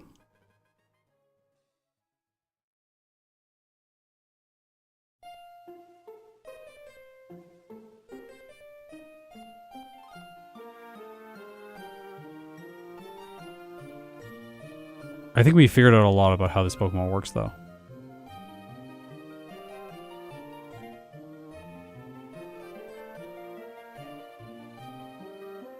What was the big time loss? There weren't really big time losses. It was mostly just like, there was a little bit of player error in Taintliz's gym and then like 3 ridiculously lucky battles for the enemy. Phone call. Okay. Now we go reversal. Where are you at? There you are. Power. My HP is literally perfect right now. 181 is exactly what I need to have 1 HP. What I had last time. And look at my level. I'm not going to level up during like a prominent portion of the fight and get more health, so... We are set up here for success against Steven.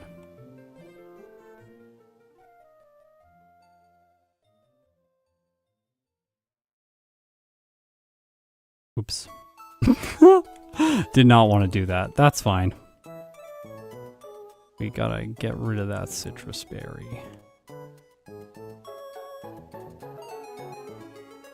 Okay, Steven, here we go.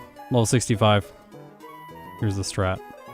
We need 2 bulk ups if possible, so we need the Skarmory to go for Toxic or Spikes. There's Spikes, get the bulk up. And then we need, hopefully, 1 more Toxic to be kind to us, but maybe not. 1 HP. Okay, so we have to sweep now with the chance to knock out the Claydol. I have a 12% chance to fail the range on it with Shadow Ball. Hopefully, you don't fail. Okay, don't fail. Come on! Yeah. Alright. Whoo! Okay, this is a good run. This is my best run in Emerald yet. I'm happy with it. It's not like... Again, like, I wish we could have got a better time, but like... This is still really good for where I'm at in my development in this game. Hopefully we'll push it lower, excuse me, in the coming years. 1 hour, 11 minutes, and 56 seconds is the time. This is, I honestly wouldn't have thought a time like this would be possible like 2 years ago. It just would be like, I would be like, no, Emerald takes like 3 hours to play. Like maybe you'll get like a sub 2 hour time, like that would be incredible. Maybe it's Mewtwo, but this is great. Yeah, this can easily go sub 1 hour. I think this could get maybe like optimistically like 105, maybe a little lower if it's like really refined movement around the overworld and strategies and not having any resets. Yeah, there's still a lot of room for improvement here, but overall, pretty happy with this. Yeah, let's check out what the Roxanne split was. Got some info. Either way, this is the top finish that I have had in Emerald, so Medicham is at the top of the tier list again, as we would expect. Roxanne split was 6 minutes and 5 seconds. Yep. Yeah, I think under 1 hour is like... yeah, I think it's going to be really hard to do that. Also, yes... Rodriosi, the reversal on Steven, this strategy is so much fun, and I think it's really consistent. Like, honestly, I think we got fairly unlucky there with the Skarmory only using spikes and not using Toxic at all. But if it didn't, then we would have had the 2 turns of setup, and then it's guaranteed on the Claydol. So, you have to get really unlucky to lose that fight. Get no bulk ups. Like, the only way you lose there is if you get no bulk ups. So, the only way you lose, like, immediately and there's no chance is, like, no bulk ups. But could you do lower level if 2 bulk ups? We can check it out. This is not the route I currently play. This is the former route, so just be aware of that. The level is slightly different. I fought more trainers in the second one, actually, because I ran into, like, trainers late into the game, which was frustrating. So, can we do it at a lower level? Well, let's see. We're just going to take some trainers out, like Wallace and stuff, so we have less experience, and then we'll see what the damage ranges are like. Yeah, we can do it at 60, starting at 62. But starting at 62 is problematic because I'm going to level up twice during the fight. At least with this damage range. Or maybe if I have less experience, I'll only level up once. Yeah, I only level up once now. Oh my gosh. Look at these damage ranges. Starting at 62, it just crushes everything. But who do you skip? Like, we're getting to the point now where it's like, what trainers do you skip? Yeah, we crush everything at level 60.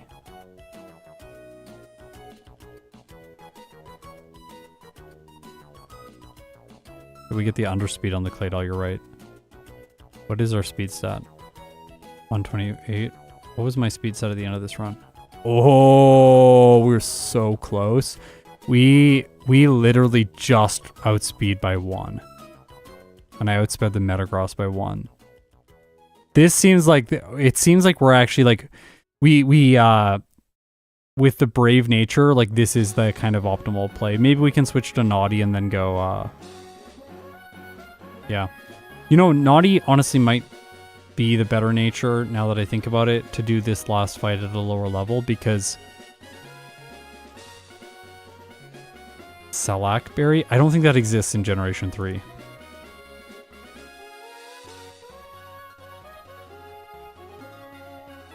Oh, it was introduced in Generation 3. I don't know where it is, though. I've never seen one of these.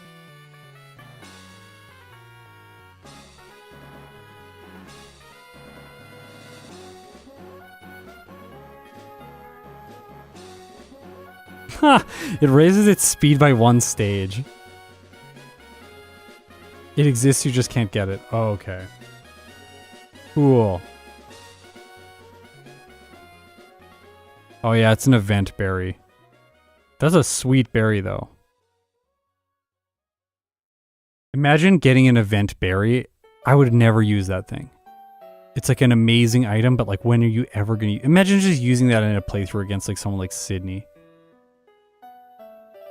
Honestly though, let's think through this. I actually think the correct choice here might end up being a defense lowering nature. I know I talked against that, but oh, I guess you can replant it, yeah, and just like grow it. But like, imagine a defense lowering nature, because you don't actually need the defense to survive the hits from Skarmory to take less damage. You can just use the substitutes like we're already doing, right? So if we go defense lowering nature, then we have more special defense for Flannery as we do right now, and it's fine. And then later in the game, it doesn't really matter that much. Although I think Naughty Nature can perform just as well because we use the Calm Mind strategies for Flannery. And I think that that'll still have potential. Yeah. What about the... There's nothing to do. We did the best we could against the Poochyena. There's nothing else. You literally have to luck through them with Bide. There's nothing... There's no other choice. Okay. Well, Medicham's really good. Hopefully you all see it now. My first playthrough I got a time of 1 hour and 37 minutes, and I thought that was a ridiculous time. So we shaved like 26 minutes off. 25 minutes off. That's a lot of time. Yeah, well done, Medicham. Next week, we're going to continue with Emerald. We're doing a whole series of Emerald streams over the next month or two, and we are going to do a re-ranking video for Emerald at the end of all of this. Next week, we are doing X-Plowed, and X-Plowed did really well as well. It got a slower time in the end because I did not do very well against Steven with it, and I got like an hour and 59 minutes. But I still think xCloud might have the potential to get like under maybe an hour and 30 minutes in a second playthrough, maybe even better. I think it's going to be quite good. I forgot, what's your fastest mon currently? Medicham. This run, literally this run was my fastest run so far. Okay, thanks so much everyone. Yeah, if you made it this far, you're incredible. I will see you in my next stream.